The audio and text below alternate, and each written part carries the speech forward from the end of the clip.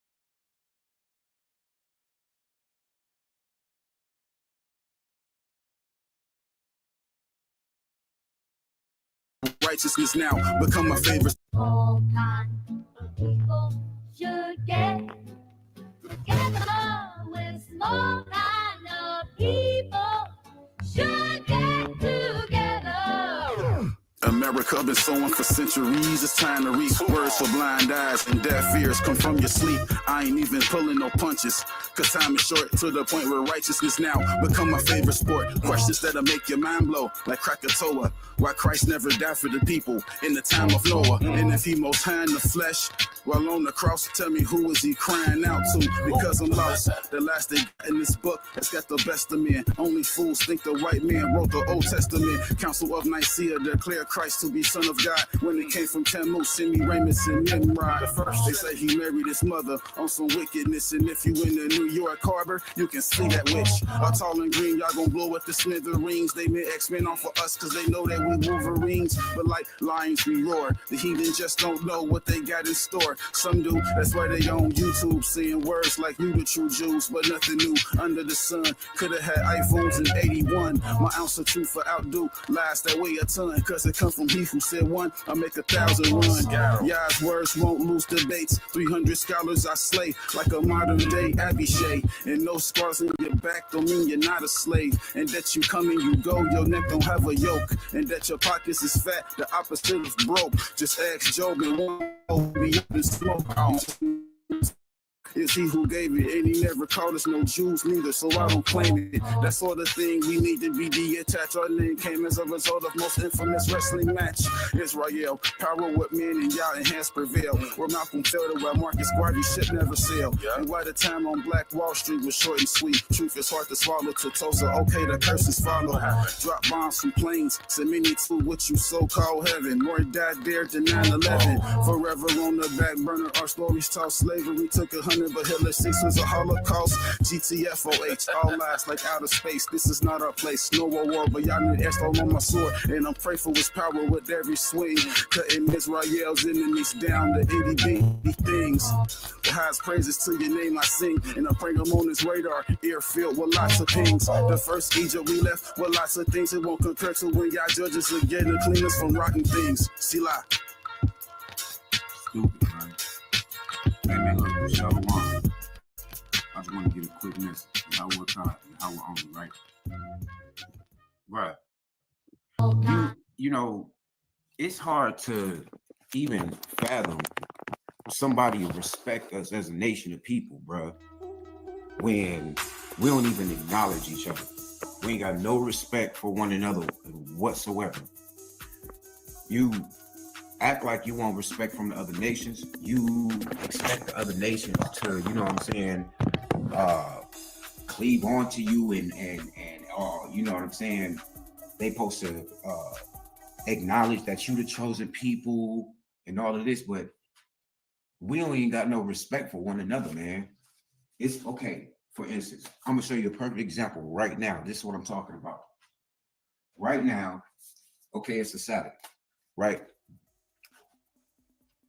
I'm at work, right? Some religious person that's called themselves an Israelite don't gotta work on a Saturday. And they decide, yeah, this is the Sabbath. So guess what? Oh, this brother, he an error. He at work on a Saturday, but you're gonna go watch somebody that's not supposed to be on that way. If y'all say this is how you're supposed to be doing it, you go listen to somebody, you know what I'm saying, on YouTube on the Sabbath. I don't get it, bro.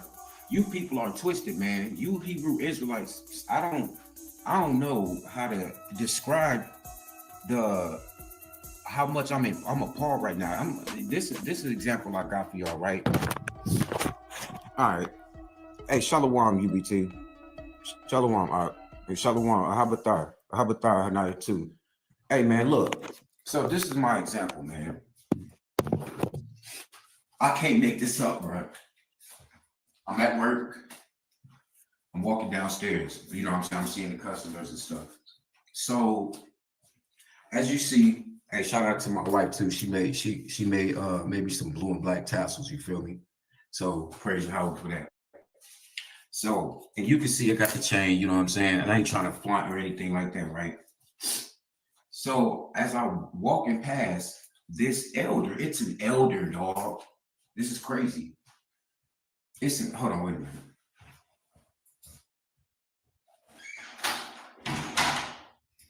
Bruh, it's an elder, bro, right? He walks up as we cross paths. I see the little thing on his head. One of them, he got the 6-point star, you know what I'm saying? I see him, boom. He looks at me. I know he see, you feel me? He looks at me and keeps moving like that. So I'm talking to one of my housekeepers, and I'm letting him know something. So I doubled down on him, and he's sitting in the lobby room, and I say, hey, shalom, brother. He's just gonna shalom, he's just gonna keep on the dinner. I'm like, damn. And I'm like, our people ain't got no respect for each other at all. Here it is, you know, we are supposed to be some type of awakening, right? And anybody, it's like supposed to be like a blessing. It's supposed to make, it's like a Psalms 133 type thing. It's a good thing when you see brothers gathering together, you feel me? And being able to see, you know what I'm saying, these type of things occurring in life. Are people waking up, right? No. You go an elder, bro. Just this, don't even acknowledge me. You know what I'm saying? Don't even acknowledge. I'm thinking to myself, you know, maybe it's because I got the tassels on, and he see how you know what I'm saying. He probably know I'm like not because he looked like one of them Adonai type. You know what I'm saying? Like the Jewish, you know what I'm saying? Come on, bro. The dude had the little copper thing, you know what I'm saying, with the 6-point star, you know what I'm saying? I'm like, oh, okay. So I ain't even, you know what I'm saying? I still would have been willing to chop it up with him, you know what I'm saying? Like how you doing, you know what I'm saying? And you know what I'm saying, what you doing down here, you know what I'm saying? Stuff like that, just to mingle with him. Nah. Our people ain't got no respect for each other, bro. And this is madness. See, my question is like, if you ain't got no respect for your own people, then you can't have no understanding in the Most High at all. And for the scriptures, you know what I'm saying? That means you don't want to listen. You know what I'm saying? In order to like show respect, Yeah, hey, shalom. Hey, first and foremost, we're gonna start this off by giving all praises and all honor and all glory to Yahweh and Yahweh alone, forever and ever. By saying Kali Ada, Wa Kabawad, Wa Hawa, La Yahweh, Wa Yahweh Akkad, Alam Wa Alam. Hey, yeah. So this gonna be something different, right? So I ain't gonna lie to y'all. You know, it's amazing how you Israelites have such a unique take on reality. Like, who needs sanity when you have your own version of the truth, bro?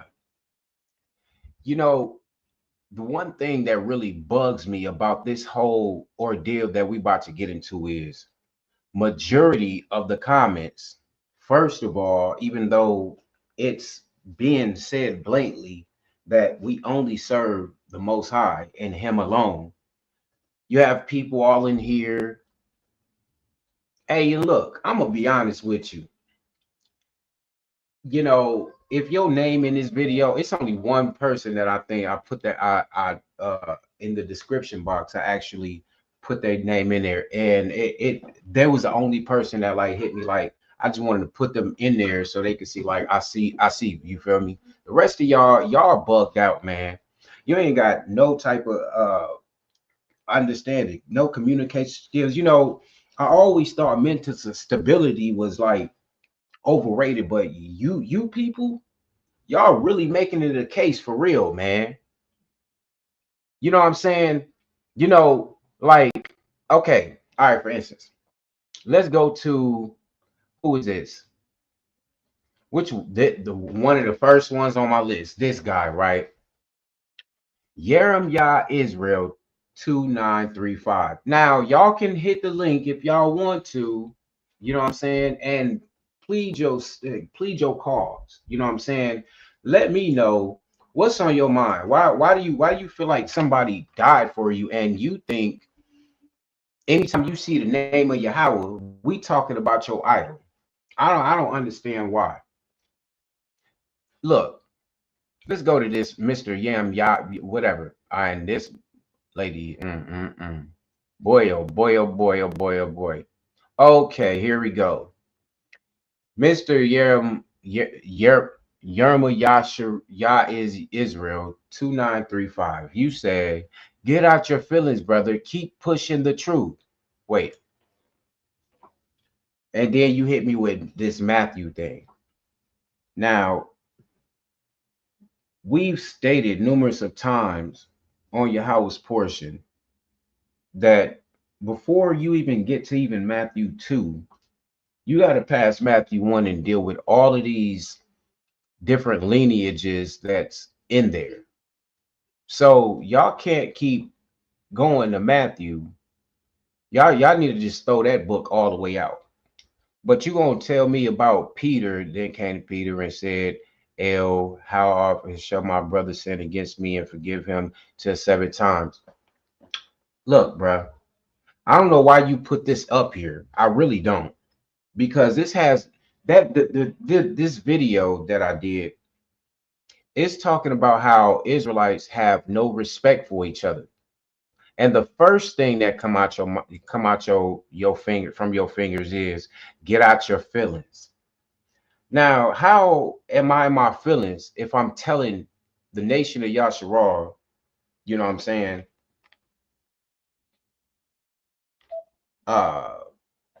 something super simple? Can I be heard?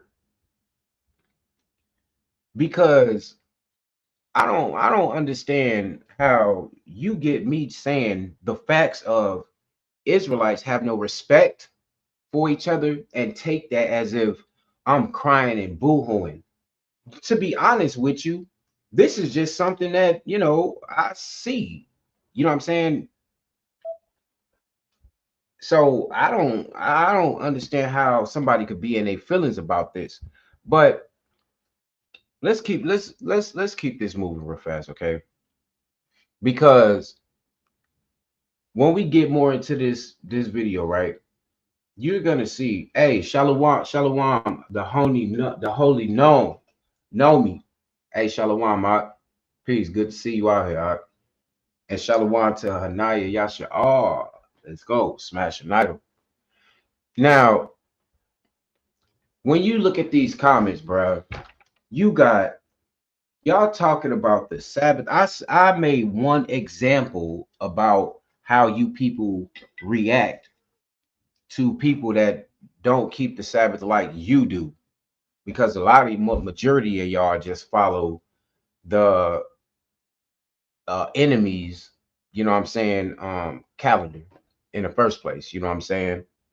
And hey, look, if you know something that I don't know, that's that's cool. I don't claim to know it all, but we gotta stay on topic. Something is wrong.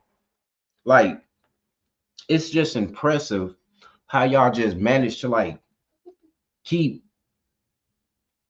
like a special kind of mental gymnastics or something in y'all mind, bro, where somebody's talking one thing, and because you don't want to hear that, you want to block it out. Because I'm pretty sure y'all heard when we said when I said we don't deal with that New Testament. I'm pretty sure you heard that. But here y'all go. Look, you know, why are you talking about Yahusha? And and this is like that Christianity type passive aggressive type thing that you people pull. You know what I'm saying? You know that I'm telling you that I only serve the Most High. I done told you that. You can hear it in the video, and y'all still want to. Well, let's talk about the Sabbath. And it was just an example, bro. But you pick anything. That's why you got to be so uh critique when it come to mess with y'all. And here we go. This right here, bro. This comment from Cabo or Cab 0822, brother. See, this is y'all problem right here. And I bring this up a lot. You know, this let me see if you got a name. What name you got? Okay, you ain't got a name that you want to put in there. So my thing is, when does, let me pull this down real fast. Because it's like I guess I gotta just pull it up instead. You know what I'm saying?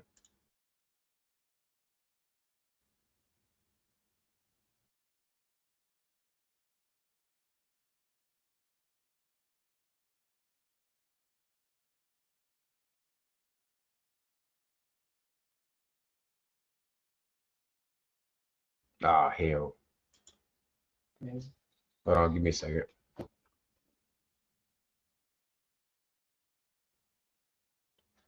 No, I do not. Hold on, give me a second. It's crazy, bro. And now they want to start this shit. You know, it's like y'all don't understand that, the Most High does not change for nothing, right? And I don't explain to y'all that if somebody tells you, let me try to slow down so I can get to y'all. If somebody tells you something outside of what the Torah tells you, it is wicked. It does not come from the Most High. You know what I'm saying? It says, Malachi 3:6, for I, Yahweh, do not change. Therefore, you, O children of Jacob, are not consumed.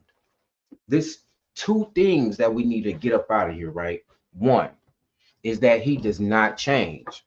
So you coming talking about John 13, the first thing that you should realize is he says, a new commandment I give to you, that you love one another as well as I loved you. So first of all, that this little part right here is specifically not a new commandment. Leviticus 19 tells us to love each other, love our neighbors. So that's nothing new. So that's one mistake. But hypothetically, if that was like a new thing that he said, it's new. The Most High does not change. So the next part is, oh, children of Yaakov are not consumed. You can't say, well, he died for us, for our sins, because if he didn't, we were so wicked that we would be destroyed. We would not be consumed because of the covenant and because of Yahweh's namesake. We will not be consumed altogether as a nation and destroyed, bro. But somebody telling you that I say unto you this, that is a red flag, bro. If you don't understand that, then I don't know what to tell you, bro. So think about, go back to the video again and really think about what I said. I'm talking about us having respect for each other, and you want to come and tell me about a new commandment that somebody told you that they came up with. You know what I'm saying? Let's get back to this. Y'all listen to this. You know what I'm saying? Other, like, to show respect. I mean, that's even like viewpoints. You know what I'm saying? He probably, you know what I'm saying, was like on some prideful stuff. You know what I'm saying? Like our people be on like on some shit like, oh, he working on the Shabbat. Well, you ain't in your dwelling place on the Shabbat. You see what I'm saying? And it's like, no matter how you, no matter, bro, I can't make this up, bro. Almost every time I meet an Israelite in person, they have no regard for the next person. No regard. Hold up real fast. Holy Nomi, he put Psalms 83 and 18. May they know that you alone, whose name is Yahweh, are most high over all the earth. It's you alone. Let that wrap around your mind. You don't need to be asking somebody or even thinking that they mean something different when they say only. It only means it's an affirmative word to tell you that it's nothing else but that specific thing. If I tell you, go to the car and only grab my ID, you're going against what I asked you to do. If you grab my ID and you grab my credit card also. Well, I thought you wanted, well, you know my heart, I wanted to put, no. It's him and him alone. You know what I'm saying? You know what I'm saying? And it's like, you not gonna tell me that, you know, you're not in no type of religious type thing. You know what I'm saying? You supposed to be, well, me, this is how I do it. I see somebody, they in the truth, you know what I'm saying? They know they're Israelite. I want to go and say something to them. You know what I'm saying? I want to go mingle with, I'm not mingle with them like that. I'm gonna go, you know what I'm saying? Pick their brain, you know what I'm saying? Talk. We're gonna talk about the scriptures, you know what I'm saying? Talk about these enemies, the downfall, we see the destruction, you know, lifting up your people, stuff like that. I'm not just gonna yell what's up. Like, come on, bro. You act like we all grew up in the same community, knowing we Israelites. You supposed to be happy to see one of your people. You ain't, then it's like, I don't know, bro. Like, if you really want to dive deep into it, it's all doctrine. You feel me? That's what it got to do, bro. I got something to do with somebody showing respect of persons instead of respecting a person. They respect a person. They respect more stuff that somebody taught them instead of their own people. But that's what happens, because we love following men anyway, bro. It's just crazy, bro, because it's like you no respect at all. None. Get out of here, bro. So how can I look at another nation of people, you know what I'm saying, like they bad and they this, you know what I'm saying, or whatever, but my people ain't even, you know what I'm saying? And let me show you what I'm talking about, bro. Let me show you what I'm talking about. All right. So let me go back. Let me see if I can find her first ones. Unless she deleted it. This sister right here, Yasha Yeshua, whatever, salvation. You know, I ain't gonna lie. You people, it's something really wrong with you type people. Because I know what kind of people you are. And I ain't trying to name bang right now either. But you people that call on the higher, y'all got a weird pride problem, bro. And you got a dark soul too. Something wrong with y'all. You go against the name of Yahweh altogether. No respect for the Most High Himself at all. And on top of that, I just thought about something. Let me see something real fast. I'm about to show you that you ain't doing nothing but ancestor idol worshiping. That's all you do, ancestral worshiping. Watch this. So you're around here, Yeshaya, Ahaya Bahashem, Shaya. Okay. So y'all must have forgot that there was a brother named Ahijah that was the son of Ahitub, Ichabod's brother, son of Phinehas, the son of Eli, the priest of Yahweh in Shiloh, wearing an ephod. You see what I'm saying? So let's get something straight. Let's get to this real fast. Because you, sister, not only were you out of pocket, but you, like the rest of you people that claim you follow Christ, Mashiach, whatever, y'all disobedient because your prophets in the New Testament told you shut up. Yet here you come to a brother that's just talking about people respecting, and you all up in the comment section, goofy, this and this. What's wrong with you? That's not Proverbs 31. And probably ain't got no husband because of that either. Anyway, so let's get to this. Ahijah.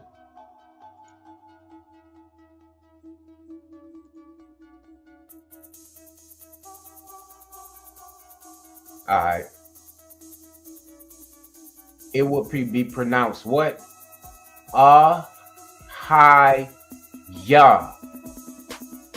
Okay. So the Most High's name, Yahweh, is glorious. It's none other. No one can bear the name of Yahweh.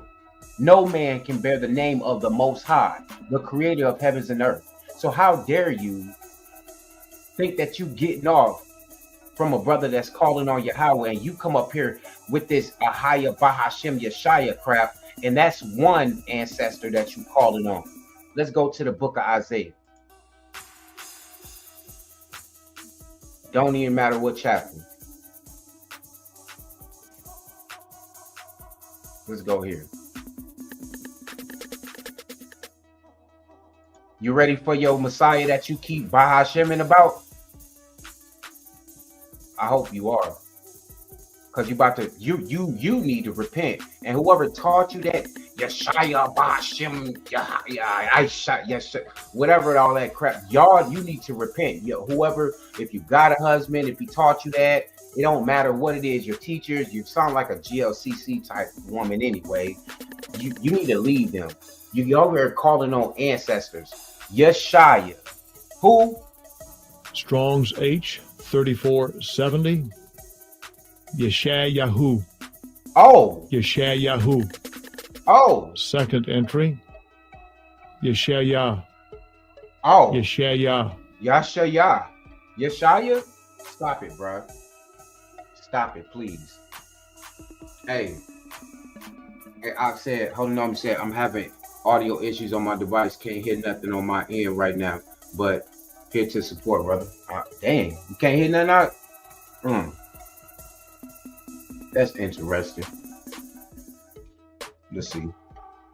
Hey, Hanaya said I can hear on my end. Hey, Hanaya brought out Exodus 3:15. Yahweh also said to Moses, say this to the people of Yasharal, Yahweh, the Elohim of your fathers, Elohim of Abraham, Elohim of Isaac, and Elohim of Jacob has sent me to you. This is my name forever, and thus I am to be remembered through all generations. Not Shem Yeshaya. No, stop it. That's retarded. It's wicked. You're doing ancestor worship. You get it? I said it's on my end with no sound. You are okay, cool. You know what I'm saying? This is retarded. So once again, I'm telling you, I'm talking to the people about being respectful. You know what I'm saying? Doing things that are holy on the Sabbath isn't considered work. I can tell you have no peace. You're bothered because your disobedience has blinded you. I wish where the other comment where you all going off. You was going off, sis. Goofy, and what's wrong with you? So let's get something straight, right? Matter of fact, I got a special guest. I got a special guest for you. I'm gonna let because I know how y'all gonna do this. Y'all gonna try to be misogynistic and this. Oh, he trying to. No. Here you go. You wanted to be seen. Here you go.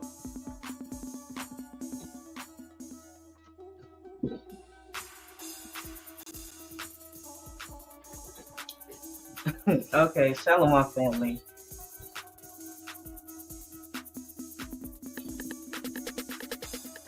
Okay, so this is me, Hanaya Yasharal. So I want to go over these comments of this sister.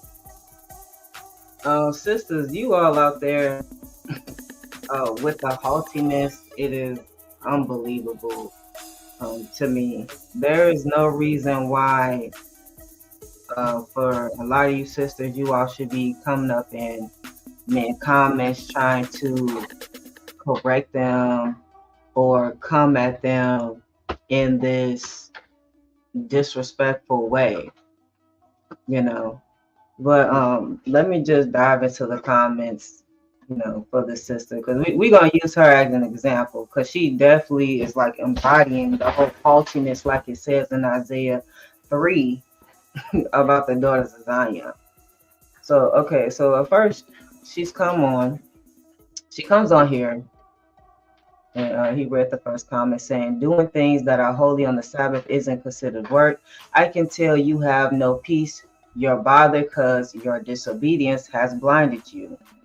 Now, you know, first things first, like, you don't even know this person's life. Like, she don't know his life at all. Okay, so to just say, I can tell you have no peace. What are you trying to be, a seer? What's going on? Why would you even say such things? You know, why are you coming here if you don't have anything edifying, anything encouraging, coming in a loving manner, like what Smasher Idol said before, you know, at the end of the day, like, you're coming out disrespectful. If you don't have nothing nice to say, why are you saying this? And you're not being Proverbs 31. Okay. Now, I said you totally missed the point of what he was saying, what he was even saying. You are out of order and bounds. Go talk to your husband or something if you want to provide input, because he didn't ask for your rude comment, which lacked understanding. The reason why I said that is because she missed the whole point of the video. The whole point of the video was really saying how Yasharal as a whole do not have respect for one another. They don't. We can see that by these comments. You all literally fell for the trap. You all literally showed and proved how you lack respect. You know, not every single one in the comment, but some of you all did. And this sister definitely showed how she is not Proverbs 31 and she lacks respect. Then she tells me personal information. I don't know this woman. She look, little girl. I'm a grown woman. Once again, you do not know me. Why are you calling me a little girl? And she tells me her husband is dead. So actually, she has no husband. But in her reality, she would say, yeah. In her reality, she would say that she's in the truth. But if you are in the truth, right? If you're supposed to be on track, you and your husband, late husband, why would Yahweh? Well, I'm not gonna say why would Yahweh.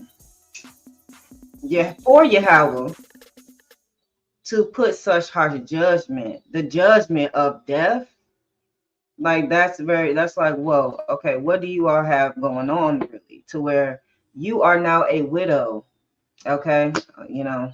Once again, don't know this lady. I don't know what her and her husband have going on, but like I'm saying, that's a very harsh judgment for you to claim to be in the truth, and someone dies, and now you're probably a single mother now, and you are now a widow. But look at how she's acting. If your husband is dead, you would think he would have like a soft spot. You wouldn't be in the comments trolling people, but I don't know. I guess she don't care. She said, I give no cares what you are talking about.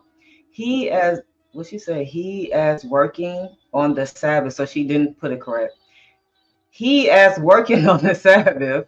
You're goofy. At least I had a husband. Now she don't even know. Like, so let's keep reading. I said, I'm still going to have compassion because as a woman, right, whenever you step to people, are we supposed to be classy? Are we supposed to be trying to be Proverbs 31? We're not supposed to be acting all hood and ratchet and gutter with one another. So I still, show respect. I said, sorry for your loss, but I see you're still under the curse of haughtiness. I'm a grown woman, not a little girl.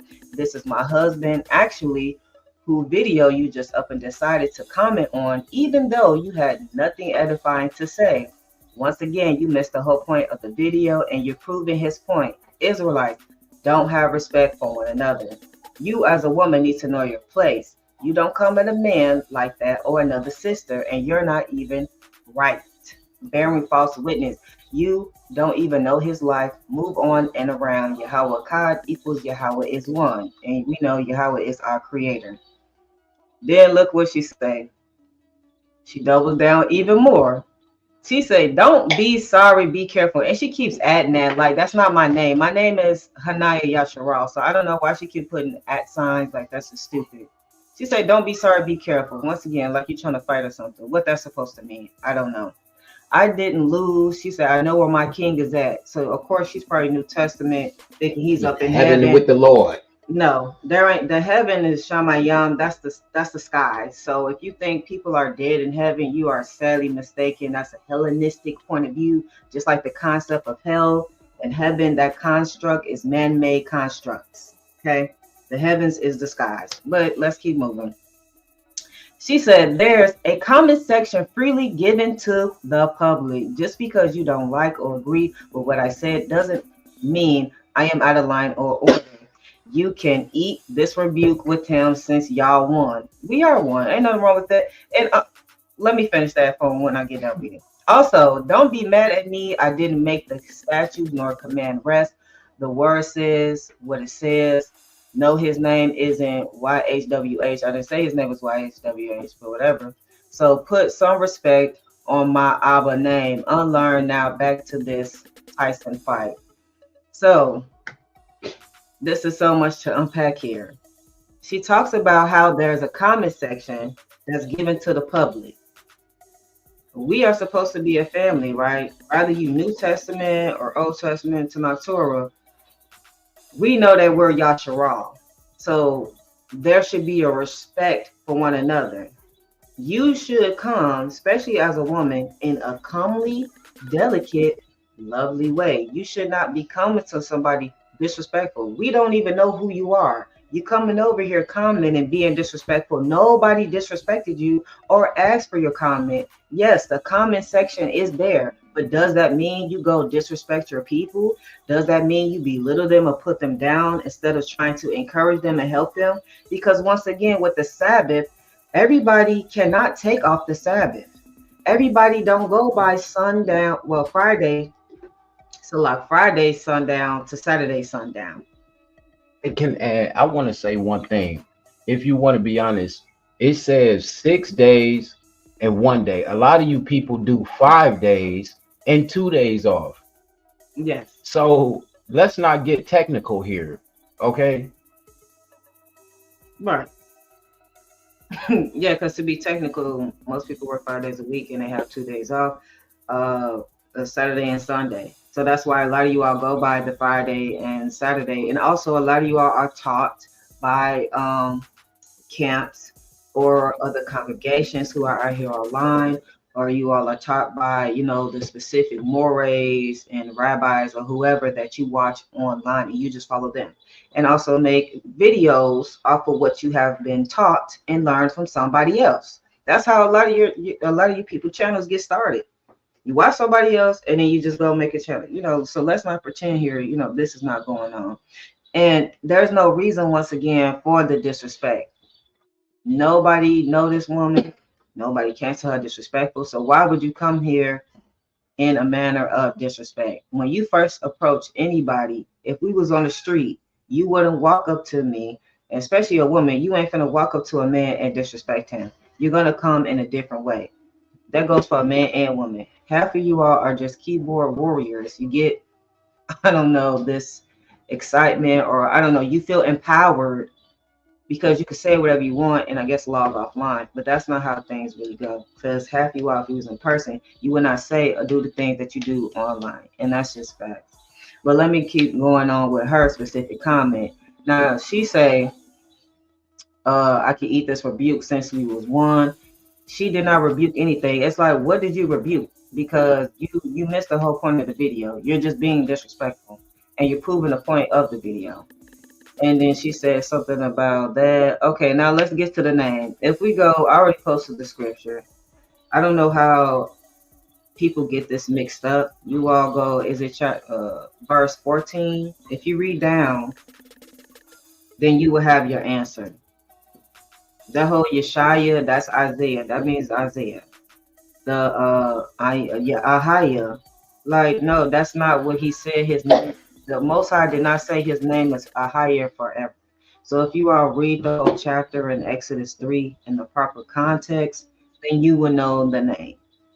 And she said, I put the name is YHWH. No, I said Yahweh, all caps. That's what I said. So, and to unpack the final thing, she's saying that she watched the Tyson fight. That's folly. That whole fight last night, was it last night or the night before? That was just a money grab. All of you all tuned in and made them rich. Meanwhile, you sitting at home broke, or you just working a 9 to 5. You ain't get nothing from it. It was just folly. There's no point in anybody watching the Tyson fight. I'ma just say it, you know. You understand? It was just no point in watching that. It just wasn't. How you gonna have Mike Tyson fighting against this white dude? And I don't know. He should have just left on the win or whatever. But not to get too sidetracked, because that was folly. But I told, this is what I told her, and then I'm gonna just pass the mic back to Smash and Ida.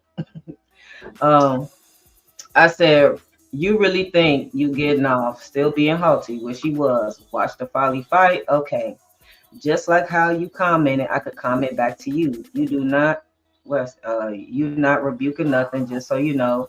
The Most High name is Yahweh, and I told her to tune into this live. I hope she's watching. Now, I'll put some scriptures in here because I was thinking, I'm like, I'm commenting back to her, but I'm not really rebuking her with the scriptures. Just like how she came. If she felt like she wanted to rebuke us and reprove us, she should have had just came with the scriptures. Why not come with the scriptures? That you know, you shouldn't even be saying your own words, like, where are the scriptures at? Okay, if you want to rebuke and reprove us or whatever. So I said Leviticus 19, 16 through 18. So let's read it. You shall not go around as a slanderer among your people. You shall not stand up against the life of your neighbor. I am Yahweh. You shall not hate your brother in your heart, but you shall reason frankly with your neighbor, lest you incur sin because of him. You shall not take vengeance or bear a grudge against the sons of your own people, but you shall love your neighbor as yourself. I am Yahweh. So these are the commandments from Yahweh. These are the statutes and the rules he have given us on how to properly respect one another and not to hate one another. The way that sis came was not from a loving place. It was not from a Proverbs 31 point of view. Because if she really wanted to help, she would have came with some scriptures and say, you know, I just want to let y'all know, let you know, it's his channel, let you know, brother, this is what it is. This is what's going on. And it seemed like you got, you know, she just could have came in a different way. I know a lot of you all have heard, it's not what you do, it's how you do it. It's not what you say, it's how you say it. And there's a proper way on how to go about everything. We cannot say we in the truth and we Yasharal and we a family, but we're not actually doing what a functional family is supposed to do. A lot of times our people here online, they are still in the toxicity and the dysfunction that they were in the world, and they carry that over here and still treating each other like crap, putting each other down, making fun of people, scoffing and scorning, laughing. It's like, what's wrong with you? Y'all talk about these other nations watching us, but yet, like, y'all not acting any better than what y'all were when y'all was in the world. Not acting no better. Y'all acting just the same. And even to the point where you all are really becoming self-righteous, thinking you are better than people. Now, the last thing I said, and then I'm done, I said, you should have came in a loving manner instead of haughtiness. It's a proper way to go about everything, not coming over here like you schooling. That's all I'm saying. Hopefully Yahweh will help you find another husband to help you out. Once again, I know this sister probably hurting. Her husband died. She probably got kids. Who knows? Like, you know, that is a huge loss. She said she did loss, but come on, if you losing your partner, how that isn't a loss. And that's probably why she's acting how she's acting online anyway. You know, because no, she came out the woodwork. Nobody, and the rest of y'all did too. Don't nobody know y'all. Y'all just coming over here commenting like, do y'all need some help? Do y'all want a friend? What's going on? Y'all want somebody to talk to? Like, why are y'all saying these rude, nasty things? Like, it's a better way that we all can interact with one another. If we really feel like something is wrong or off, why don't you try a respectful, compassionate, caring approach instead of acting heartless and cold? Because a lot of you all are cold and heartless to your people still. And it's bad enough these brothers, right? Let's just talk about the men already have to deal with this type of things when they walk out into the street in the world. And then you trying to come online and congregate with your people, and it's still no love there with them too. How do you expect these men to feel? Even for the sisters, how do you expect for sisters to feel when a lot of you sisters are just stuck up and rude and haughty, which, if y'all don't know what haughty means, is disrespectful. You lack respect. You are not soft and gentle, compassionate, or loving. You're hard and nasty and cold-hearted and full of yourself. So y'all, a lot of y'all need to check yourselves and check y'all manners and act like y'all was raised right, or at least like you're trying to be on a new path, because you're really still on the same wicked path. You have not changed. You're just holding a Torah in your hand, acting like you did. And I'm done. Now, say I said it. You know what I'm saying? Hey, now, you know, the crazy part about this is, you know what I'm saying, it's gotten to the point where, just like Adonai said, bro, Shalom, peace. They got us looking bad, bro. And you know, a sister that could hear, you know what I'm saying, that could hear the truth about her being an Israelite, could wind up slipping across one of these wicked people channel with these hardy spirits and all of this, and figure, well, I'm good where I'm at. You know what I'm saying? And you know, I ain't gonna cap with you. Yeah, look. I ain't trying to put on no cape or nothing, but let's just be honest right now. A lot of the Torah only sisters, they not really out there like that. But the ones that do come across, for the most part, I said, they actually conduct themselves accordingly. But when you get over to these Messianic sisters, come on, bro, they be bugging. You know what I'm saying? Look, this is what I'm talking about. You don't even go by your own book. Your own book. Now, if you say you believe in the whole book, and I'm finna get off here, I'm gonna move on. But sister, if you say you believe in the whole book, right, and you can't get saved without it, then why aren't you abiding by your 1 Peter, bro? 1 Peter 2, right? You come to a brother talking about peace. I'm talking about respect.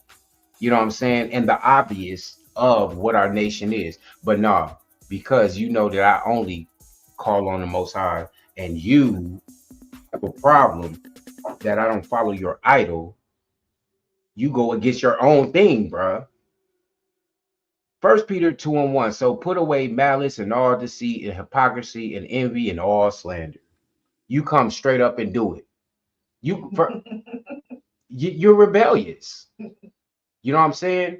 You are just as rebellious. Shout out to Elder Azariah. You are just as rebellious as the people that you serve, which is these people right here. This for all you people. You know what I'm saying? Hey, Shalom. About as Zion said, yes, ma'am. Not even realizing the same calamity they're laughing at can definitely turn towards them. Thus says Yahweh. Hey, yeah. Now, see, the big part about all this, what I actually, you know, you literally went against Exodus 2016. Now let's get something straight. Some things that I talk about, they may be controversial, but I'm not coming with my own thought process. It's gonna be the scripture. You know what I'm saying? So I don't understand how a lot of you people got mad at me because even though I follow the lunar cycle, I praise Yahweh. You know, the Sabbath for the lunar cycle this month is on this Sabbath, right? What everybody else decide it's supposed to be all the time. All right, that's cool. But I did that knowing that this was gonna happen. See, you people are so self-centered that you believe what anybody tells you instead of looking at your situation, what the Most High has put in your way, and how you can differentiate from everybody else. And all I got was something about fringes, something about Sabbath. I don't got no peace or whatever. You know what I'm saying? And something's wrong. And then here we go with another one. Chocolate Child 1513. To think I want to start a channel and thought I was not good enough. Keep on. You Israelites are, you know, y'all prove point. Y'all prove my whole point, bro. I don't understand. Like, you would think like somebody stating the obvious, that if you are any attentive to our culture, our nation, you know what I'm saying? Exactly. Hey, Holy Noli said, but in this case, keyboard courage won't let her flourish. Ooh, are y'all over here? Yeah, hey, shout out to the chat. Shout out to the chat. Hey, yo, let me see. All right, I pulled up Jeremiah 17. Y'all already know. Y'all know it's coming. That don't mean you gotta hit it, but it's just out here. You feel me?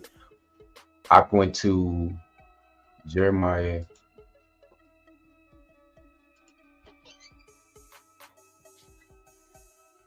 Yeah, what the hell is it? Yeah, okay, then. That's Jeremiah 9.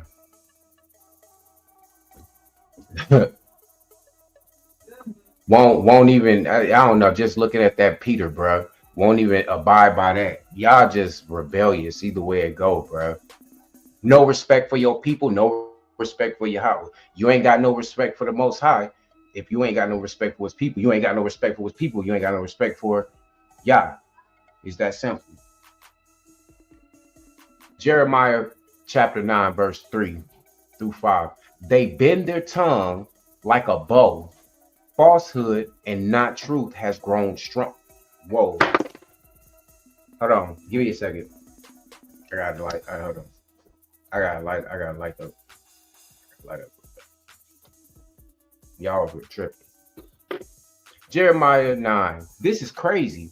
They bend their tongue like a bow. Falsehood and not truth has grown strong in the land, and they proceed from what? Evil to evil, and they do not know me, declares Yahweh. Verse 4. Let everyone beware of his neighbor and put no trust in any brother. Oh, no, wait. You know, he's the son of God. He's the son of Ahiah, right? That's my brother. But put no trust in any brother. And for every brother is a deceiver. And every neighbor goes around as a slanderer. Crazy, bro. You know, if y'all want to sit here and try to say that we picking these, that brothers, the sisters, they picking these scriptures up out of nowhere, and I was tripping and in my feelings because I made a video. I didn't make y'all watch the video, bro. Right. It wasn't no intriguing title. It was just a regular his will is real type of thing going on. An appellant idea. And y'all come across and you got a problem because I said you ain't got no respect. And then you come out and you do what? Everyone deceives his neighbor and no one speaks the truth. They have taught their tongue to speak lies. They weary themselves committing iniquity. Why does it seem like a lot of people, especially a lot of men, that believe in this idol, I don't care how he look, they wind up being cast away, right? You know, the only thing that I could think about is Proverbs 3:33. The curse, Yahweh's curse is on the house of the wicked, but he blesses the dwelling of the righteous. Bae. Hey. Let that sit there real fast.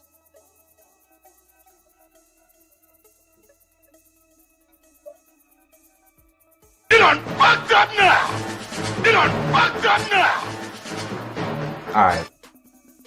So what's up with this? What's up with that, bro?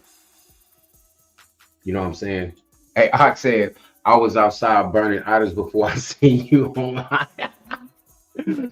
Hey, straight up, I'm with you, Ox. Hey, look. So I got a quick question, bro. I got a quick question. Yeah. And we got the Adonai 720 in the building. You know what I'm saying? Buckle your seat belts. You feel me? It's gonna be a long ride. You feel me? But I just got a question before then, bro. And then I'm gonna give his pieces. So my question is, why do y'all have a problem with somebody calling out the fact that you are a disrespectful type of person? You know what I'm saying? And the thing is, y'all think that we supposed to just put up with the disrespect just because, you know what I'm saying, we supposed to be the people, right? And then you go into this idol book and you say, well, you know, people treat me wrong. Well, they treated the Messiah wrong. Like this right here. Brother at Ak. They treated the Messiah even worse. I'm in the deep, deep South. Maybe if I wore fringes every day, I would run into more brothers, but everything in the Most High's timing for me. Shalom. Okay. Everything else you said is cool. You know what I'm saying? You do your thing. You know what I'm saying? The Most High put it on you more to the desire more to wear fringes and stuff at time. But my thing is, why do you think because they treated your Messiah wrong, we supposed to just deal with disrespect, and we supposed to not address it being a lot of disrespect in Yahshua, making us not being able to be taken serious. You know what I'm saying? That's just my only question. You know what I mean? Hey, damn, they kicked Ak out. That was just my only question. You feel me? Now, then who is this? Stargate one for like I don't know why, but I get GMS vibes out of this. I don't know why, bro. I don't know why I get this vibe. Like, you know, this brother heard me denounce the idol. You know what I mean? And that's that Christian what's that word I'm looking for? That's that Christian mindset. Like, yeah, I know that you don't like the idol, but so hey, they didn't like him even more when he was alive. Like, come on. Hey, Shalom. I ain't want to say much. I just want to come on with you, know what I'm saying, and rep with you, cause that's how we do it.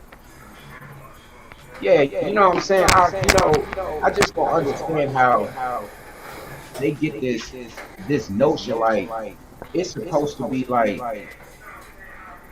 I'm supposed to just not like nobody's supposed to take the time out and just say we need to respect each other more. We got to do better, bro. You know what I'm saying? And then once again, we went to that. I went to that Peter, and it's that y'all do the same shit that your idol's prophet told you not to do, bro. So that ain't being a hypocrite, right? They doing the same thing with the idol told them.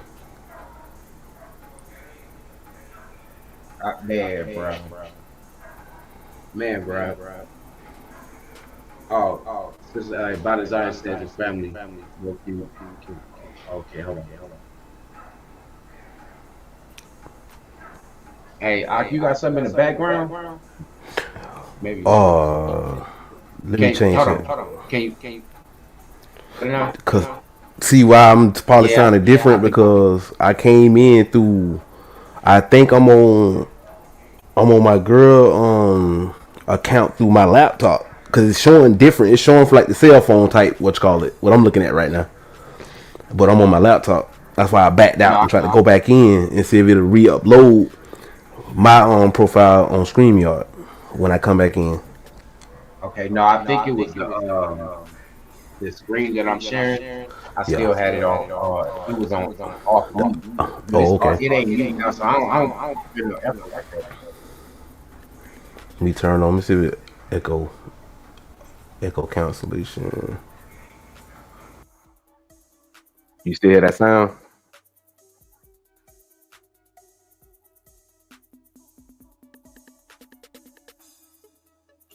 Nope, that's way better. Yep, that's cool. Hey, look. So look, I'm thinking about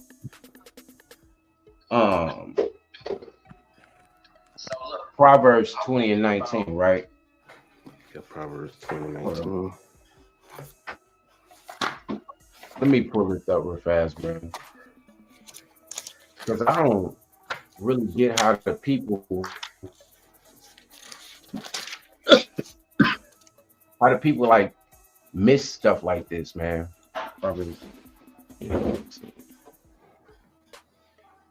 I don't see how they missed it. It says, whoever goes about slandering with a simple babble. Like, just the fact that I titled the video, you know what I mean? Israelites don't have no respect for each other. Okay. They don't. You know what I'm saying? Go ahead. Nah, they really don't. Because as you can see, Moreh Yeshai had a similar type title. Why I left the Israelites, but he's still an Israelite. You see what I'm saying? He was really talking about him getting space between them and getting his own peace. You feel me? Because you know it's a lot of stuff going on. See, that's why. Look, no cap. That's why I be saying I'm Yasharal. I'm not, because you know everybody's Yasher Allah. They this and this, and they the Israelites. Mm-hmm. But y'all, you know what I'm saying? It's like, what happened to the ancient path, bro? If we can't get that part, that much, what the word said, what our ancestors was talking about, then where we gonna go? You right. But you know what I'm saying? But once again, our people they hear shit that they don't like, and then they wind up showing who they are by just doing stupid shit like commenting. You know what I mean? You could have stayed to yourself. Oh yeah, I get a lot of them comments. I would not sit here and tell you lies. I get thousands of comments. I got so many comments. It's like when they come in, I got keywords. I got keywords set up, so they say certain words, it don't come through. So I get to review it first. I get hundreds of comments, of crazy comments. Take your videos down. You telling lies. You in the way. You messing up our views. All kind of stuff. Yup. And you know what? The most sad part about all this shit is like they come in a way where they so hard, they so proud that they serving this idol that they will go tooth and nail with you, bruh, until the point where they just start being disrespectful, bruh. Like, it's so much bullshit going on in the community, bruh.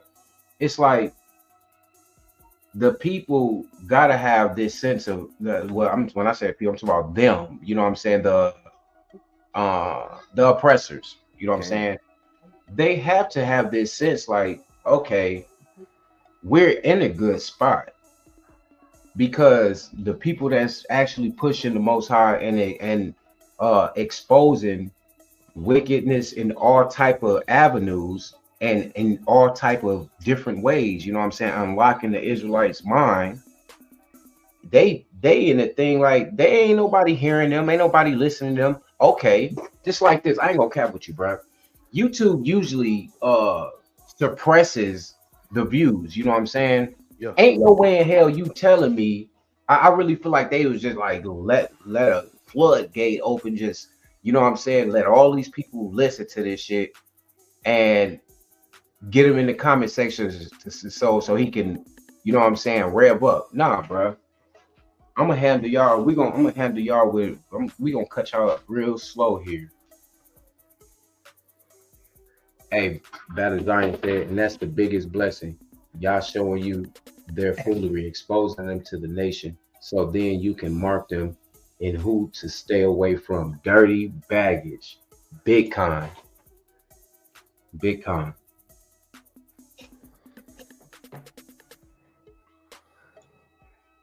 It I don't know, bro. It done got to this real point where all you gotta do is just come with scripture, bro, and come with actual truth. You know what I'm saying? See, this is the thing. Once you get into the Torah more, you know what I'm saying, the Torah just starts to flow out of you. It don't gotta be in the whole in the verse chapter and that, you know what I'm saying, word for word, but how you speak, you know what I'm saying, it's gonna show that how you're developing in the Torah. And when you read these people with bro, these people were literally like Isaiah 29 type thing, because they not only are they flipping it upside down, but they going and they think, bro, you know what I'm saying, they really think they getting off, bro. They think they got some type of power in this idol, and it's, I don't know, it's I don't know, it's mentally instability, bro. What you think? And that's what it is. It's like how you said about the Torah, right? If they can like modernize the scriptures, they will see perfect examples of how the Israelites wilded out in the trek from Egypt. This is like when they wild out. Basically, the Israelites basically prevented Moses from getting to the promised land with all the bickering, going crazy. Oh, you gonna let us die? We hungry. We need something to eat. We need this. We need that. He did the opposite of what y'all told him to do. That prevented him. That's just like what we see now. We got all these so-called that say they're Israelites. They say they're Yashar. They believe one thing, we believe the other. But at the end of the day, somebody got to be telling a lie. If you see all these, like, let's go to one like the one in Daniel, when the Chaldeans snitched on Meshach, Shadrach, and Abednego because they wouldn't bow down to the image. That's no different from like somebody from IUIC or ISBK saying, "Hey, they don't serve Jesus." We need to do something to them. Yeah, hey, by the Zion, Shalom says Shalom. Welcome, Smash Nighter. You know what I'm saying? You're the second sister, or the third, sister to pop up. Hey, speak your mind. Let them know what's going on. Hey, if Adonai willing, Shalom. Let her run it. Are you willing, Ish? Cain. All praises. Told out, baby. Okay, first of all, before I say anything, I want to make sure that any errors be of my own and allow whatever I say, words to be used, to come from Torah to not none of my personal feelings, because sometimes I can't get beside myself. All right, so with that out the way, what I want to say as far as these Messianics, they really I did a number on them as far as delusion is concerned. And me personally, that way I came from that, riding hard for JC, and then introduced to the Black Messiah, which now, of course, I know is all fallacies, false in that nature. So I do feel like Messianics, if they actually took their time and went to Tanakh and actually read it, they would change their perceptive of us being Torah Tanakh community only. Because right now they just feel like, we out to gun them down and all that type of stuff. Which, I mean, anything that's according, Deuteronomy 13, it is what it is. It's up from there. But at the end of the day, if they actually push aside New Testament and do what they got to do as far as getting into Tanakh and reading it, they'll actually begin to see, Yah willing, that what they're falling behind is a bunch of BS, pretty much. And ain't nothing in there going to save them. It's a bunch of confusion, a lot of mockery. Don't nobody know these daggone so-called 12 disciples. So it's like, it's mayhem within its own city of Bethlehem, which is made up shit. So that's what I wanted to say. Hey, wow. Hey, this is what you got to deal with, Adonai. Yeah, praise Yahweh. But he love it. You love it, don't you, baby? Okay. All praises. Oh, praise. Hey, but look, though. Straight up. Hey, you got Adonai over. No. Hey, peace. You know what, sis? Hey, this is what it's about right here. Watch this. What is this? Jeremiah 6. This what it's about, bro. 28.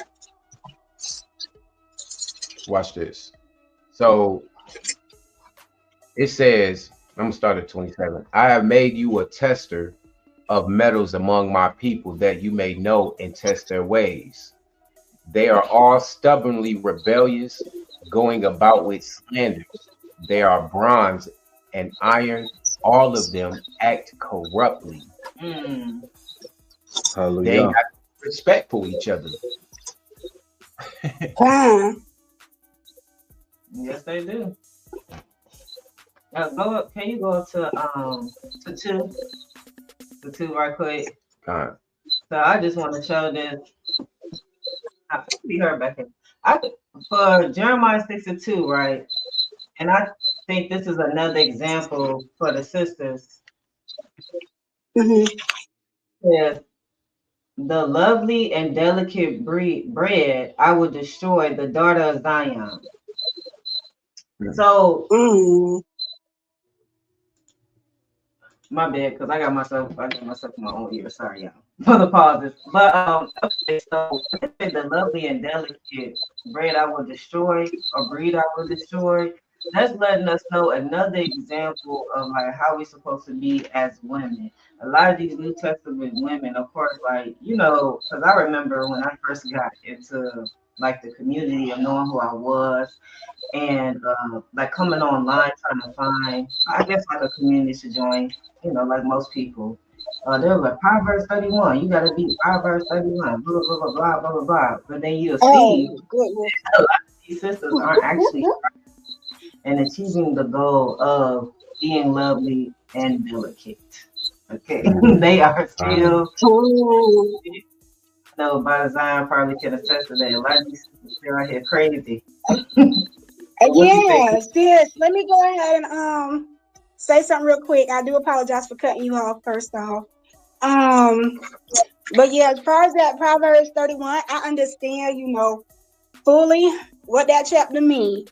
But from what I be saying, and I'm pretty sure everybody else on this live, I'm like, yeah, boo, they rap, they hot, and I be like, baby, if I was in the streets, but no, like nowadays you can't even check them. You can't even go over there and be like, baby girl, your dress is shorter than your fringes. Like, what is you doing? Like, you can't do that, and then let you try to check them.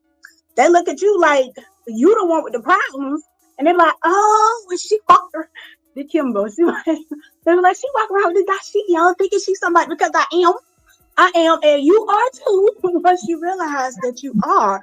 But ain't nobody gonna see you the way that you want someone to see you, as a Proverbs 31 woman, as a ruby that a man is supposed to search for, and ain't nobody gonna respect you the way that you should be respected if you're allowing every single man to see what you got.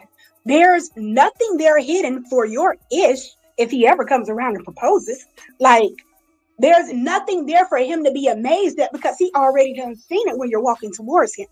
So that's a problem. And then you have the ones that were like, oh, I'm a Proverbs 31 woman, but yet you still out here doing wicked Babylon shit that you ain't supposed to be doing, but yet you wake up in the morning, Shabbat Shalom. Why are you shouldn't be saying it? Why are you saying Shabbat Shalom? What happened to all them Jack Daniels you done had? You shouldn't be saying that. Like, rethink your mannerisms, rethink what you're putting in your brain as far as these shows that you're watching, the people that you very well hang around, and especially what you're reading. The New Testament shows you to come as you are. When Yahweh said, no, you are not coming as you are. You're going to come the way I told you to come, which is not like a harlot. So if you're going to sit there and act like a harlot, then guess what? You're going to be sitting over there going back to Hashatan devices, willfully corrupting yourself and not being looked at as a Proverbs 31 woman. Period. Okay, sis. Let them know. Yes, indeed. Yeah, these sisters are here.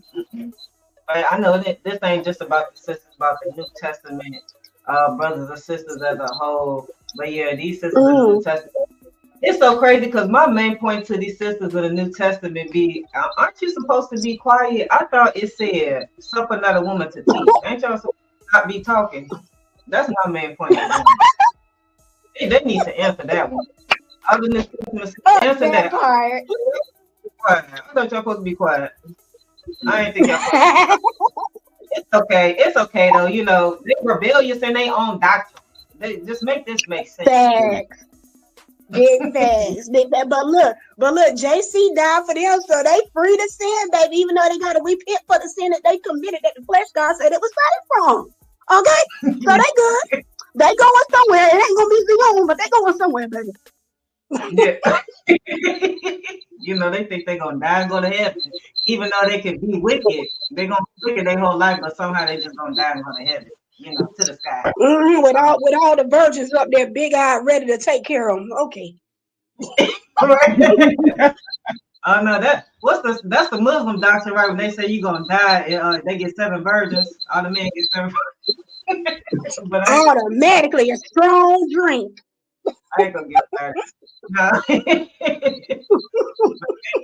y'all for coming up. Definitely appreciate y'all.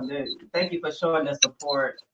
And for us. Oh no, y'all show the love back. So that's the least we can do is definitely show the love, show how Torah and Tanakh community ride with each other, and handle business for the Most High. That's how it's supposed to be done. Yep. Nah, that don't mean that wasn't no farewell statement she's saying, because we is not done. Yeah, nah, I'm just saying, you know. Cause this nigga right here, bro. 1 Timothy 2:12. I do not permit a woman to teach or to exercise authority over a man, rather she is to remain quiet. Oh hell no. Oh, Hold up. Bruh.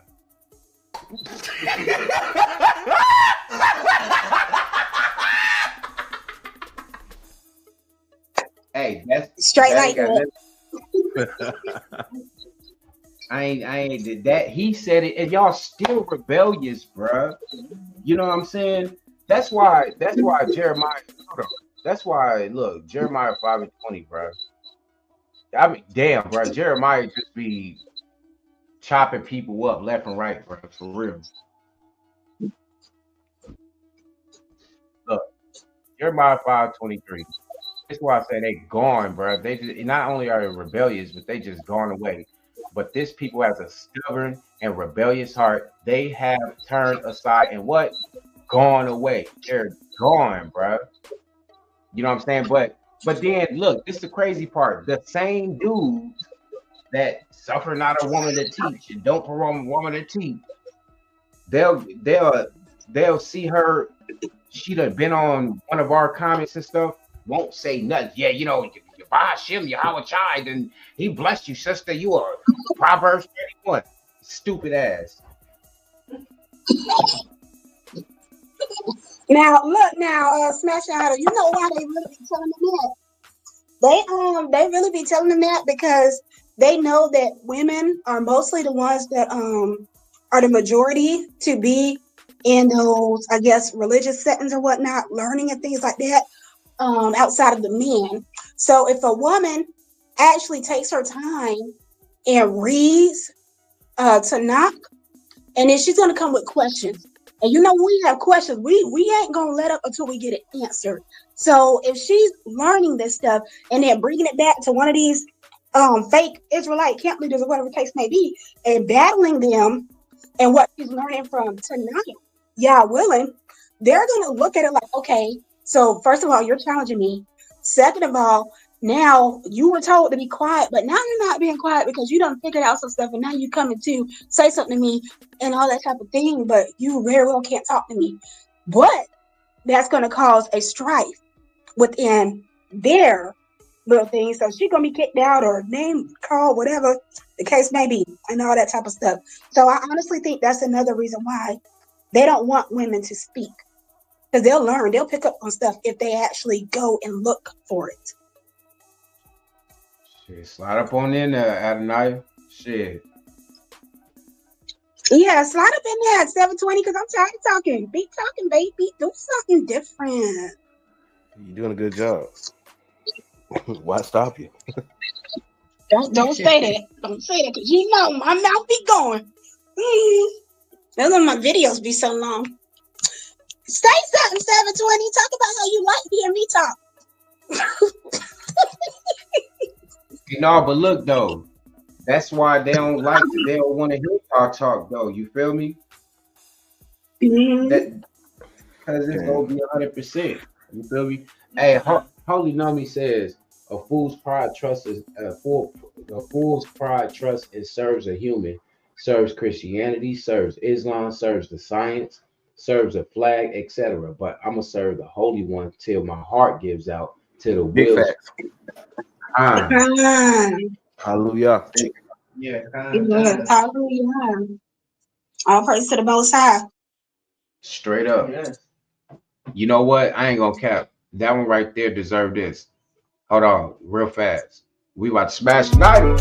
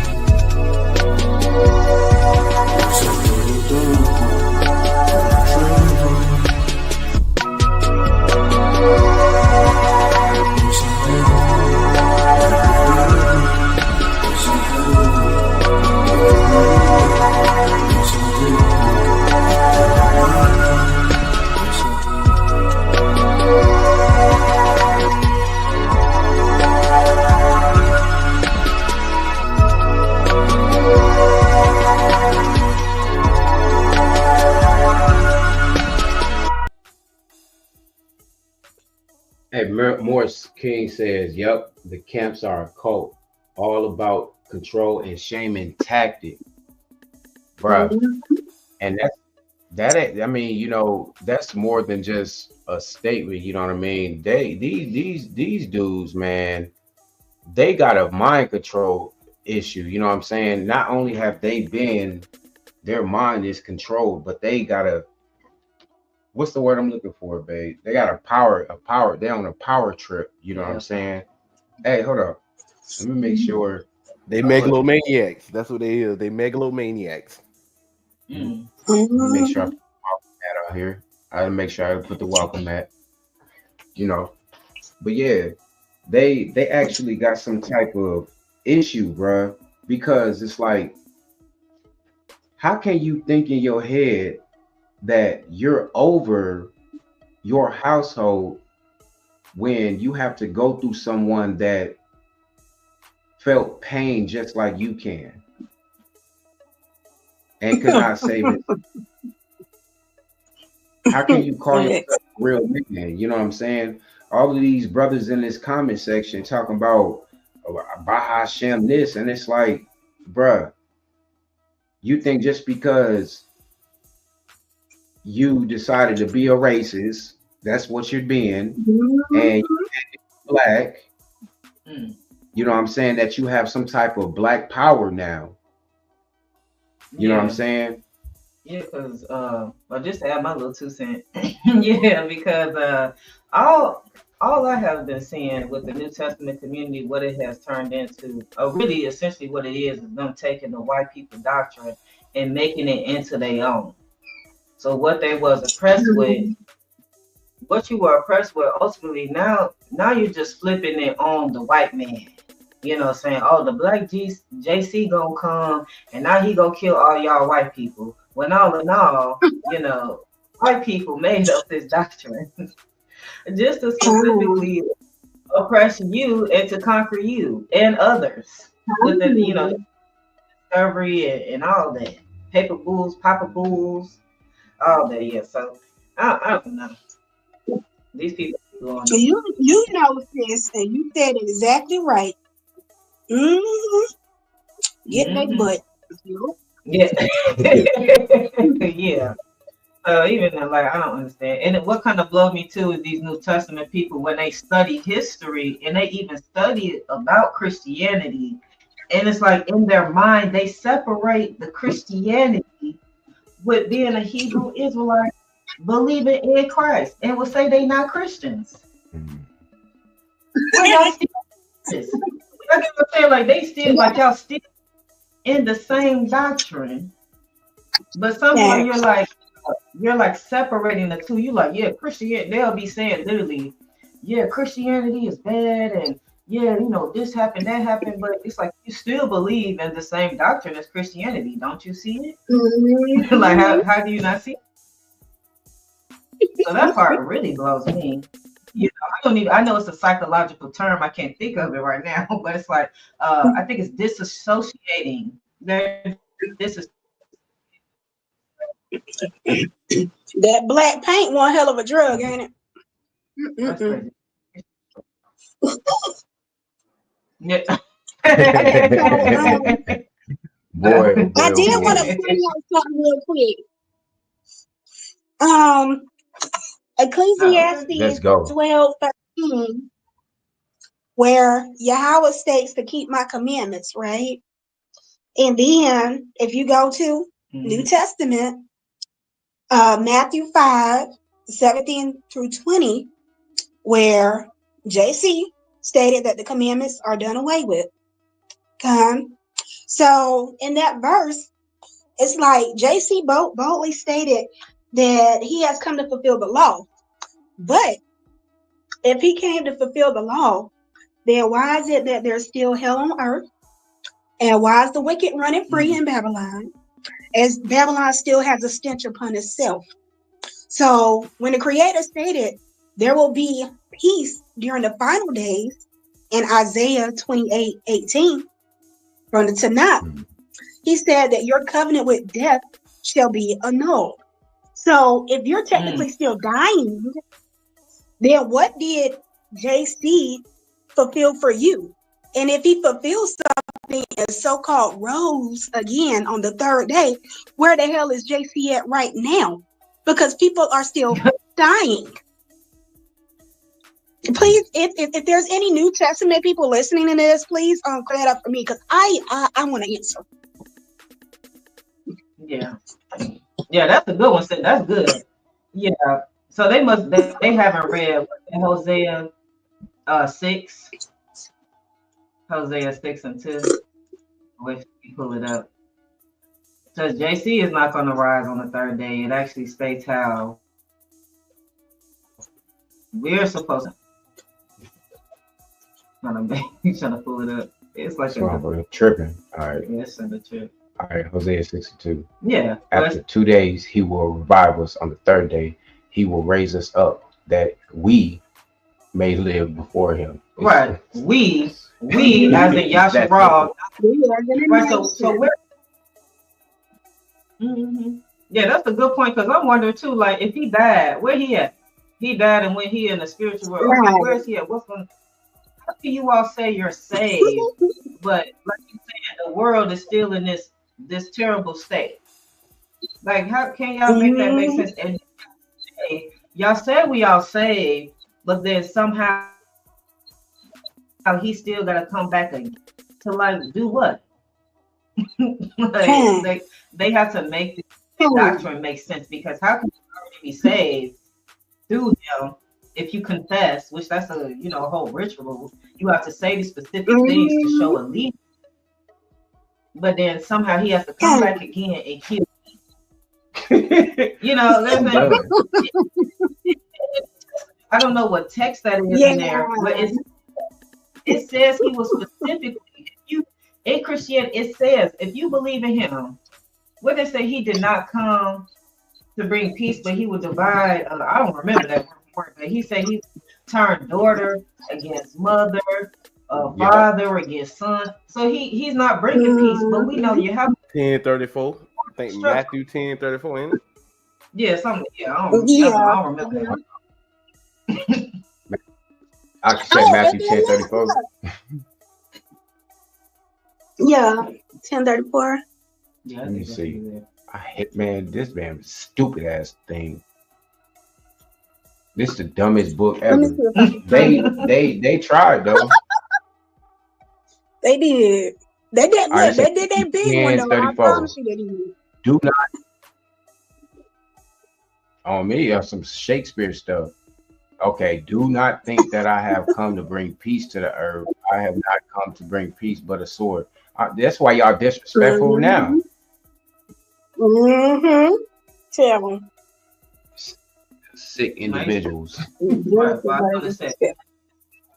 And the daughter against her mother, but it says in the scriptures, we know we're supposed to respect our parents. So it's saying purposely that they're going to turn daughter against the mother and the son against the father for JC. But that's him to tell her honor thy father and mother so your days will be long. Yeah, I made a video on it. I definitely made a video on it with this same scripture, Matthew 10:34, and I did it verses Exodus 20 verse 12, Exodus 21 15 and 17, Leviticus 19 3 17 and 18, Deuteronomy 5 16, and Proverbs 22 23 22. Okay, I start off Exodus. Exodus. Hey. He started going in. He was Hold like, on, wait a minute.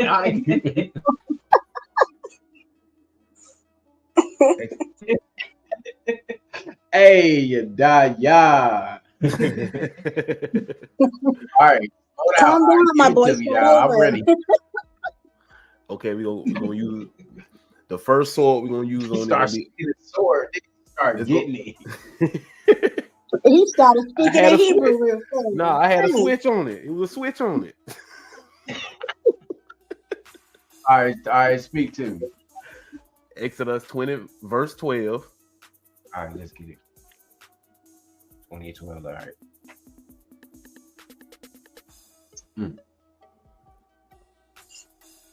Honor your father and your mother, that your days may be long in the land that Yahweh, your Elohim, is giving you.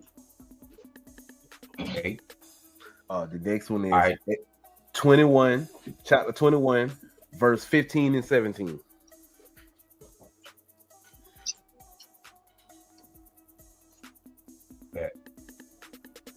Exodus 21, 15 through 17. It says, whoever strikes.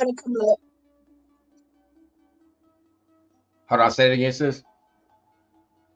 I said, when you get done with 720, I got some verses I want you to do too. Yes, ma'am. All right. It says, Exodus 21, starting at 15. Whoever strikes his father or his mother shall be put to death. Whoever steals a man and sells him, and anyone found in possession of him shall be put to death. Whoever curses his father or his mother shall be put to death. Okay. That's not bad. Well, JC said something different. That's all I know. I don't know too much about the book, but all right, give it to us. All right. What's next? Let's run it down. Let's go. Leviticus chapter 19, verse 3. Leviticus 19, chapter 19, verse 3. Let's go. All right. We got to give it to them slow. So if they want to run it to us on a computer, that's how it's going to come. You know what I'm saying? Verse what? 3. Verse 3. It says, every one of you shall revere his mother and his father, and you shall keep my Sabbaths, your Elohim. Oh, I'm not finna stop there though. It says, verse 4, do not turn to idols or make yourselves any gods of cast metal. I am Yahweh, your Elohim. Verse 17. I don't understand how y'all don't get that, bro. Every one of you shall revere his mother and his father. But once again, the dude told you, what is that wicked crap? I don't even want to go to it.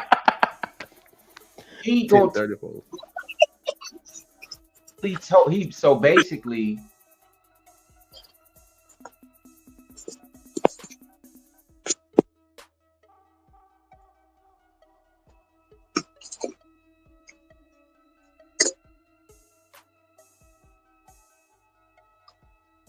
where's my excuse me. Bring up the next one. All right. Here we go.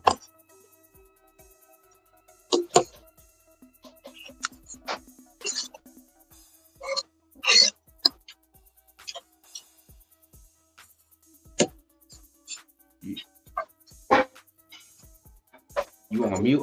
No, he ain't on mute. Yeah, you on mute. All right. There you go. Say something. Verse 17 now. Leviticus. Leviticus 19 still. Mm-hmm. All right. Verse 17. It says, "You shall not hate your brother in your heart, but you shall reason frankly with your neighbor, lest you incur sin because of him." Verse 18. "You shall not take vengeance or bear a grudge against the sons of your own people, but you shall love your neighbor as yourself. I am Yah." So what is JC talking about now? JC talking about go against everybody. But it's cool. It's cool though, because he said the words, "But I say unto you." It's perfectly fine.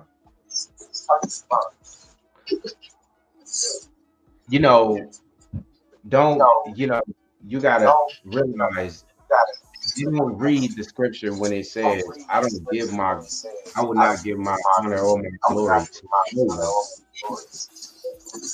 They don't understand that. So I guess that would be perfectly fine that, it's okay for you to hate your brother in your heart,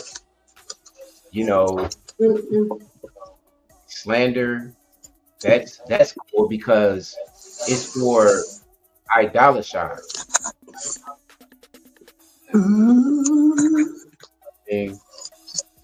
And this ain't even got nothing to do with like trying to make it seem like we got the scriptures down. No, the fact is, you people don't know how to respect each other because you think your idol comes before what the Most High said. If he tells you to come respectfully, why listen to somebody that tells you to go and rebuke somebody in JC name? And I said, this Boule got his body and put it in a high place. Man, the Boule got his body and put it in a high place. Yeah, I remember you were speaking on that. That's what it is, man. I don't know, bro. These people, I don't know. These people got a mental issue going on, bro. They going back. They definitely do. Okay. You matter of fact, the next one is Deuteronomy.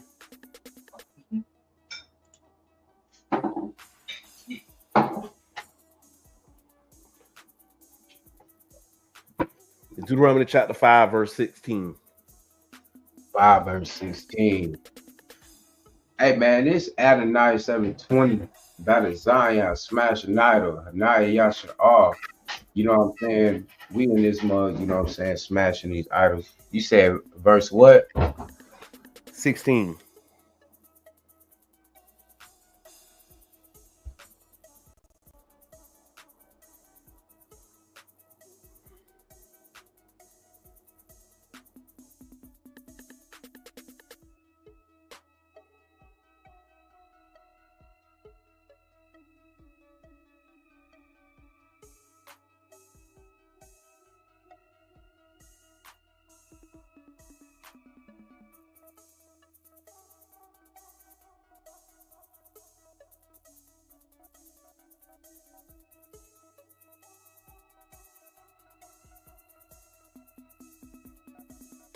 Yo, can you hear me? Yeah, I'm still. That's weird. Yeah, I know. All right, you said what verse? 16.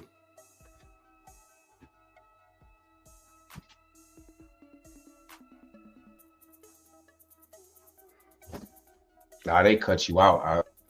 Verse man. 16. 16. Come on. All right, verse 16. Honor your father and your mother as Yahweh your Elohim commanded you, that your days may be longer, and that it may go well with you in the land that Yahweh your Elohim is giving you. Once again, honor your mother and father. Just run it down to them, Mark. Because apparently, StreamYard finna start they bullshit soon. Yeah, I know, but Morris King, we already did the video. It's in the catalog already. Smashing out his catalog. Mm-hmm. Yep, they got Adonai 720 in it. Just tap on the video. They got Aka in there. You know what I'm saying? He ran it up too with it. And the last one, Proverbs 23, verse 22.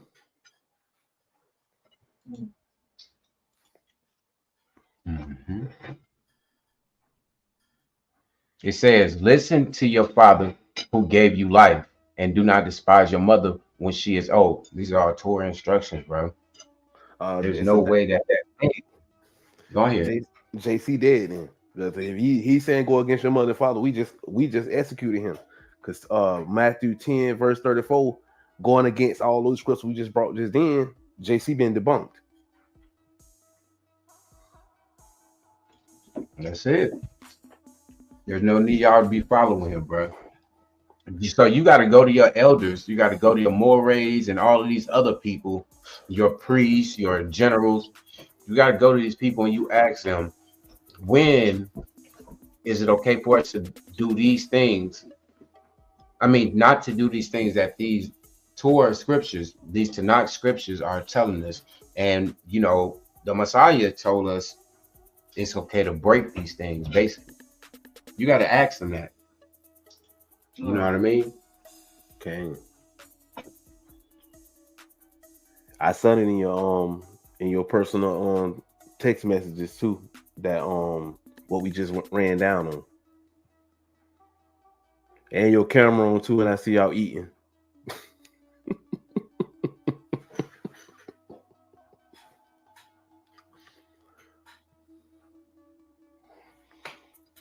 Hey, look, y'all. Here's the wrong button. I don't know.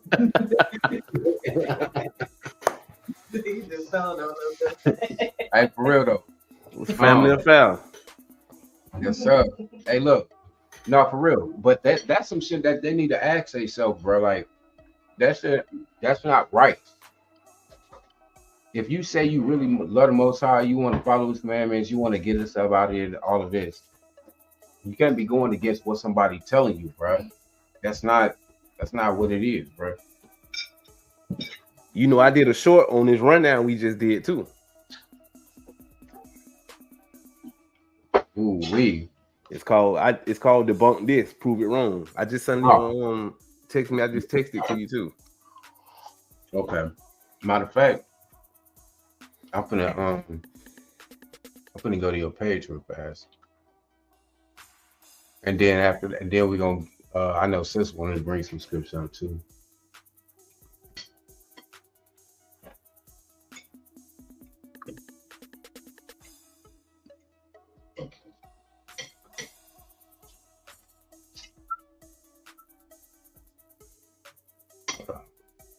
I don't know why this computer went out slow all of a sudden.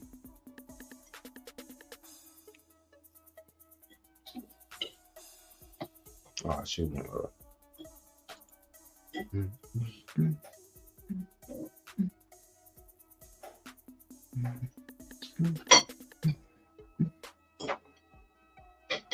Hey.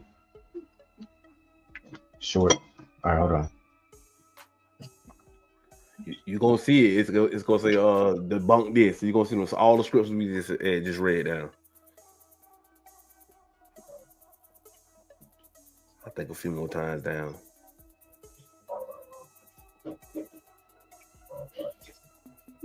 Right there, prove it wrong. See it?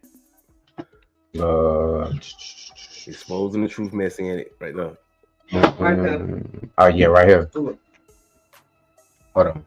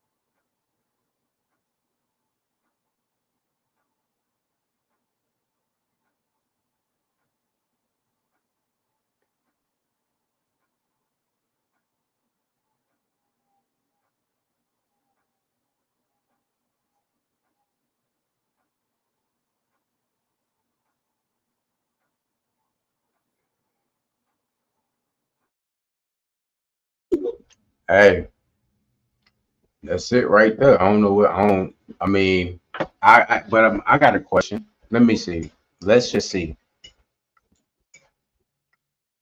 Let us see.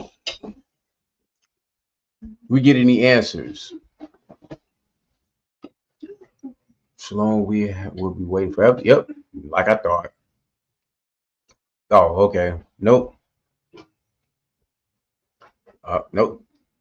Nope. Just like I thought. Nobody still ain't said nothing, bro. Sometimes I just be thinking to myself, like, man, I ain't even know you see even saying certain stuff. You ain't. It's like I'm talking to the computer for nothing. Yeah, I said their names right. I asked them.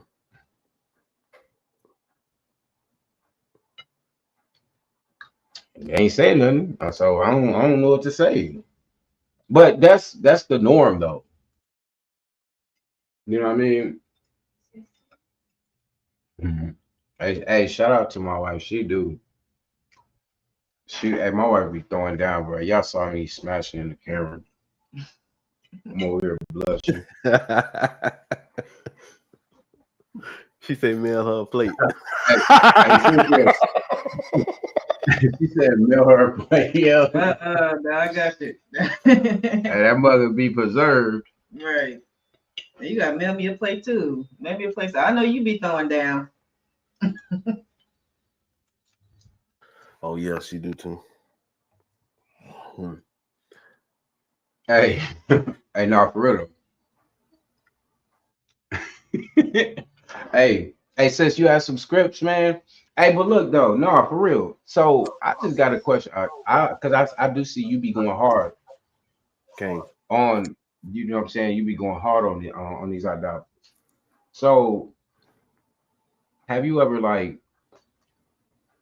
been able to get them to you know what I'm saying, constantly text or sit down with you and have a conversation with you to try to, you know, convert you back or, you know, whatever? Oh, nah, they already know the play. I done freed people from them, like that Mika Israel down there in Miami.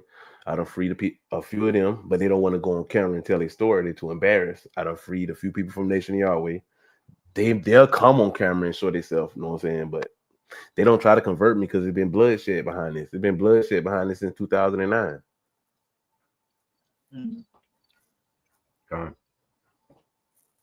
You know, it's just, I don't know, it's just something I always wonder because I can't seem to get them after the first time I communicate with them. That's it. It's over with. They don't.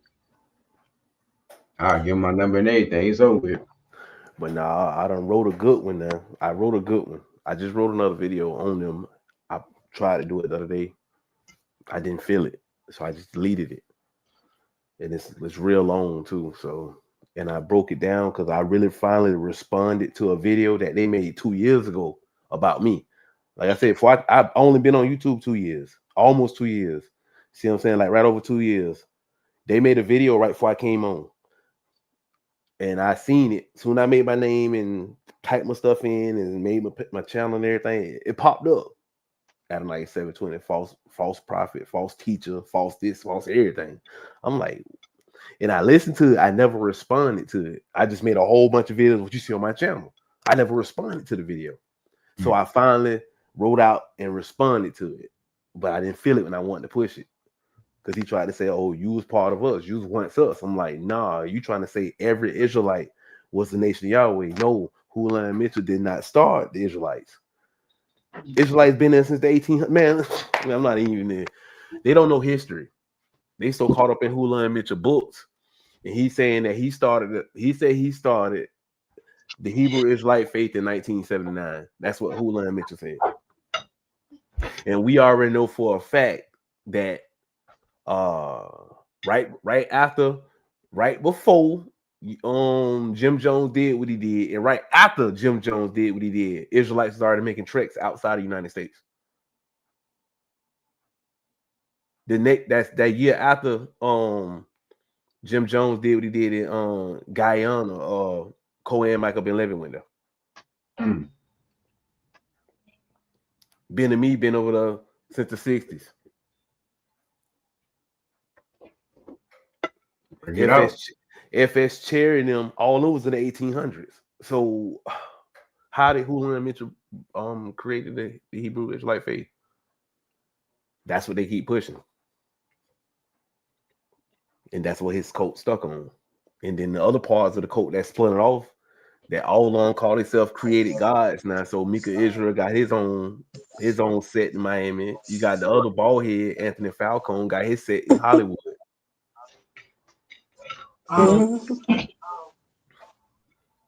Yeah, I don't know. I mean, you just said his name, but I've seen a couple of clips on YouTube of this other guy that's a part of that Yahweh Ben Yahweh, where he have a whole bunch of celebrities with him, and they take pictures with him and stuff. Yeah, King Yahweh, Anthony Falcone. I exposed him. I got him on the live. I exposed him on the live. He got 17,000 views on it.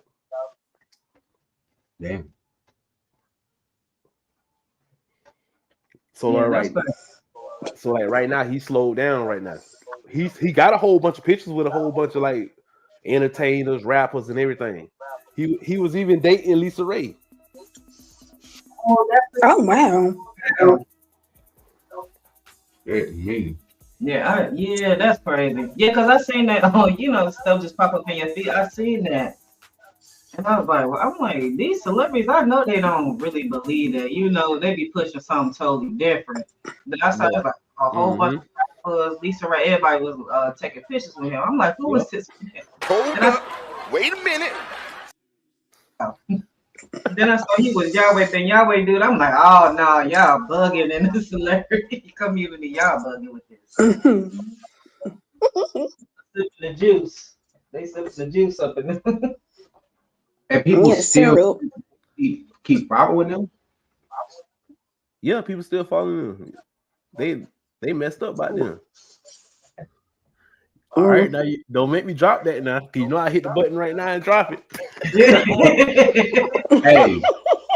hey, see, the only thing is you'll be smashing it. You know what I'm saying? So drop the button, smash the button. Here you go. Smash is out of there. Able to do this, but me. I'm the only one. You are speaking, if I may say so, as if you are the Messiah. Do you believe that you are the Son of God? I am, in fact, Yahweh Ben Yahweh in Hebrew. That means God, the Son of God in the flesh. I am the Messiah that the whole world is looking for. When did you discover that you are a divine creature then? I've always known that I'm a divine creature. I've known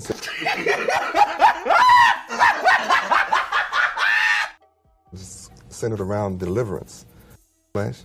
I am the Messiah that the whole world is looking for. When did you discover that you are a divine creature then?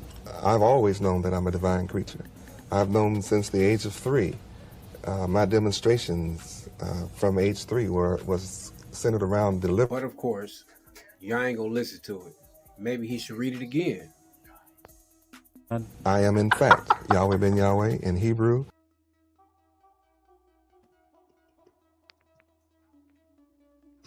That means God, the Son of God in the flesh.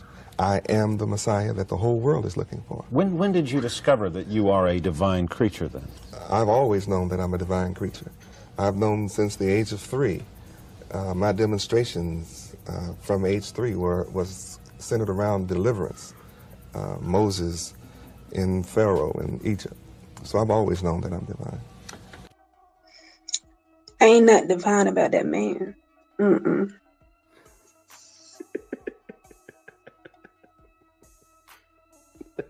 If he divine, then what? Stop it.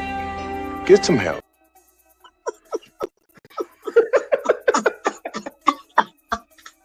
Hey, he shot liver, he divine. Hell no. This is nuts. And to think that these people follow these people still, bro. Like hell. That's crazy. Like, ain't no way you about to convince me that you saved my life and I was told that y'all had no image. So how the fuck do I see you? You ain't saved me. Oh no, yeah, that's a good one. Man. So how do I see you? Straight up. For real. Straight up. I'm done. Yeah, that's it right there. Yeah. He ain't got no image. So how do we see y'all? How do we see this JC? And this old man come on, I am the son of God. Bro, like come on now. Everybody should have known, like stop it. Just stop it, man. It's like you the son of God. It's the fact that show like people so delusional that they actually have a faith that somebody would like this would actually happen. Like y'all believe like, okay, so you believe this dude is your Messiah, but ain't nothing getting better for y'all. That's the thing. Like when our deliverance comes, we are gonna see it. It's not gonna be a maybe and I don't know. We just gotta have faith. It's gonna happen, bro.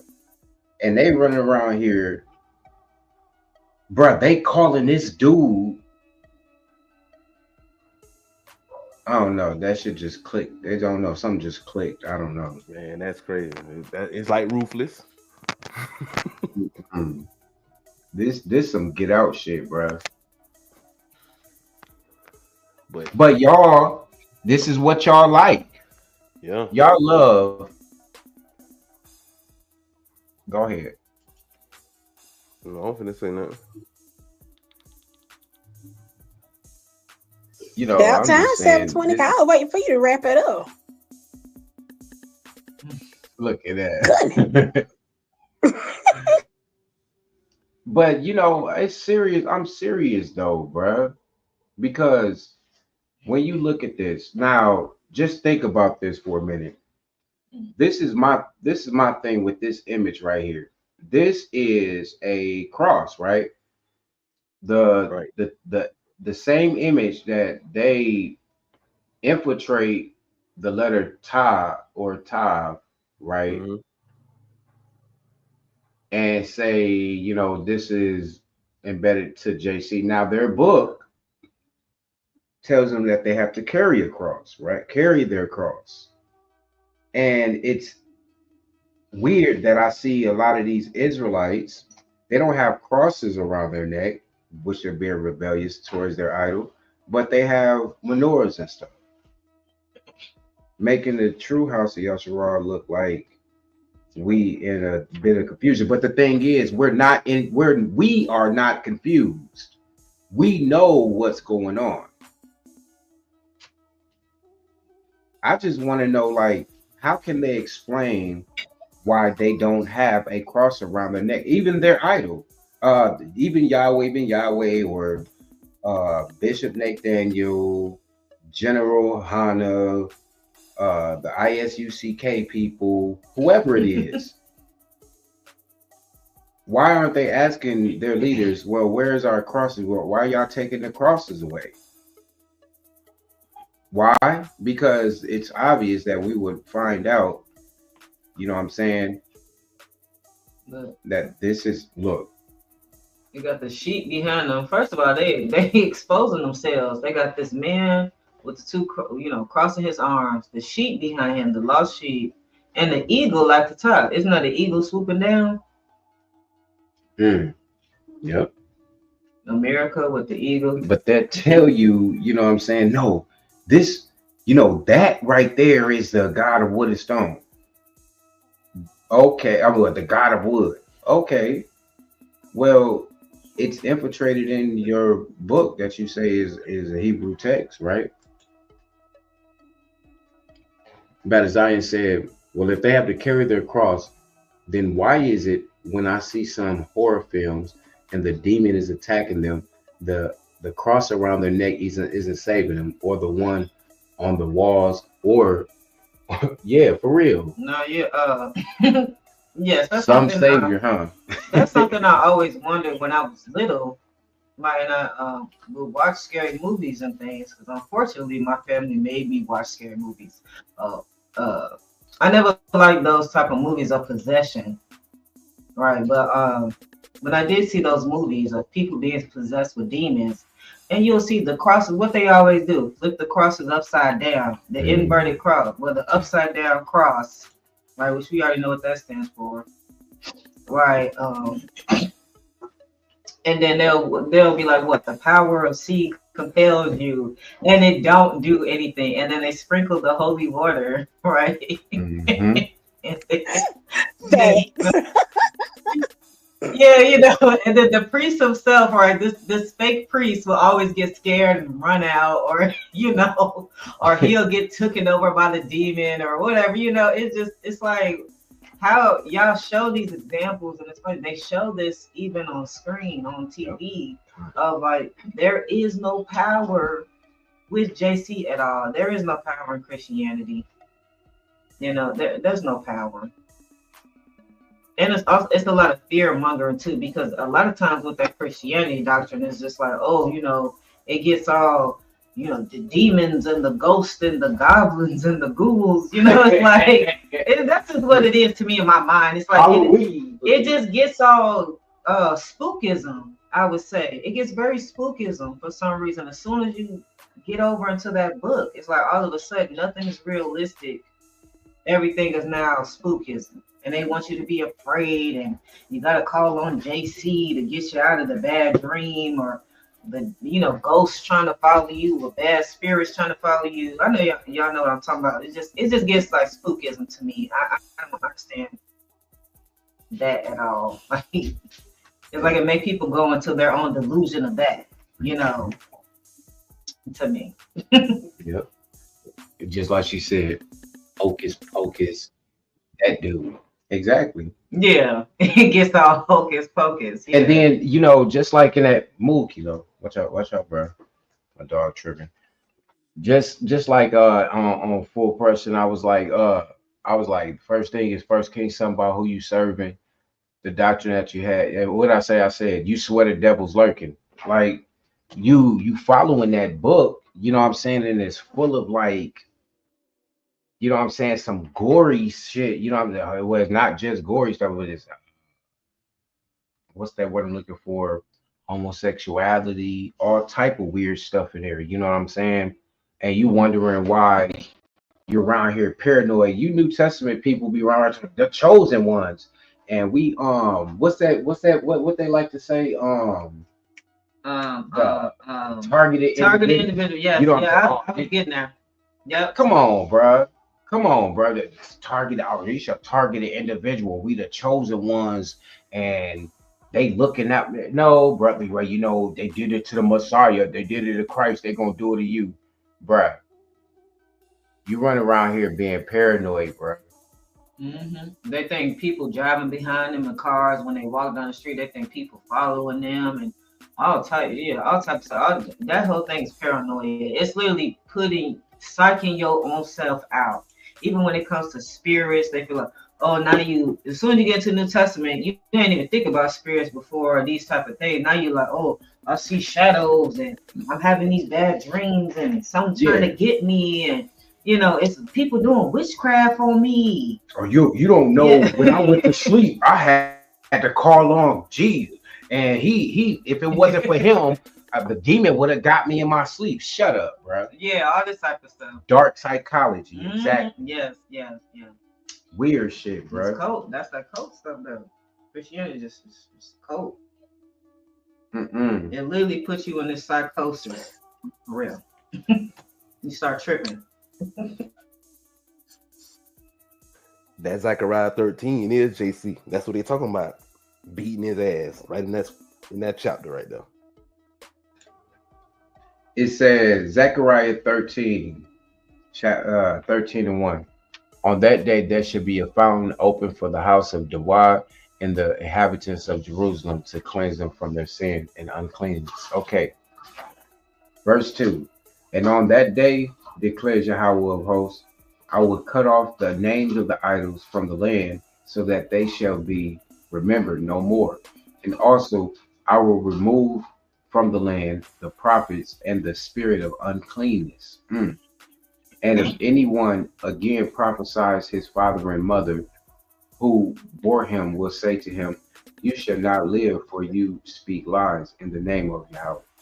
And his father and mother who bore him shall pierce him through when he prophesies. On that day, every prophet will be ashamed of his vision.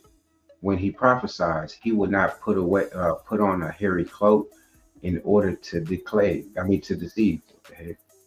But he will say, I am no prophet. I am a worker of the soil, for a man stole me in my youth.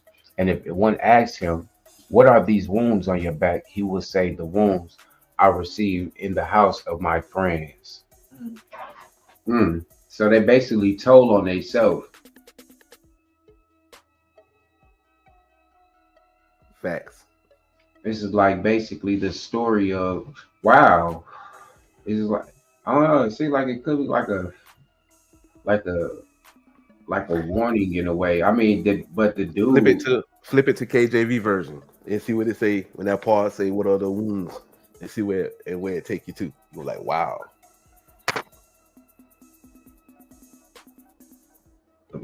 Where is that?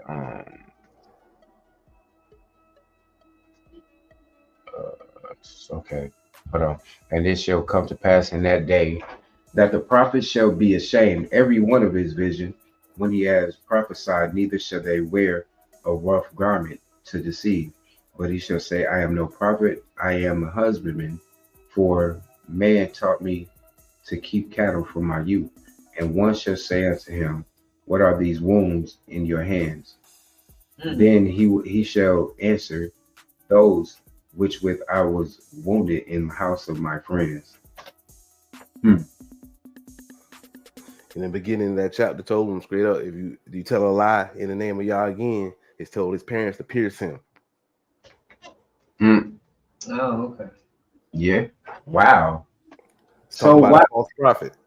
So okay, so my question is, why would they? Do they think we're that dumb? Well, apparently we are. Where we would read passages. You know what I'm saying? I'm glad you brought this up because I've analyzed that in that way too, and I kind of only thing that I thought was, well, that would mean that the idol was real, but I don't think that's what it is. I think that, you know what I'm saying, they stupid, they fucked up, and you know what I'm saying, they made a book, and this is the dude, this is the character, you know what I'm saying, of what would happen to a false prophet anyway. Right. It's like I said in when it go down, it's a part of the scripture. One of these scriptures they use and try to say this JC prophecy. I want to say the same scripture with the wounds in your hand. I think 13:6 is the one they use for the JC prophecy. But if we finish reading this chapter, we'll see if that's JC. If that's really his prophecy, because this chapter, before you end it, it's gonna really say something, gonna really expose something. All right. It says, awake, O sword, against my shepherd, and against the man that is my fellow, says Yahweh of hosts. Smite the shepherd, and the sheep shall be scattered, and I will turn my hand upon the little ones. And it shall come to pass that in all the land, says Yahweh, 2 parts therein shall be cut off and die, but the third shall be left therein. And I will bring the third part through the fire, and I will refine them as silver is refined, and I will try them as gold is tried. They shall call on my name, and I will hear them. I will say, it is my people, and they shall say, Yahweh is my ally. Wow. Run it down, Art. Wow. It just exposed the 2/3 right there. Yep. That's exactly what my wife just said. Yeah. 2/3 gonna be the ones running behind Buddy. That's somebody who he the prophet. Wow. Damn. Yeah, that's deep. Hey, what I mean, y'all came in the comment section. You're gonna see your name in this thing, and in the description, you're gonna get a notification, and you're gonna have to explain this. Since you came, and this not even disrespect to you, you disrespect your idol. We saying that he ain't who he say he is, bruh. And you need to explain. Don't go to your elders. You explain it since you know it all. Hold on. Can I get a con? Kane. Con. Con. Straight up, bro. I want to chop some. I want to smash an idol too. Dang, like y'all forgot I was here. I'm still here. Hey, Oh no, sis. Go ahead, sis. I'm stepping back. Because I'm back to stuff. All praises. All right, so let me go ahead and load my clip real quick. All right, so let me see. Let me go ahead and put these fallacies out here first. All right, so JC, can we please go to John chapter 4, verse 26? And I got 2 more precepts behind it.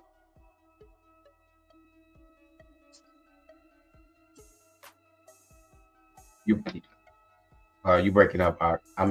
Sis, hold on. Uh-oh. All right, Can you say hear me something. better? Come.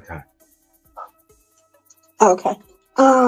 3 precepts from NT, and that's going to be John 4:26. I'm not gonna do y'all like 720 now. I'm not gonna run them through like that. He had a switch on him. All right. John 4:26. It says, JC said unto her, I that speak unto thee am he. And upon this came his disciples and marveled that he talked with the woman. Yet no man said, what seekest you, or why talkest thou with her? You want to keep going?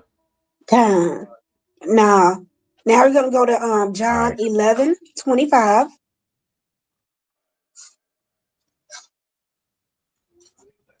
John 11. There. Oh, yeah. All right.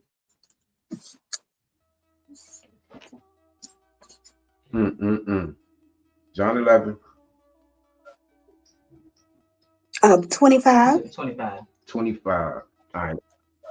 Okay. And the idol said unto her, I am the resurrection. Give me, I got it. Hold on. And the life, he that believeth in me, though he were dead, yet shall he live.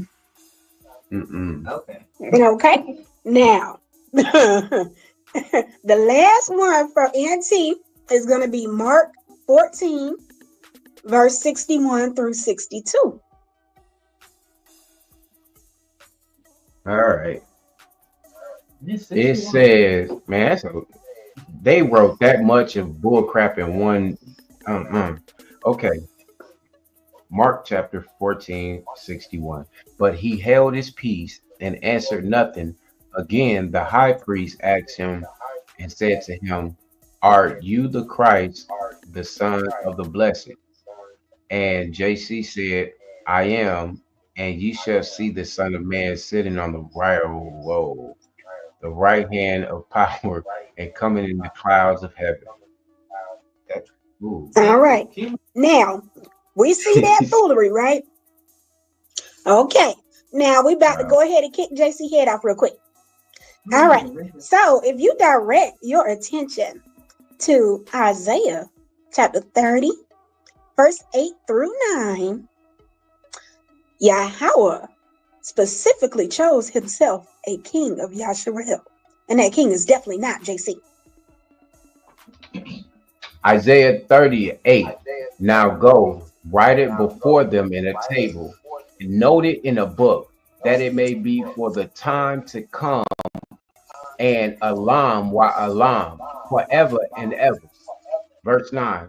That this is a rebellious people, lying children, children that will not hear the law of Yahweh, which say to the seers, see not, and to the prophets, prophesy not unto us right things, speak unto us smooth things, prophesy deceits.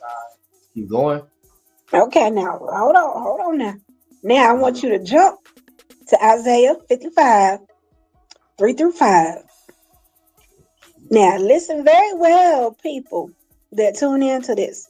Because Yahweh chose a leader of his people, as well as a prince and a commander, and there can only be one shepherd. Okay? Incline your ear, Isaiah 55:3. Incline your ear and come to me.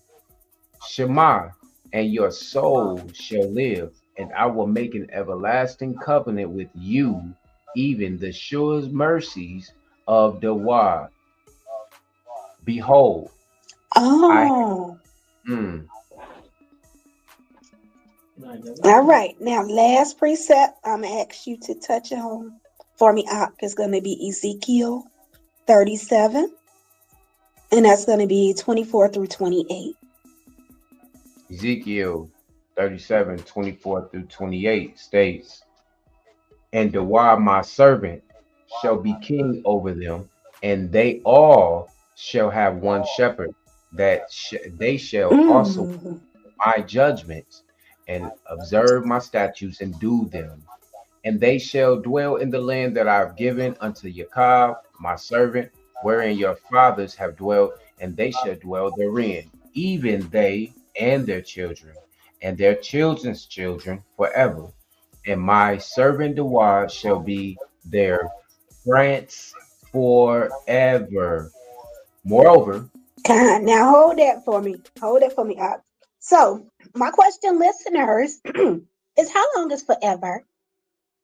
Okay, so forever is definitely not temporary at all. So, if Yahweh said that his shepherd, the leader of his people, his prince whom he chose, to include the commander of Yasharel, where the hell do you get JC? Yet alone Yahweh Shai. There is no such thing that we should be listening to from the New Testament. Furthermore, if you go to Hosea, the son of Nun, his name was changed to Yahshua.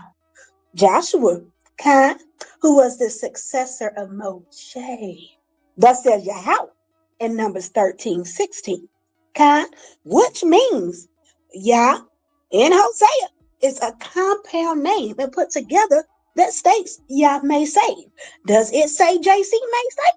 No, it does not. So, furthermore, to debunk your fantasized Messiah is definitely not JC or the black painted images Yahushua. It ain't none of them. David. That's it. That's all I want to say. all right, verse 26. Moreover, I will make a covenant of peace with them. It shall be an everlasting covenant with them, and I will place them and multiply them. I will set my sanctuary in the midst of them forevermore. My tabernacle also shall be with them. Yea, I will be their Elohim, and they shall be my people, and the heathen shall know that I am Yahweh. Do sanctify Yasharal, when my sanctuary shall be in the midst of them forevermore. Forevermore. All praise to the Most High Yahweh. Our Elohim God know what he's talking about. He knows exactly what he's doing. He makes no mistakes. So for someone to take that and twist it and put it inside of New Testament just to back up their so-called phallicized theory of who their Messiah is, they're dead wrong. And Yah will definitely deal with that on Judgment Day. But for those with sound judgment and open ears and eyes to see, please listen very, very well.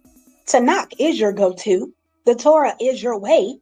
New Testament needs to be thrown in the trash. Yeah, she just killed all y'all people out there. Yeah. You know. Yeah, so I guess my clip empty now. Bang, bang. This is very sad, bro. Because there should be no reason at this point. You see this video, bro. It says, This ain't nobody trying to pick on y'all. Ain't nobody got no contention against y'all.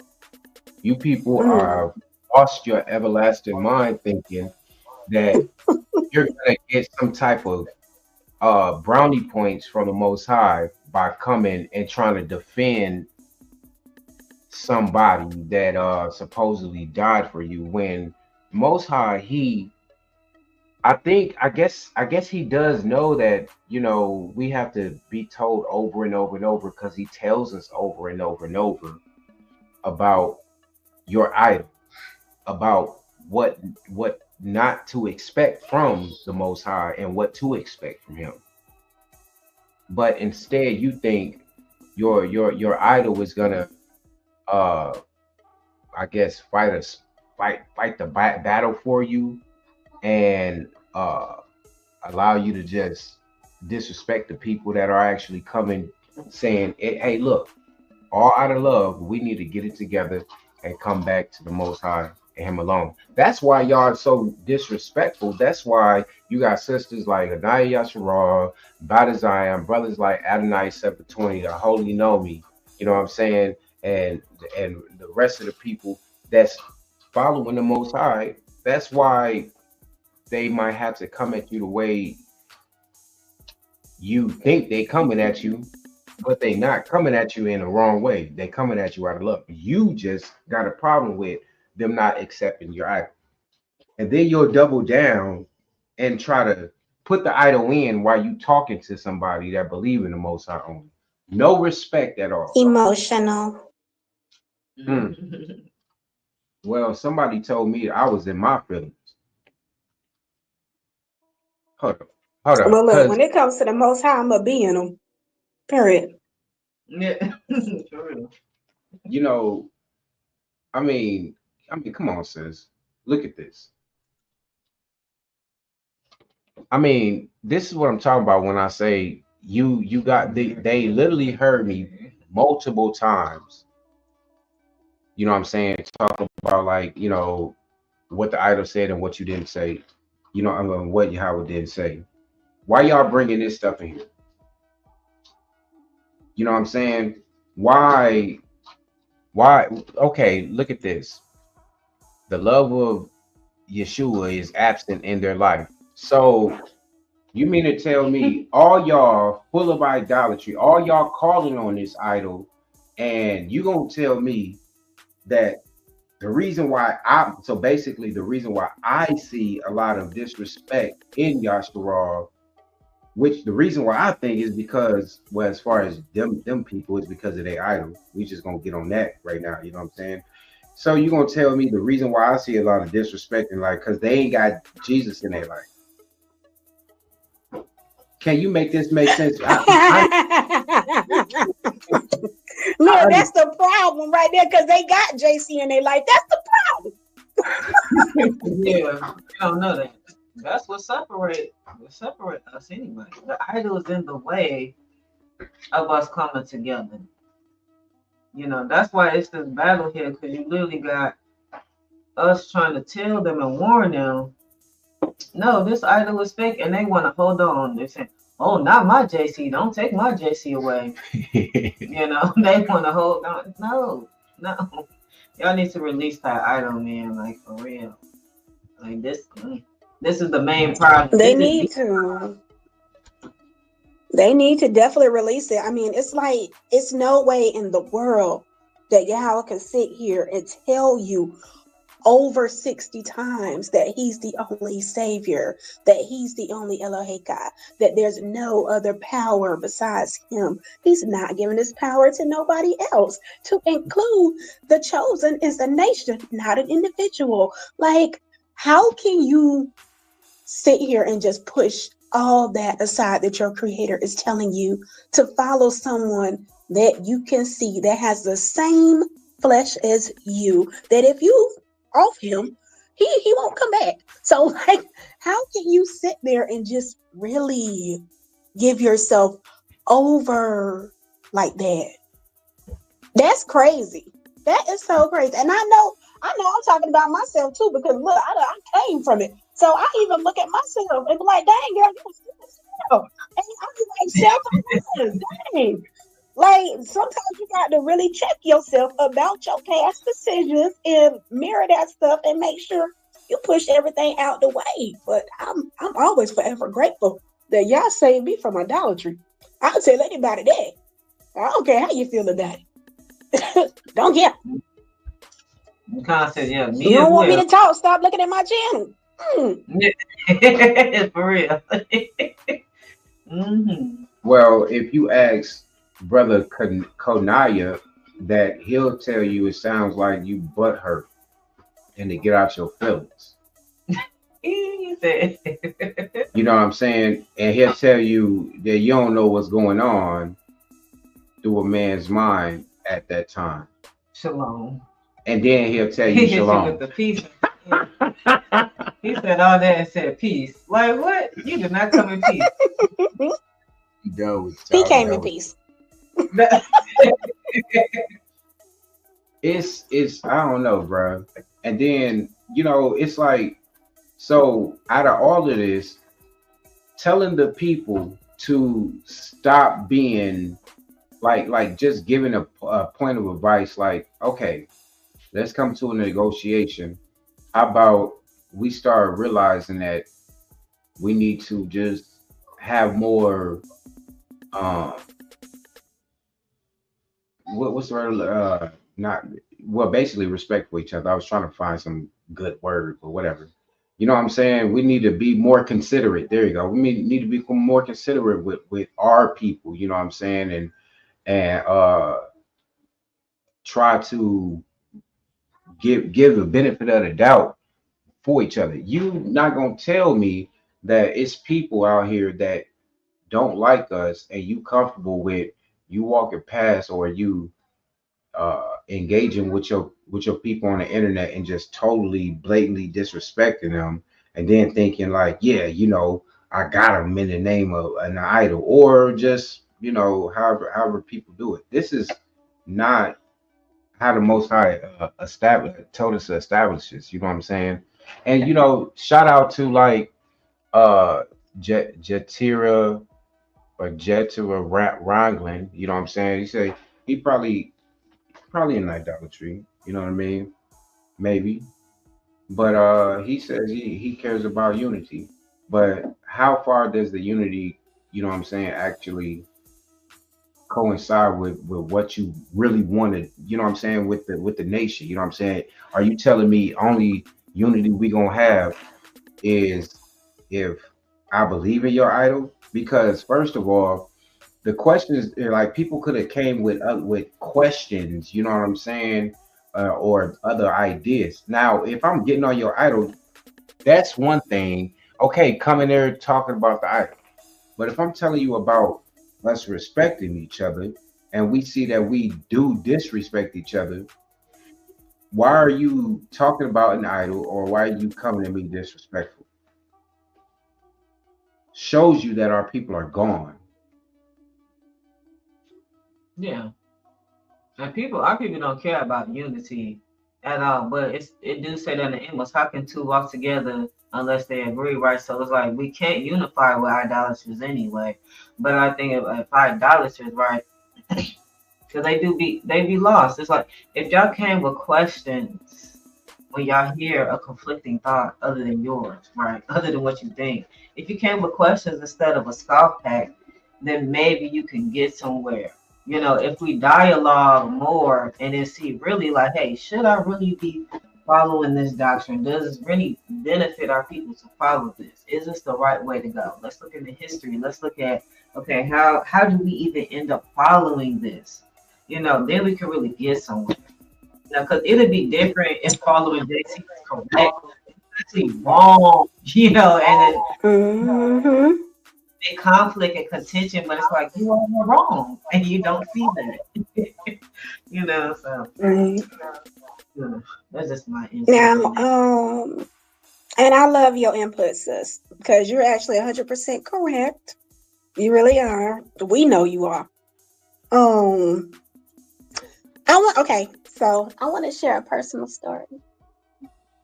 I don't know if this is the right time, but I'm gonna do it anyway. All right, don't y'all look at me like I'm crazy though, okay? Okay, we know. Okay, You know? here it go. All right, now, so I don't know if y'all seen any of my past videos where I had this leather pendant on in Hebrew writing.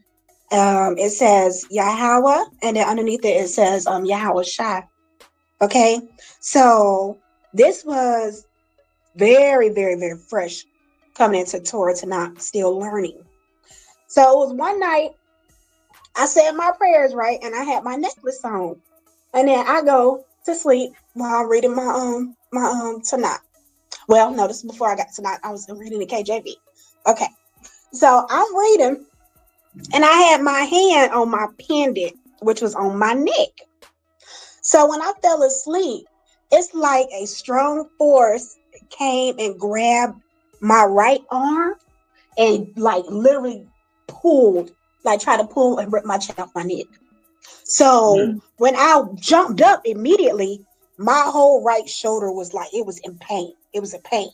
So I ended up laying back down and I dozed off again. I felt it again. When I woke up that second time, I was like, yeah, okay, I felt it. But I was smirking. I wasn't scared. I was smirking. I was like, I felt it. So what I ended up having to do, I was talking to Adonai, and he let me know that what I had on me is a deity. So I had to cut that off. So I cut off Yahweh Shai stuff, and I ended up putting my fringes on there with my ribbon of blue. So ever since I did that, and it's like nothing's been trying to get me, because now it's like I done pushed idolatry away completely and I'm focused strictly on Yahweh. So with me doing that right there and that experience that I had, it was like you telling me forcefully now that it ain't no daggone New Testament Messiah. It ain't none of that. Whether they want to make him white, brown, black, or blue, it ain't none of that at all. So I shouldn't even be sitting there thinking it was. And then secondly, for Yahweh to even allow me to experience that, it hurt my post shoulder. I'm like, okay, yeah, you ain't playing with me. He's not playing with me. So he will definitely show you things. And like I stated before, millions of times, he will allow you to go through things to change your mind, thought process, or pretty much just change your outlook on how you see things and how you view things when you're in this truth, and take away those foggy lenses so you can actually see what is what. You can see what demon from New Testament it is, so you can turn away from that stuff. Like he really did a whole, and I don't want to say no 360, because 360, you know, that's a whole full circle. You going back around. He did a 195 on me. Like I ain't going back in no other circle. No, he got me turned all the way around, upside down, fell over, got back up, told I yeah. Like I know what's up right now. And I'm going to continue to know what's up, y'all willing. So, yeah, I just wanted to share that because I know sometimes people do go through things and they do have feelings, or in my instance, something tried to rip my daggone necklace off my neck. Very well for it doing it. Like, told I. So now I'm walking in the right path, the right light. So I just wanted to share that real quick before I exit out, family. I just want to share that. Yeah. Yeah. And you know, I wanna say something too, just in case of, you know, a lot of people think like when we talk about our personal experiences and stuff, you know what I'm saying, and how we got out of the New Testament, you know what I'm saying, they try to make it in their mind, they think like, oh no, you're trying to paint this picture like, you know what I'm saying, you're the chosen. It ain't even like that. A couple years ago, I had a Buick Rendezvous on my way from work, and I took a different way. And the way I took it was like a sharp corner, You know what I'm saying? Out in the Amish country, and I was in idolatry. But the crazy part about it was, around that time I had been reading the New Testament. I wasn't really, I don't know. I felt like, you know how they say, oh, you know, the Spirit is leaving you. I was thinking like, man, maybe this ain't for me because I ain't really digging this. You know what I'm saying? But a guy had pulled up on me, and I think I had like a shirt that had scripture on it, actual scripture. And some guy came to me and said, that I worked with, he said, "Are you a born again Christian?" And I was stuck. And I was like, "No, I'm not a Christian, but I do believe in the Messiah." Or I said some shit like that. And you know, I really didn't feel comfortable with what I said. And you know, actually a couple days later I wound up talking to somebody I'll talk to more, you know what I'm saying? He was like an elder to me. And even though he said, you know, he didn't believe in Christ, you know, the same day he posted the scripture, posted the text from it. So anyway, you know, on my way home, I hit the corner, and I wasn't really speeding or nothing. But there's this ditch in there, and I had my wheel had turned and the car had tipped over into the ditch. And as it tipped over, it was like literally about to do a whole full turn, and it's like a force came and pushed it out the way. And I ain't gonna lie to you, that idol wasn't on my mind. The only thing I was saying was, "Thank you, Yah. Thank you, Yahweh. Thank you." You know what I'm saying? And you know, from there, you know, my mind had opened up to the fact that it wasn't nothing else but the Most High. You know what I'm saying? So this not no that come to JC and tell your testimony. No, it's just the truth. You know what I'm saying? How the Most High be working with his people. Absolutely. Absolutely.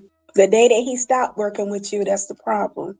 But as long as he's working with you, take heed, listen to him, and let him do what he gonna do. Because what he's gonna do is gonna be best for your life. Okay. And that is so true. Mm-hmm. We all have a testimony. We all have this story. Just like with me, what my story is, as far as with the whole spookism thing, because when I got into the New Testament, that's how we met. We both met we was both in the New Testament. But I used to have bad dreams and things like that because I always been a big dreamer. I dream basically every night. I always have dreams. So I feel like I kind of have things shown to me or whatever in dreams. Whether it's factual or not, that's not Yes. Yeah. You are not alone. Yeah. Not alone, sis. I know exactly what you're talking about. And that's a good thing. Yeah, okay. I'm glad it is, yeah. Because that's always been a mystery for me. When in the New Testament, I used to have a lot of bad dreams. Like my dreams would be okay. And then when it gets to a certain point of the night of me getting deep sleep, I used to have just bad dreams. And I would call on JC. Sometimes it worked, sometimes it didn't work. But a lot of times when I just honed in on that Psalms 23 and just dealing with the Most High, just dealing with Yahweh, or calling on Yahweh and him alone, that's when it was like, okay, this whatever it was, which I know it was, now I know it was Yahweh basically testing me and kind of like pushing me to see the reality of the situation. Because Yahweh, I would say that Yahweh knows me, of course, like he know all of us, and that's like the way to get to me as far as in that way is with my dreams, right? So yeah, so what kind of changed me and my heart was like in my sleep state of, okay, when I had just dealt with Yahweh him alone in that way, and also prayed to Yahweh, just him alone, no JC. That's even how I got my husband too, but that's a whole like my personal testimony. All right. I praise to Yahweh and him alone. I didn't even say your JC name or none of that. And that's how kind of like how we got led to each other. Like that's kind of like my testimony. But when I just dealt with Yahweh and him alone, then I saw Yahweh's power, and I realized that there is no power with JC at all. And actually I was being tormented because of the fact that I was in idolatry in my sleep. And once I actually stopped being in idolatry and I would go to sleep, my sleep was way more peaceful. And then in the New Testament. And this, I'm not making this up. This literally what has happened to me. Sometimes we have things happen to us that's kind of like more on the spiritual side, kind of unexplainable, but it is reality. Like that is something that we can live through, and that's Yahweh showing His power to us. Yes, ma'am. Now I'm not no strangers in them dreams. Yeah. I woke up one night. I had to draw my dream out. I had to draw it out. I didn't want to forget. I promise you. Girl, and then a couple of days, I think it was probably like 2 days ago, the dream really appeared in reality. And when I saw, I said, oh. And my kids were standing right there at 720. Looked, I said, you see that? You see his hands? 720 was like, yeah, I see it. So he already knew about the dream. So I was like, okay, yeah. Told I yeah, because he let me see it before it happened. And it gave me confirmation on how I need to move in my personal life, dealing with the two people that are the closest to me. So, yeah. You gonna make me think about my dreams I've been having lately about family, but that's a whole different topic, family. It's been going down with that family, I tell you that.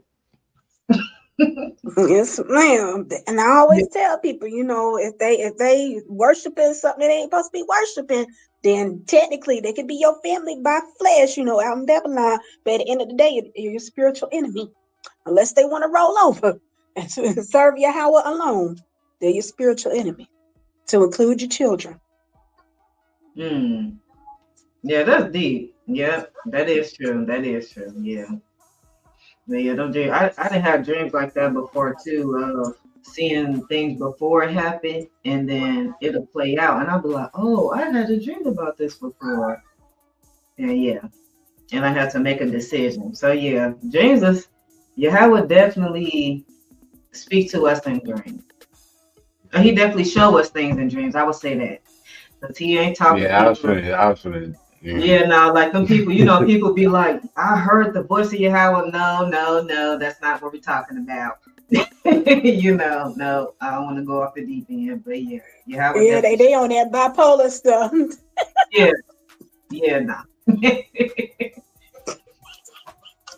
Yeah. Well, I see ain't nobody pulled up, man. Y'all ashamed, man. Y'all didn't have the sisters pull up. They didn't have to, you know what I'm saying? They over here chopping it up. I just, you know what I'm saying? I'm let y'all keep riding it out. But I just want to know, like, y'all ashamed. Where you strong brothers in? Shem, all of that. And you sisters, where y'all at? Stand up and defend your idol. You know where they at. You know exactly where they at. They gotta light their candles and stuff, and they gotta conjure that spirit so they can come on here and talk. That's where they at. Hey, no, come on, Adonai, bro. Don't say that, bro. You know the Lord ain't giving them a spirit of fear, but a power, love, and a sound, all of that stuff. Come on, bro. You know they ain't scared. They the battle axe, ain't they? No, they scared. They over there at that daggone what's that they at that daggone Trump win support rally. That's where they at right now. They rubber Kamala feet. Hey, you know what? Those sisters was mad, wasn't they? About go ahead, man. No, go ahead. I'm finna fill up something. Now I was gonna say those sisters was mad, wasn't they, when Kamala Harris didn't win? They was big on that feminine spirit. Just all up in that Yeah, feminine. and that's another thing, Akai. Like that right there, that whole feminism, feminine and masculine energy. These women be pushing, because I'll be like, baby, first of all, the reason you single is because of that masculine energy. Second of all, the reason you not single is because of that feminine energy. So if you really want a man, you need to learn how to pipe down, sis. Like pipe down. Don't no man want to be with no feminine man. Nobody, or a woman that look like a man. Nobody want to do all that. That's gay practices. Yeah, that's an abomination. Yeah, a lot of these sisters can't keep a man, can't get a man because he's masculine. But they'll say the divine feminine and the divine masculine. Talking about we got both. I'm like, girl, go sit down. No, we don't. Good facts. You need some ice and some water, sis. You need to sit down. Go ahead. Yeah, I You tell hot many because you ain't got that man. Yeah, no. I said I be saying she needs to sit on some ice. That's what I say.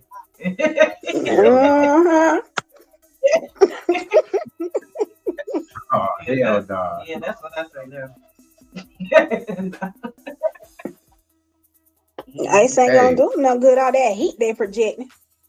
It's gonna melt the ice. But apparently, I mean, y'all talk about heat and all of that, but apparently it's gonna be a lot of that going on. Y'all ain't heard nothing about the 4B movement? It's a movement. No, but from the look of your screen, you about to educate me. Bring it out. All right, Constance. All right, it says, what is the 4B movement and why are some women in America paying attention to it? All right, let me blow this up some, because I know Israelites, they get selective hearing, vision, all of that. Matter of fact, hold on. Let me see if I can do this. I want to, yep, there we go. Listen up.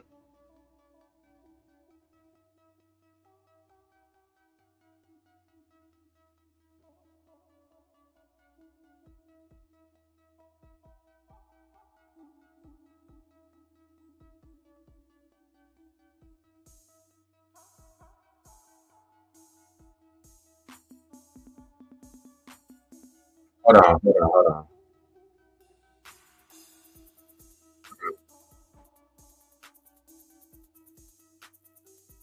Hold on, give me a second. Hey, y'all couldn't hear that? No, I didn't hear anything. I don't read that fast either, so please fix the audio. Skip it. I can sum it up. All right, go ahead, sum it up. If you want me to sum it up, yeah. Or if you want to play through it, it's a few bit. But the basic summary of it all, from what I've seen online, is women are swearing off of men, which means they won't date men, they won't sleep with men, they won't interact with men because of Kamala Harris losing. So they essentially are swearing off men. Okay, no marriage, no children, none of that. They don't want to do nothing dealing with men. So this is the new movement going around with women. Out here in the That's community. the dumbest mess I done heard. Yeah. That's so stupid. How you gonna be mad because a woman ain't with it, don't even know you, and you gonna swear off your own man, boo? Oh no.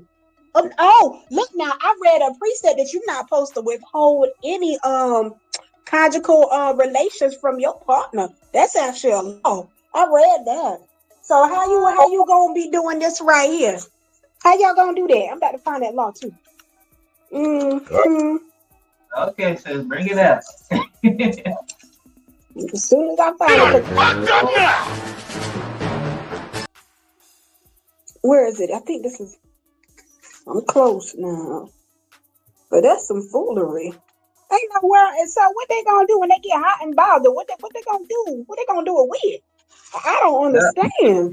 Baby. And then if you go and mess with a female, you know you committing an abomination. So y'all really want to go to hell for real. Like no. Well, no.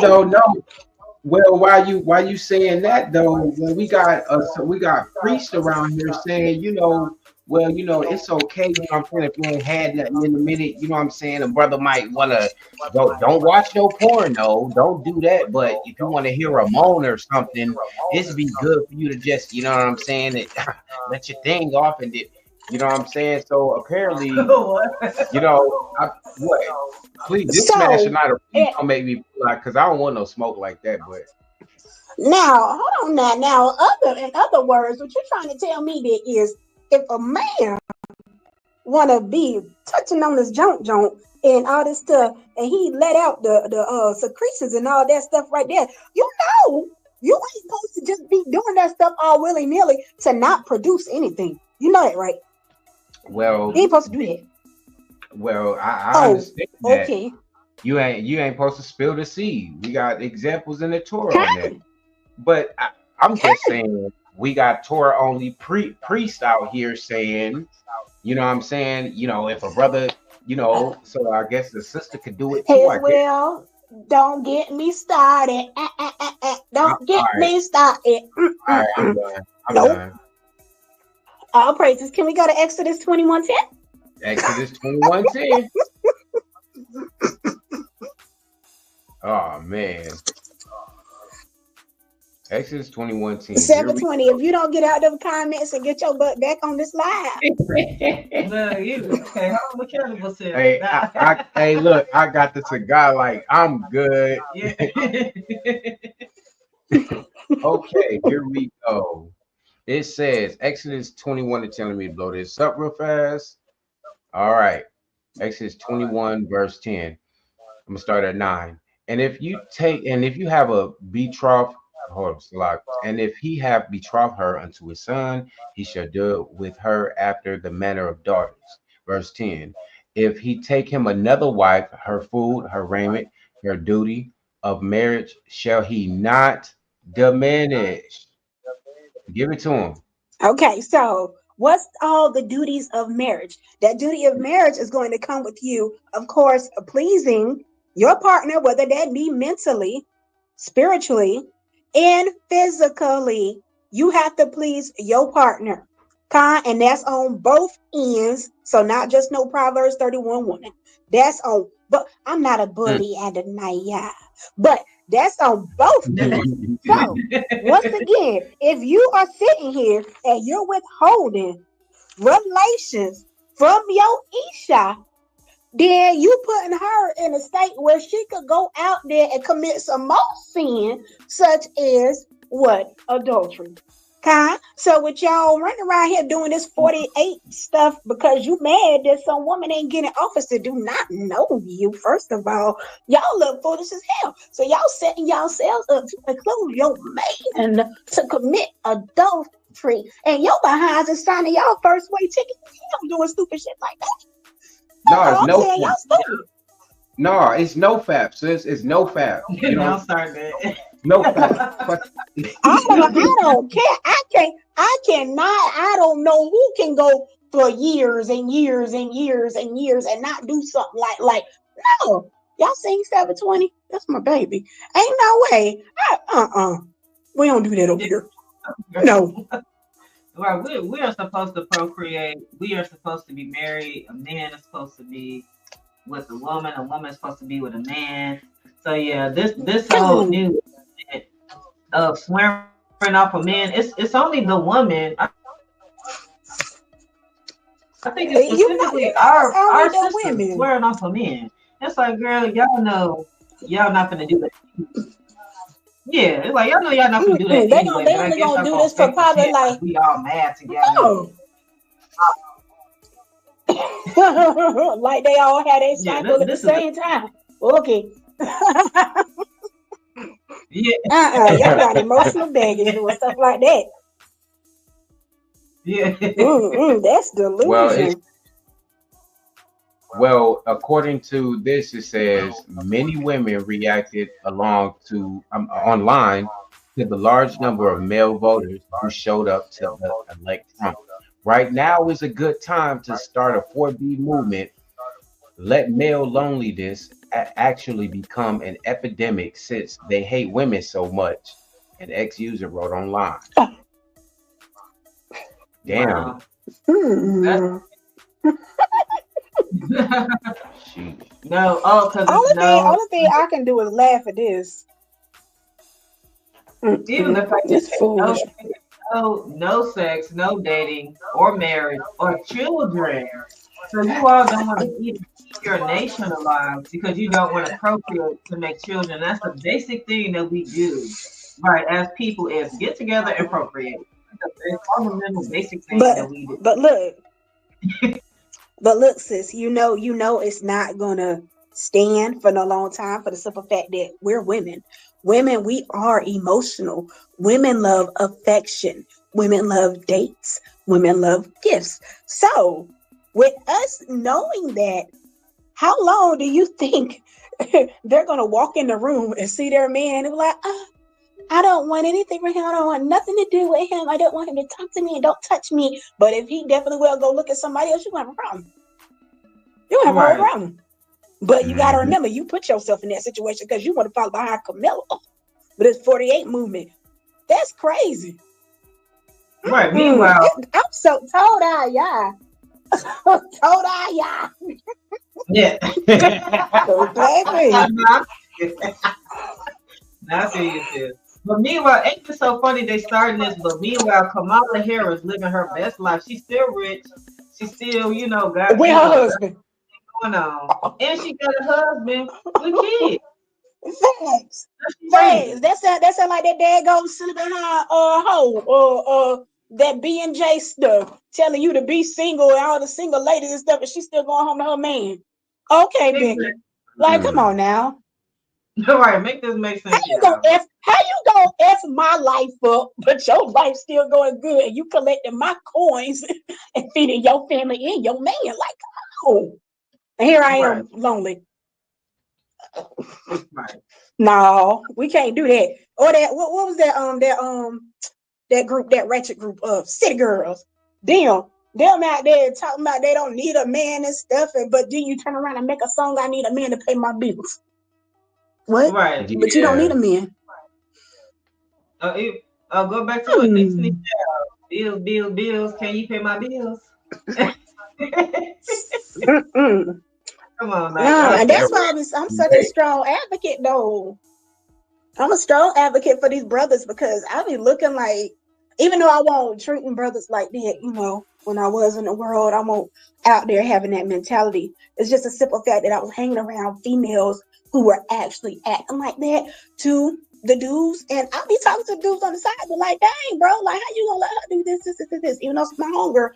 Why are you allowing yourself to deal with certain things?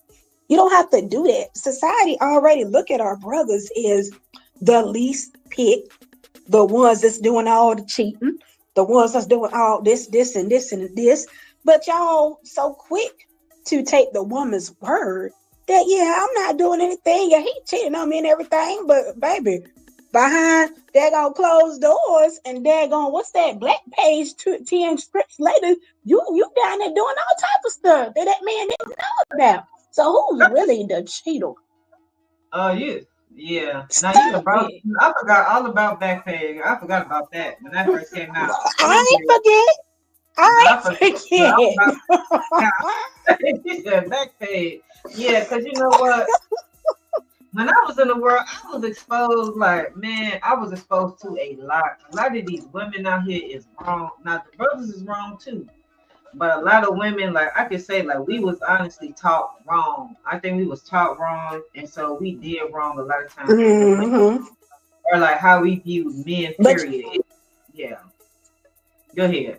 You know it was taught wrong because if you go back to reading that Willie Lynch, that breaking of the Israelite woman, they tell you right there how they took out the alpha male and left her vulnerable. So that way they were able to condition her and indoctrinate her to take up for them, and they could sleep peacefully at night while we was out there doing this foolery and fighting against our own man. The same man that Yahweh gave us to protect us, we fighting against him because we want to please the white man or whatever man that enslaved us. Because we all know that enslavement could come in different forms, different races, and different shapes. So yes, we out here battling against our own hedge, our own cover, our own protector, because we want what somebody else is offering us, not realizing that's a snake at the end of that apple. So yeah, that's true. I think I'd be saying that a lot of times, like women or people, they can, when they go to work, right, and they have the oppressor as a boss, right? They have the oppressor as a boss. They can take all these skills and learn these skills, these people skills at the job, but when they come home, they can't apply them same skills there. You know, it's like you don't come and try to be understanding when you come home. You don't try to compromise when you come home, or be cooperative as a woman when you come home. But for that boss, you'll do whatever he say to do. If he tell you, fix this, you need to fix that, you're gonna say, okay, boss, I'm gonna work on that. But when you come home and your husband trying to tell you that, you know, he tell me go make him a sandwich. You're like, do it yourself. I'm tired. But you ain't tell your boss that when he told you to pick up that wrench and work 2 hours overtime. Right. Who you married to? Like, who is you married? You ain't got no respect for that man because y'all out here watching me that. Look, I already done my video. 720. You hear this? I need you to get on the job now. The sun done went down. Now, I done did my video for the reality TV versus toy laws. You know what I'm saying? I'm about to chop them hoes up too. So, like, do not and be falling for all this stuff out here that's all glittery and gold, because that shit ain't shimmery. I don't care what you say. That's just dust particles. You got a whole man at your house. Take care of that man. And you take care of that man gonna take care of you at the same time. But you very well can be out here telling him what you ain't gonna do when he posts the Lord over you. You signed up for that project. Okay, stick to the script. Yeah. Yeah, for real, sis. It's unbelievable. Unbelievable. These sisters be unbelievable at times. You know, they'll learn. They'll find. That's why I ain't got time for them. Let them find it on y'all's timing. All praises. Yeah. For real. See, the most important part about all this is they don't understand, like, it ain't about trying to make it to no kingdom. It ain't about well, no, not no kingdom that they trying, like, you know what I'm saying, what they trying to make it seem like. It's about doing what the Torah say and do. You know what I'm saying? That applies to both sectors of people from the nation. You know what I'm saying? Nobody is above anybody. Nobody gets to change the rules and none of that. And the more the once we realize that, it'd be easier for both the men and the women. You know what I'm saying? Yashua, we got some issues going on that this idol didn't put in our way, and it's but I say. You know what I mean? That's not the way that we gotta that supposed to move. It says, thus says Yahweh, nobody can come around and say that I say something different. And when people go against that, men and women, we start doing things that are against what the Most High says. And that's point blank, period. That's right. Yeah. Everything that we do out here in Babylon, everything that they got put in our faces as it's promoted to be fun, is actually all contradiction to what we're supposed to be doing in the Torah.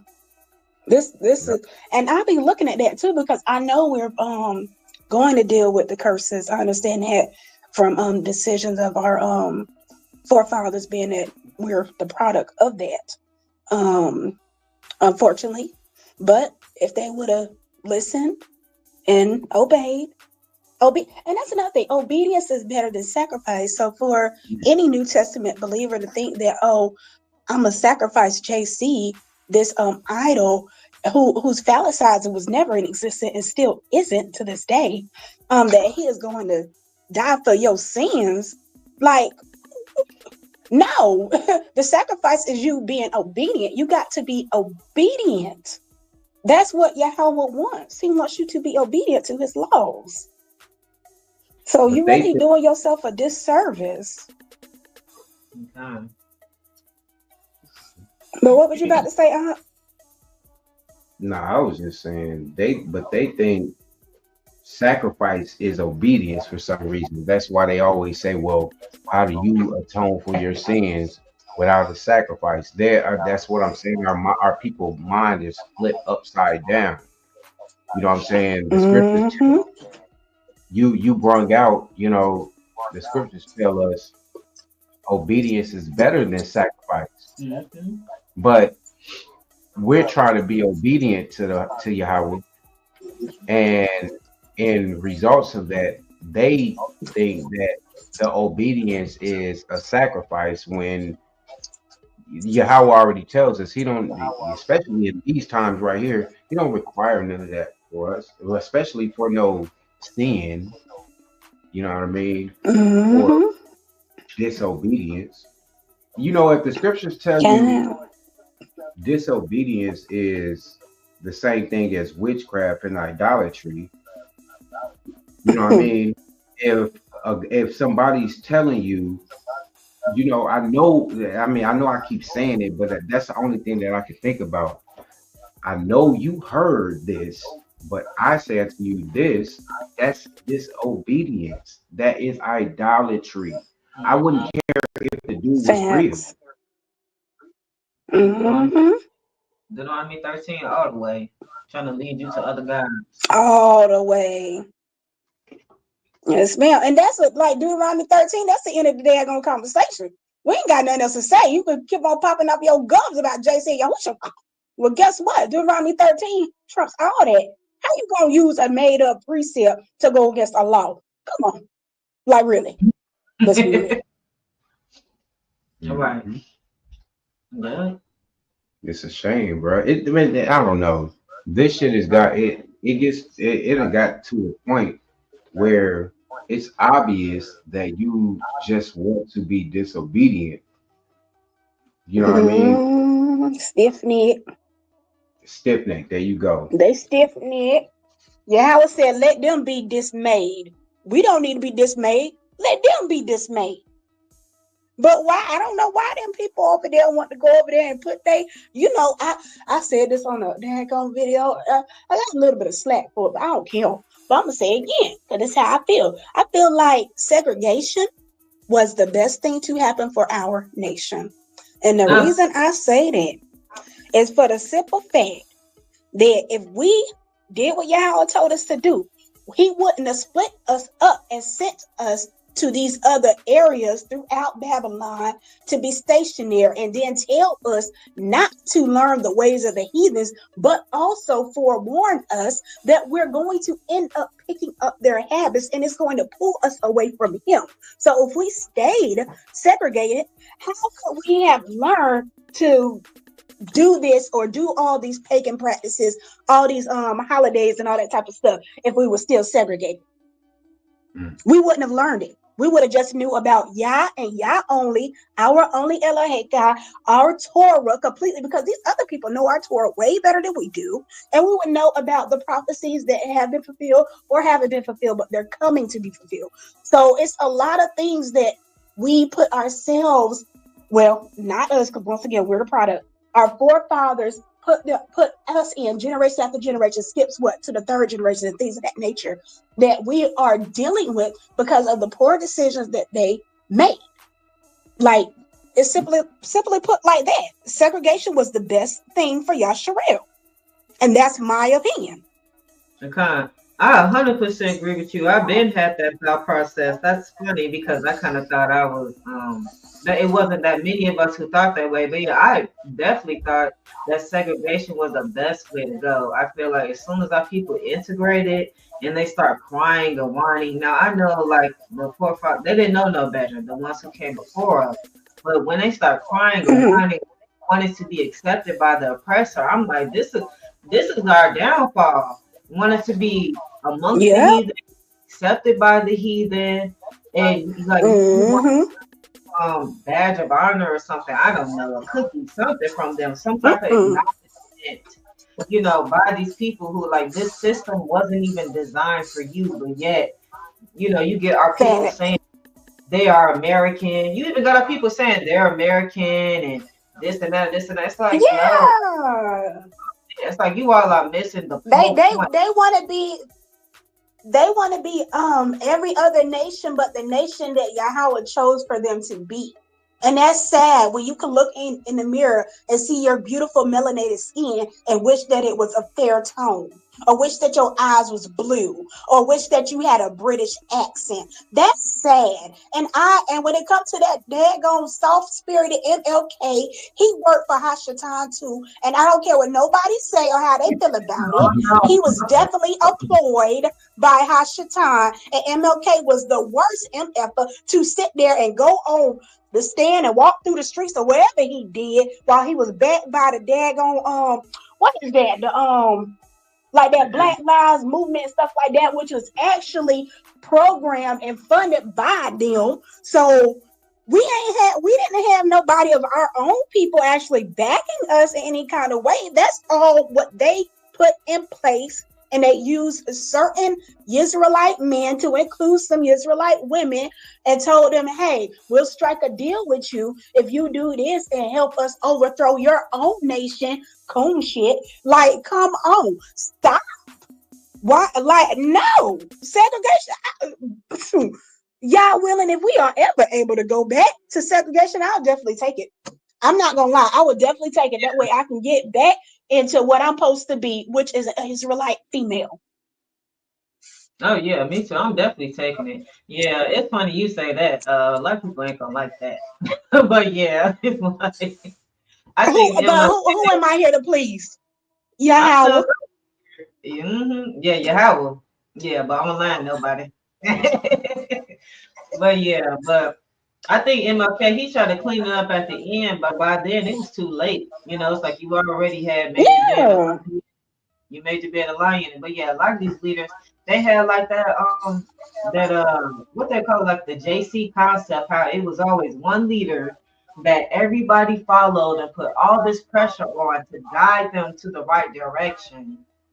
You know, and ultimately they all ended up dead. It's like it always ended up in limbo, and the state of the Black community didn't know where to go next. You know, it's like you would think they were. Why they did that? They used them people just to push out whatever agenda they needed to push, and once they did that, you know how you fulfill that contract for Hashatan off with your head, you know, sound your name in blood, and that blood done dried. Okay, time to go. Yeah. Yeah, it was kind of off with your head. Yeah, that's just so funny. Yeah. This whole people saying that they American, or even going as far as saying this is our land, like, you know, this stuff is just wrong. This stuff is just crazy, man. Like, our people really totally, like, we don't realize that we are in captivity, and the whole goal of captivity is to get out. It's not to stay in it. And it seems like people want to stay. They want to stay amongst the like Babylonian ways. They don't want to leave, you know, and that's just crazy to me. Yeah, they want to stay in it because you gotta remember that stuff was beaten to them. So it's like, you know how our ancestors was packed on the, and that's another thing. How you gonna follow a daggone deity named JC and he put you on a JC slave boat? Like, how the hell that makes sense? That don't make no sense. There's no freedom in that, but y'all want everybody to love everybody. No, and then he was a whole faggot. Come on now, you know you ain't supposed to be doing no pride shit. Like, what? Like that, y'all ain't making no sense. Y'all is not making no sense. I'm sorry. And then, you know, You ain't supposed, like I did that necromancy. You know you ain't supposed to be drinking no blood for the life. The what? The life is in the blood. Yeah, I done told you like 5 different precepts. You were not to drink no blood. So when JC telling you to do some ritual shit, drink this is my blood, and eat this is my bread, my body and stuff. Yeah, I told you to eat unleavened bread. He told your ass not to drink no daggone blood, but you want to do it because you want to be a follower behind JC, who got his own self killed, rightfully so, for practicing some daggone divination shit. Like, come on now. And how you talk to the dead. Yeah, stupid. Yeah, like I don't want to communicate with no dead baby. You're not going to follow me everywhere I go. I think people miss that. If JC is dead, like let's think about this. If JC is dead and y'all praying to him, what that mean y'all doing? Right, because our Elohim, he said he living, right? Okay. So how you praying to a dead man? Don't nobody, where JC at? Like I said, where the hell is JC? If he's still alive, y'all supposed to see him. Ain't nobody seen that man since he died. And so-called walked up out of the daggone tomb. Come on now. Mary didn't even see him leave. And that's his mama. What? Okay. Okay. Shit, I know if that was to happen to me, I would have go tell my parents. I would have go see my parents. Like, no, he didn't do that. He ain't go visit. He ain't write no postcard. He just vanished. Yeah, he just up and left. Up and left, and the tomb on him, the stone was still in the place. How you go, boy? By your body disintegrated in there. That's what happened. Right, like y'all gotta make this make sense, y'all New Testament believers. Like it's easy. I feel like now, like you need to debunk JC though. Even with scriptures, you don't even gotta go in history. You could just pull up scriptures and just debunk them. You could just debunk it with comments. Like, you can literally just think about this stuff and be like, this don't make no sense. Y'all need to explain this. Like, why is this it? Like, this is crazy. And that's the see MLK, he had a problem too. I see that 720 talking about he was cheating on his wife and with white women and stuff like that. I pray you got to figure out who backed him. Once again, them people backed him. That's why he was out there doing all that stuff, that coon stuff, coon hopping. And I'm gonna tell you right now, this for the record. I pray his will that you get like 500,000 people watch this video right here, boy. I'll tell you right now. But I'm gonna say this. I'm gonna say this right now and right clear and plain as possible. Those of you who are out here with these foreign women, it's an abomination. I don't care how you feel. If they not submitting and they not gonna roll over to yo Elohim Yahweh, it's an abomination. Period. Go get you a black queen. Well, hold on, we ain't black, we are not no colors. Go get you a Israelite queen. Go get you a Israelite king. They will love you and protect you. Now, I'm not gonna say you might not have no problems, because you might have a little bit of problem. You know, sometimes our mouth gets us in trouble. Kind. But outside of that, you ain't got to worry about us hanging you from no tree, baby. You ain't got to worry about us lowering you down the street where Bob and all the other men can jump on you and fry you up. You ain't got to worry about none of that. You ain't got to worry about that. So yes, dealing with a foreign woman that will lead you away from your Elohim Yahweh is an abomination. But of course, y'all ain't gonna listen to it. Maybe he should read it again. Oh, that's cute, Miss Will. Girl said, you give me in trouble online. Girl, you gonna get me in trouble. I feel the same way. Oh, I'm sorry. Salakia family. But yeah, just cut that part out before you post this. Nope. We love her. No, I'm saying that because it's funny. Like, I have the same view. I just never said it publicly. But yeah, like a lot of these brothers online, a lot of these brothers, period, with these foreign women, and like they'll try to make an excuse about it, but explain Nehemiah, explain Ezra why when they left out of captivity, right? And they went back home, right? He had to have a whole meeting with these brothers to cut off these women and children. Yeah. So like y'all brothers, yeah. You know, it ain't none of my business. I'm already married. I already got, my Israelite, you know, I would say king and them the queen. You know, we got our own thing going on. We ain't got to worry about that. So that yeah. Yeah, right. You die, you have. Hey, both of y'all pause real fast, all right?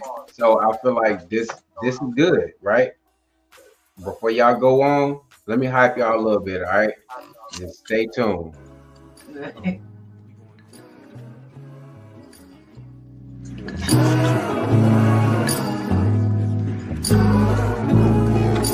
If you ain't trying to get to this door, get out my presence. My presence. Ain't no blessings in it. Ain't no blessings. Lies in our direction. It's Shalom, Yahweh God is Mom, Yahweh God is full If you fresh. ain't trying to get to this door, get out my presence. Stay on my line with all that folly, ain't no blessings in it. All lies in our direction. It's Shalom, Yahweh God is full pressure. First of all, before I start, let me give our praises to my king. Give our praises to my king. By the time he's looking out for me. Looking out for me. Trying to warn my people free. Yeah, my people free. I gotta follow my soul true. Y'all can't read around the bush. You know exactly what I mean. Exactly what I feel. Back and forth. Tell me the truth. Hey, you believe me? Y'all be the same reason why I be tripping and tweaking and telling your ass to leave. It get better as it go. I see the wicked as it cleans. I just watch them from a distance as a heap of body stains. They can keep on trying, no, they won't to. It's full pressure. Stay away from me. Like how many times I told these questions, please don't play with me. Lying to my people make me mad. Please don't play with me. I know some Israelites that die of hope when they see slavery. It's full pressure. You see the first names is first king. Something about who you serving. The Who you serving? so disturbing. The So disturbing. The devil just serving. swear the devil's smoking. I can't wait to see everything is gonna happen. Zechariah 8. All I can hope and pray is that I'll be worthy. Oh, now I hope you're hungry. If you ain't trying to get to this You ain't trying to get out my presence. all that probably ain't no blessings in it. There ain't no blessings. It's your direction. The Shalom, Yahweh God is full fresh. Trying to get to this door, get out my presence. Stay on my line with all that probably ain't no blessings in it. Don't lie, all lies in all directions. Ain't Shalom, Yahweh God is full pressure. That means full pressure. Just cause I be nice don't mean it's nice.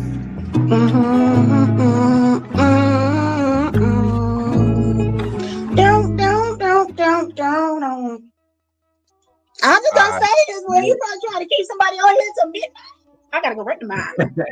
No, you know what I'm saying? I just feel like, you know what I'm saying? So, you know what I'm saying? Y'all already cooking, you know what I mean? So I'm like, all right, it's a good time for the, you know what I'm saying, for it. Y'all go ahead and get back to You what had to y'all- get your slide in, do your big one. I understand. Because, you know, I feel like, you know what I'm saying, if a lot of times when the brothers come out and say that y'all we too harsh and this, so they hear y'all saying, you know what I'm saying, that's just how it is. I love it. You know what I'm saying? Y'all go ahead. I Hey, shoot, look, shout out I to the grew up Ox. listening to daggone Tupac. I need that thug love, that tough love. Yo, shout out to the Adonai 720 for letting his Ashah or his Ayash. You know what I'm saying? Yeah, Isha. You know what I'm saying? Pull up. You know what I'm saying? We all live, all live. You feel me? For real. My bad, Isha. You know, I was about to say something smart. I about to say, don't be giving him no shout out. He ain't up here. He ain't doing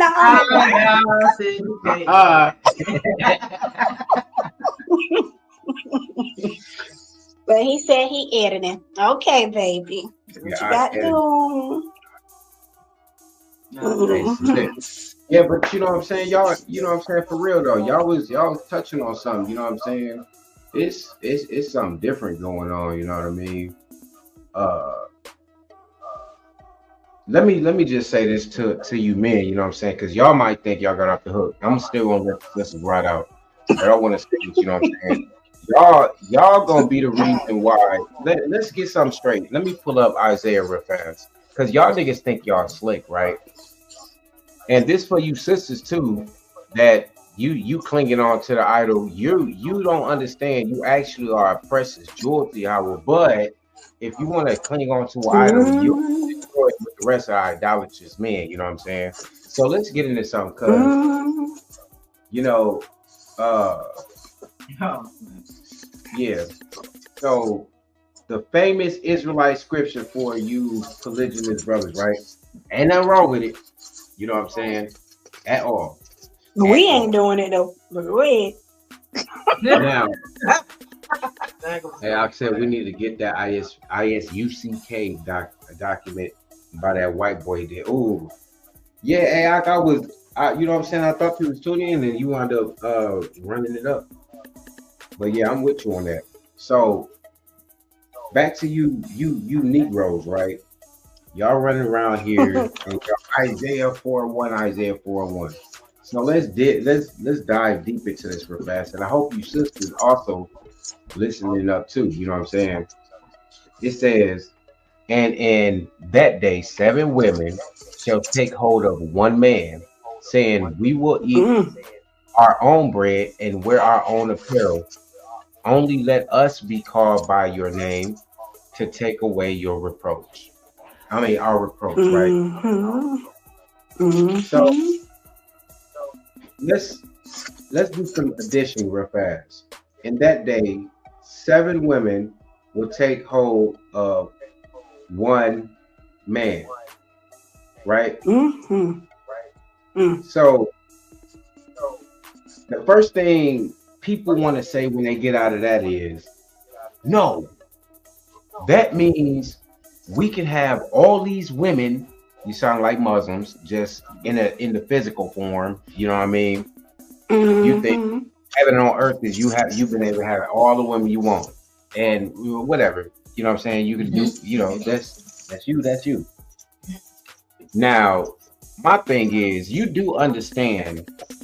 This scripture is trying to tell you it's gonna be more righteous women following Yahweh than it is men following Yahweh. Are you getting it? It's gonna be more Most High only women, because there's 7 of those right here in that day taking hold to one man. That's a lot of women. So let's get something straight. You brothers, y'all claim that y'all want this Isaiah 4:1 thing going on. First thing you need to do is drop your idol.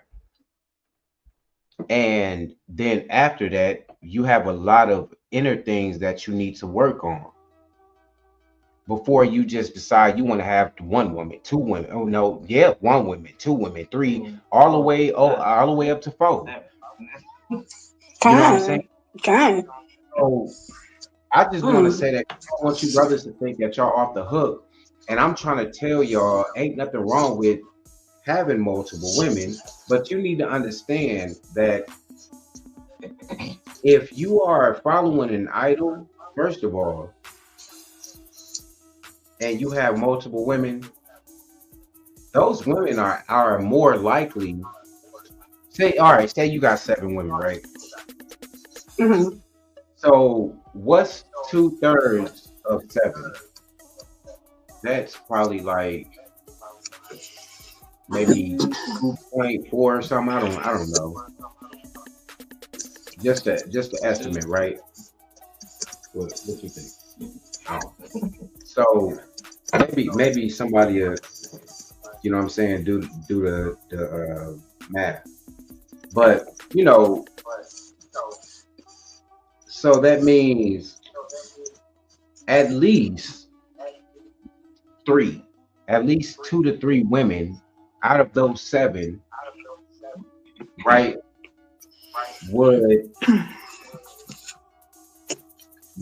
have to follow the Most High. Then you got 7 more, and then 7 more.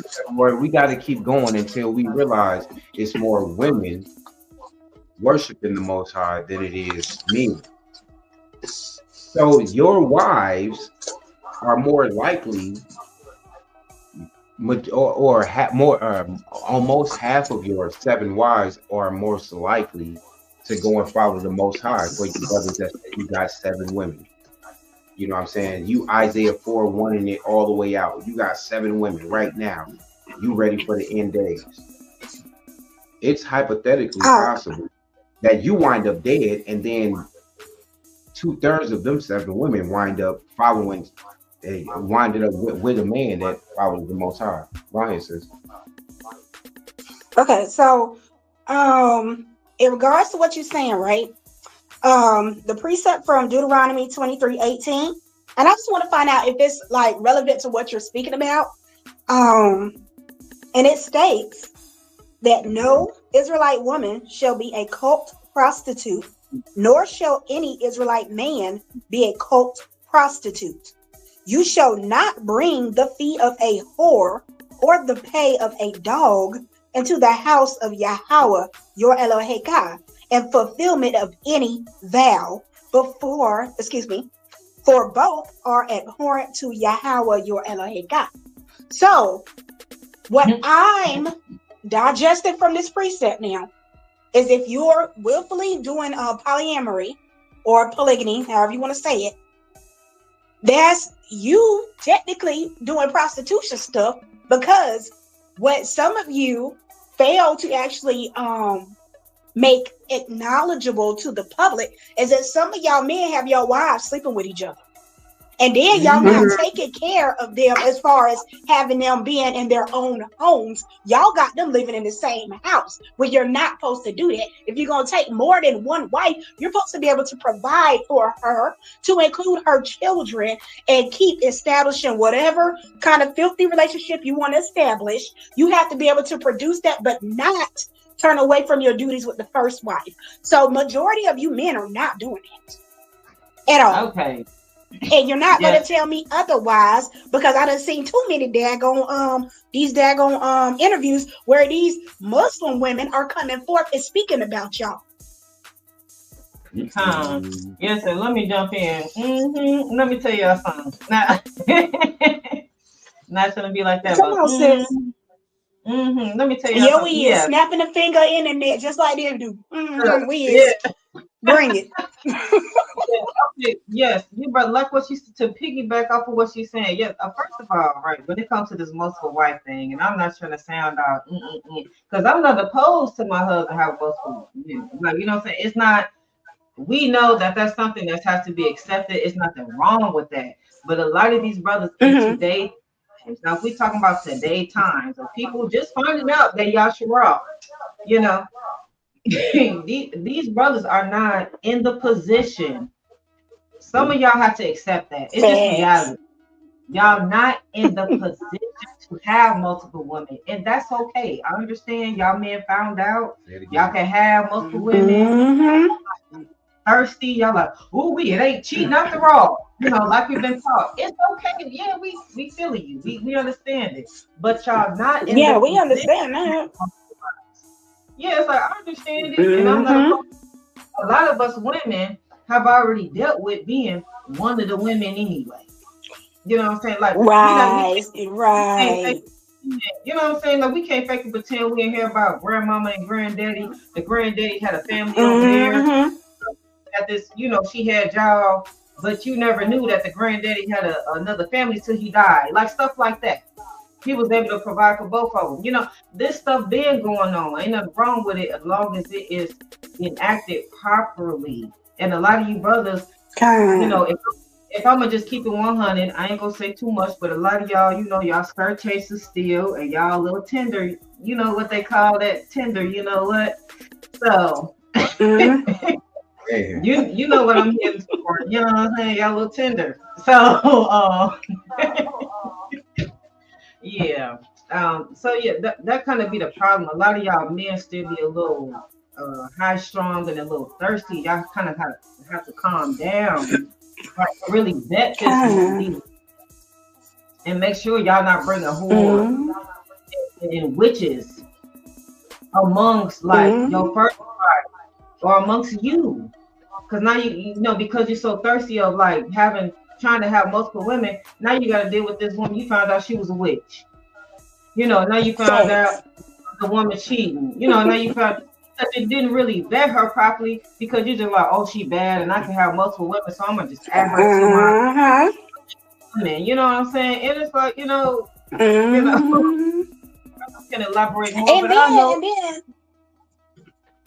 And then, sis, I thought that what the men were supposed to do, and you know, please correct me if I'm wrong, but I thought that when the man wants to pick up additional wife, I thought he had to talk to his first wife and let the first wife and the potential come together and meet, and that the first wife would be in agreement to it.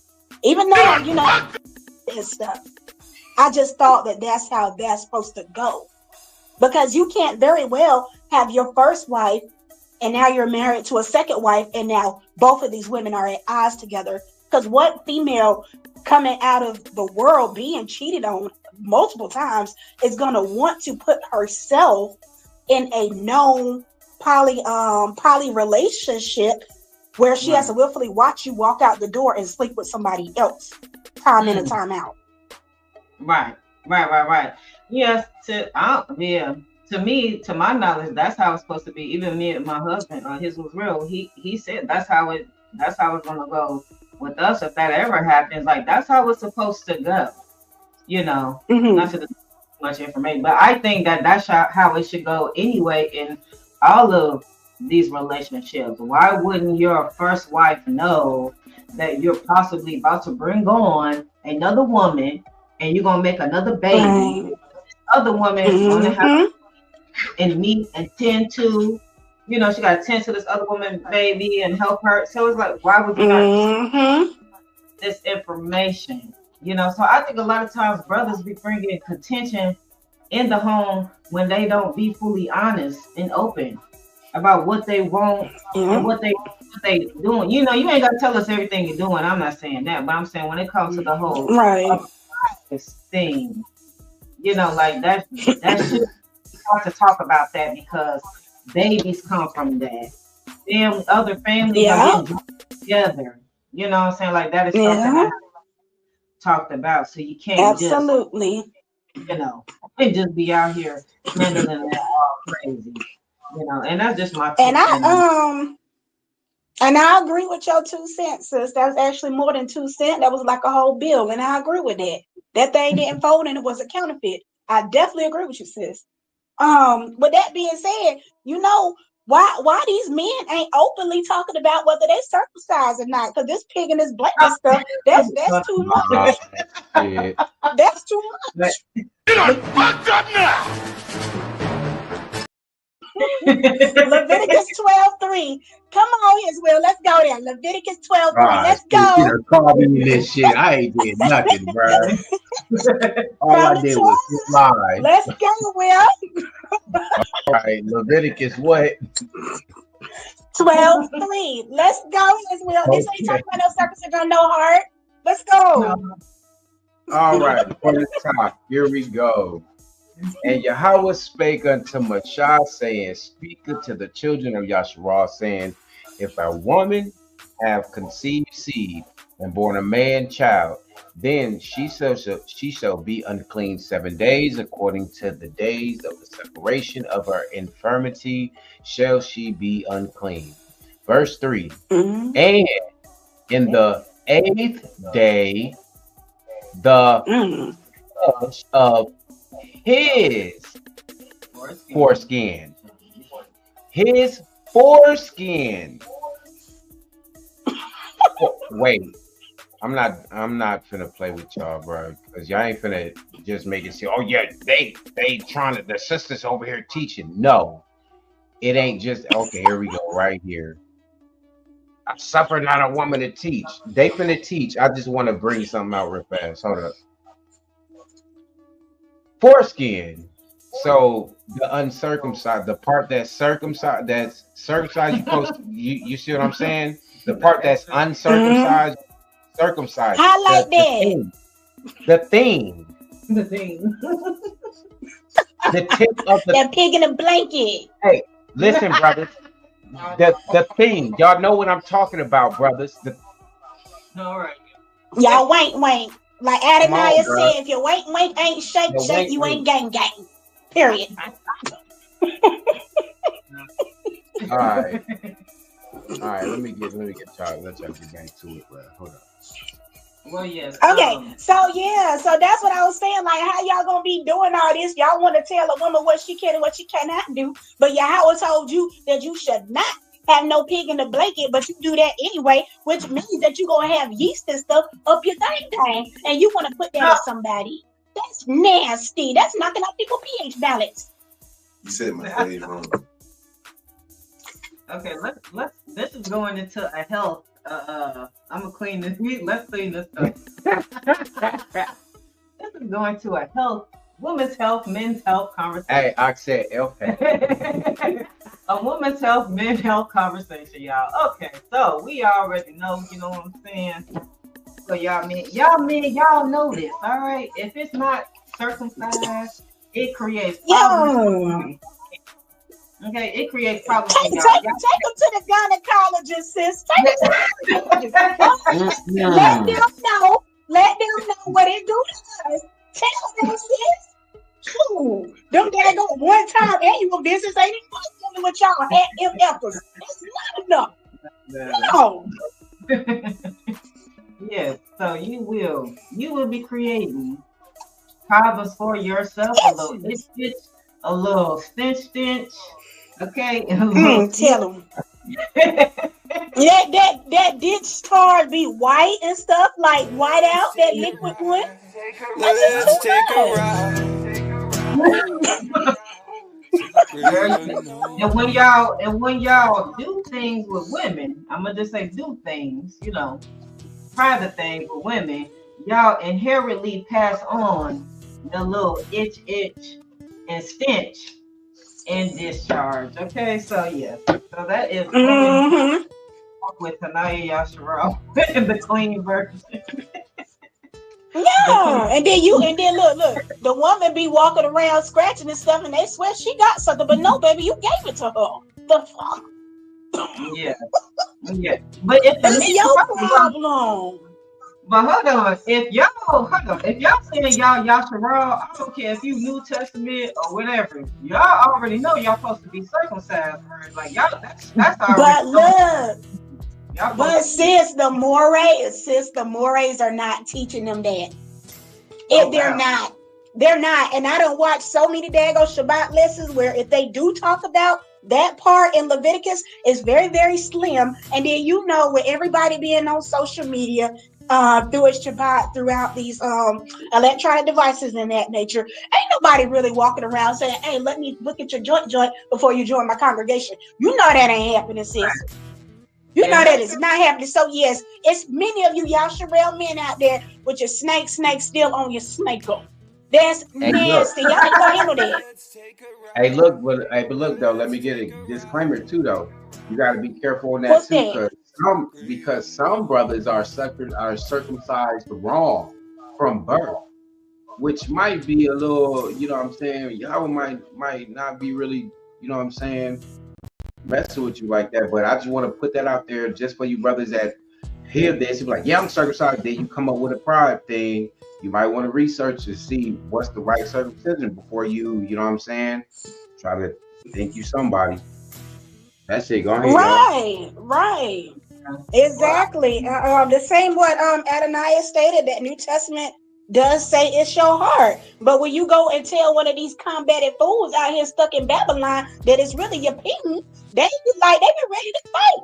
They be like, no, it's my heart. I'm gonna come as I am. No, baby, that ain't what y'all said. Y'all said you won't come at all if you got that jank on your jank. You won't come.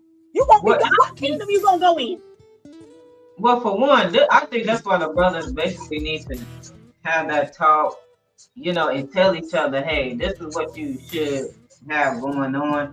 But like, it's funny because in our community, I thought like most of the mothers, when they give birth to the son, they normally do say to get the son circumcised.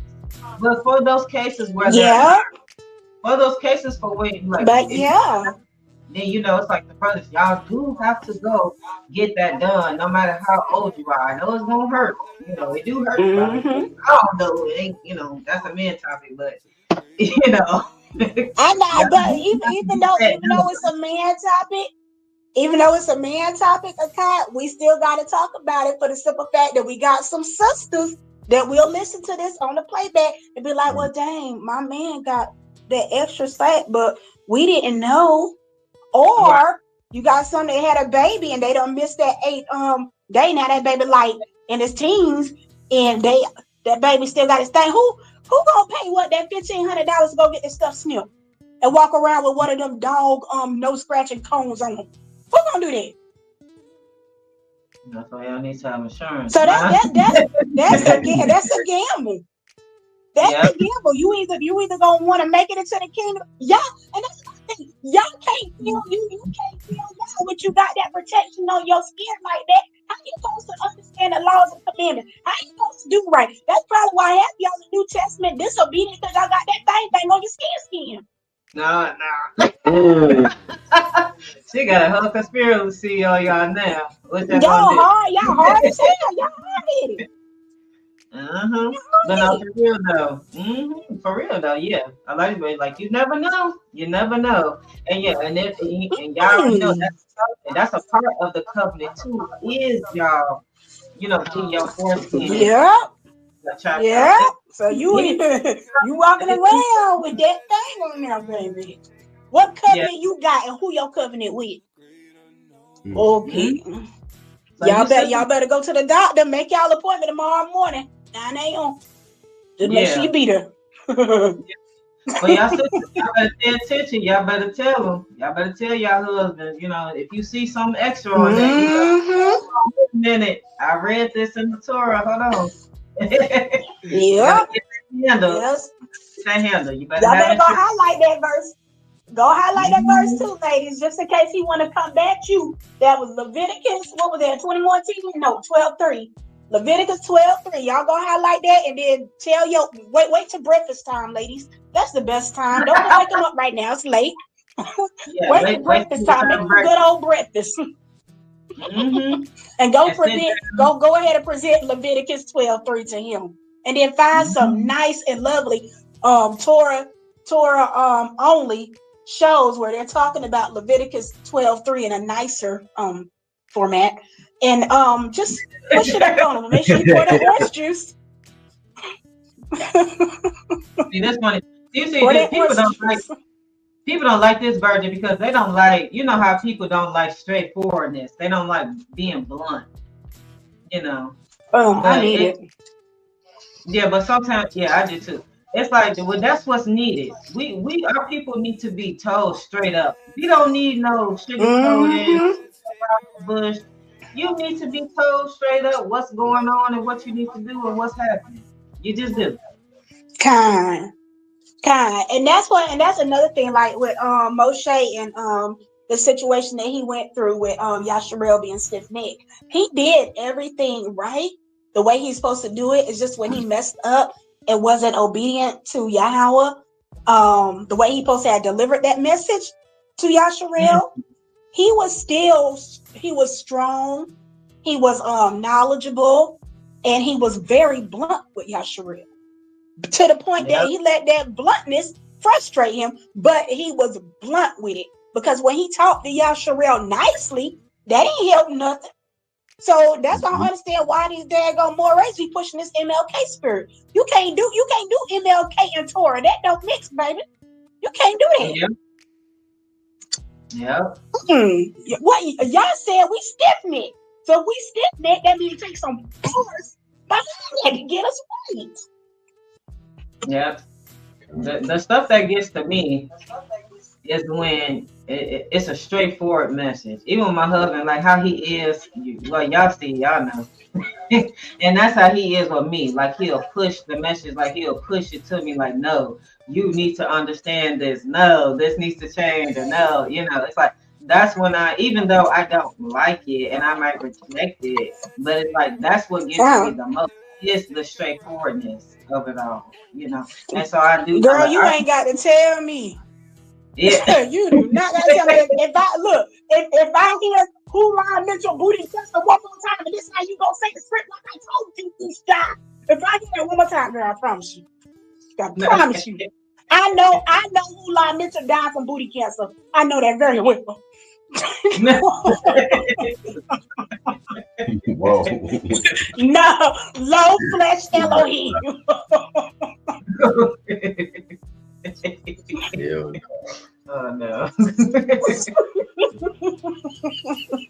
Yo, hold on. It's time for me to put the brakes on this. Wait a minute. Hey, let me pull out the decree that the August just put out, man. Let's calm this down some, bro. Because they gonna get this bugging out and shit. You know what I'm saying? All right. Genesis 17 and 10, man. What the fuck? Hey, look, I love my sisters, bro. This is it right here. Hey, y'all got some. Hey, you brothers, you Paul lovers. I dare you. Do it. Comment. I dare you. Anyway, Genesis 17:10. This is my covenant. This is the Most High we're talking about. This is the Most High Yah we talking about, right? This is my covenant, which ye shall keep between me and you and your seed after you. Every man child, right? Every man child, all of y'all, the priests, please don't get me started on y'all. Every man child among you shall be circumcised, and ye shall circumcise the flesh of your foreskin, and it shall be a token of the covenant betwixt or between me and you. Verse 12, it says the deal.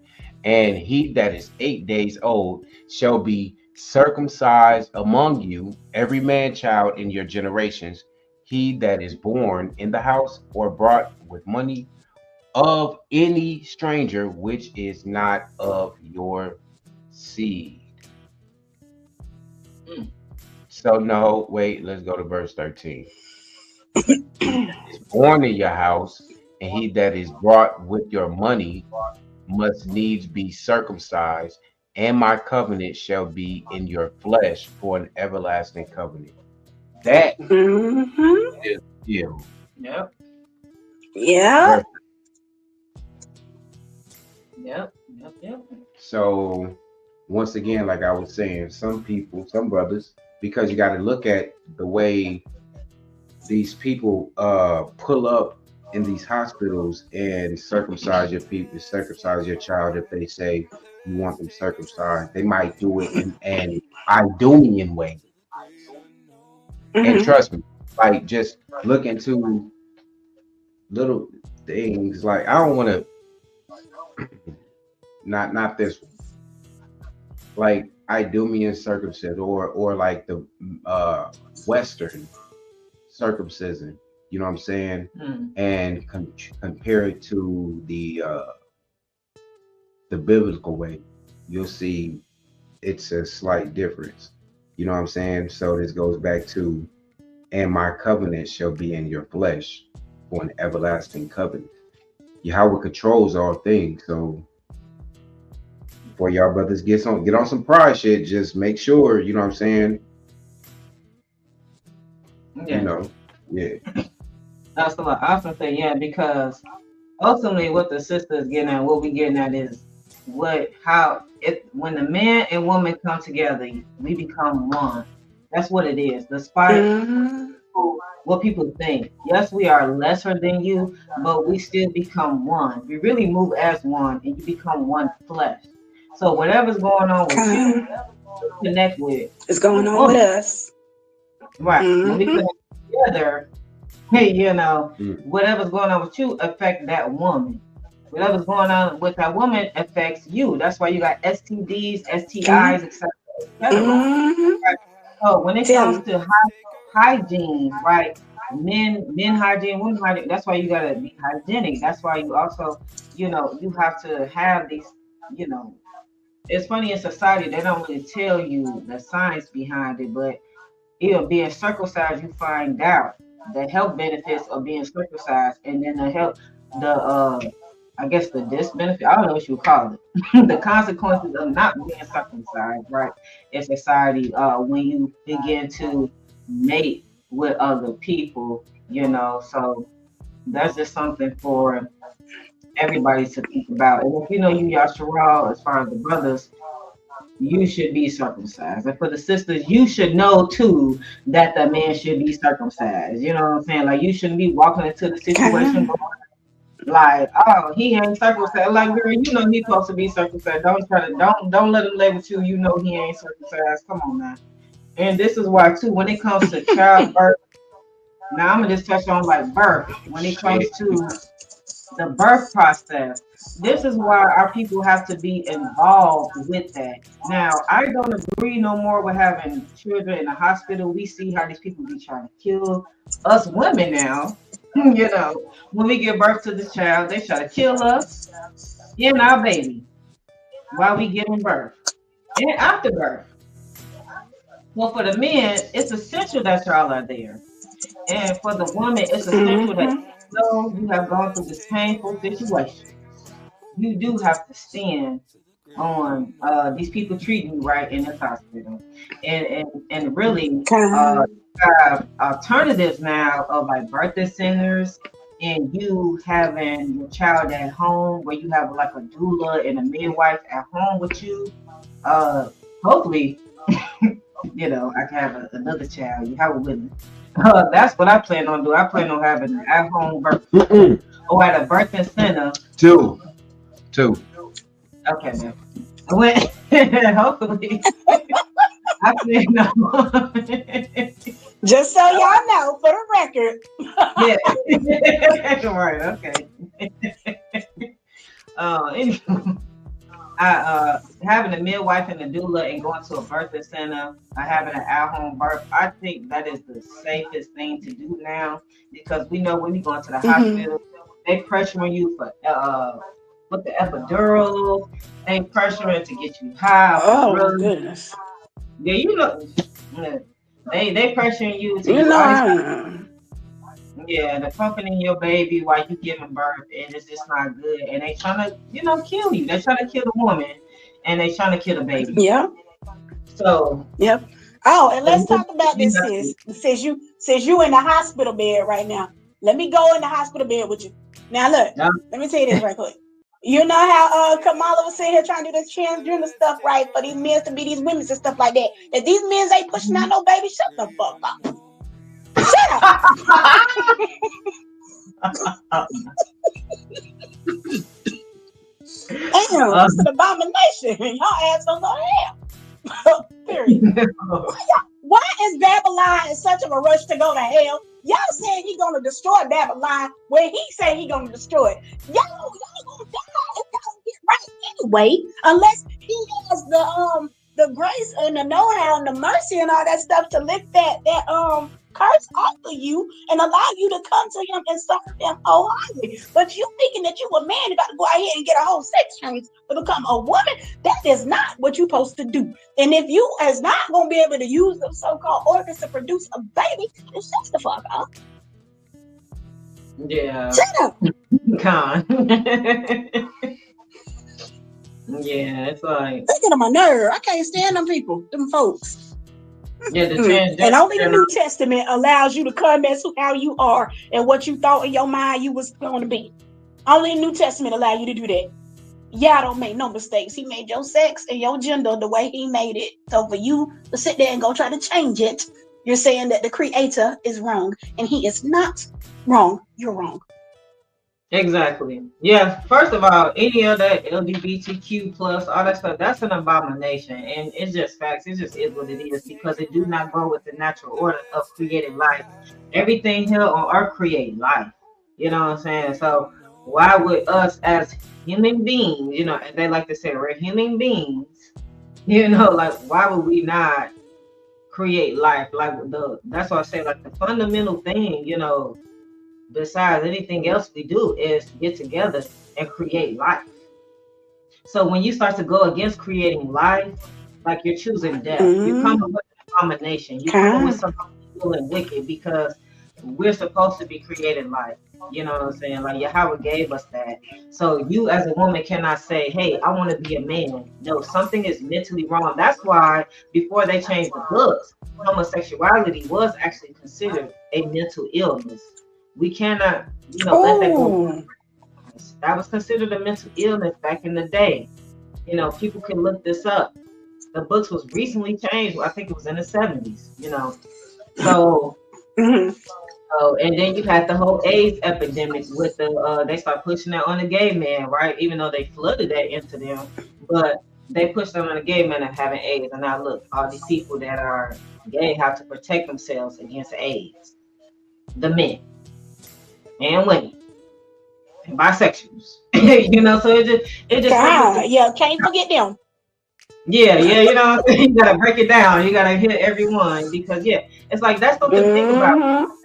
People trying to be against y'all is just what y'all get into goes against life and nature, and also like you have to worry about catching these deadly diseases, these autoimmune Yeah.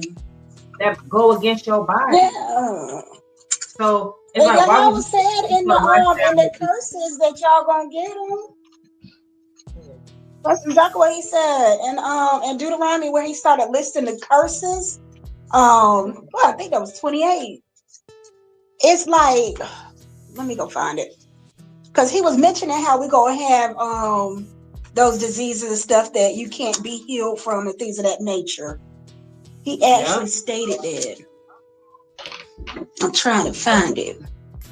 And then what was that Luke 17 about it would be one man. I know we kind of missed that. You was talking about the one man to man and then the woman grinding. I was like 17:24 or some shit. What? Oh, you got it, Here, let me change the what's in it for you.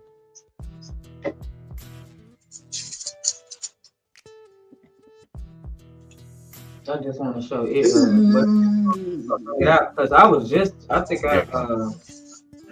just reading that the other day what she talking about. I think it's like 17. But you just brought that out to me. Yeah.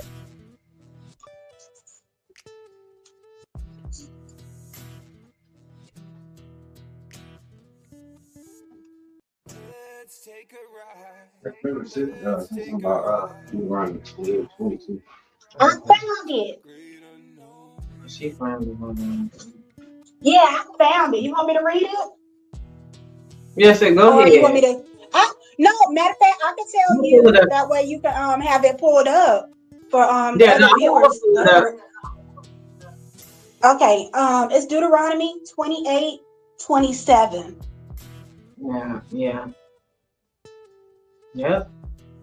So, and Yahweh will smite thee with the botch of Egypt and with the, emerald, with the scab, with the itch, whereas thou canst not be healed.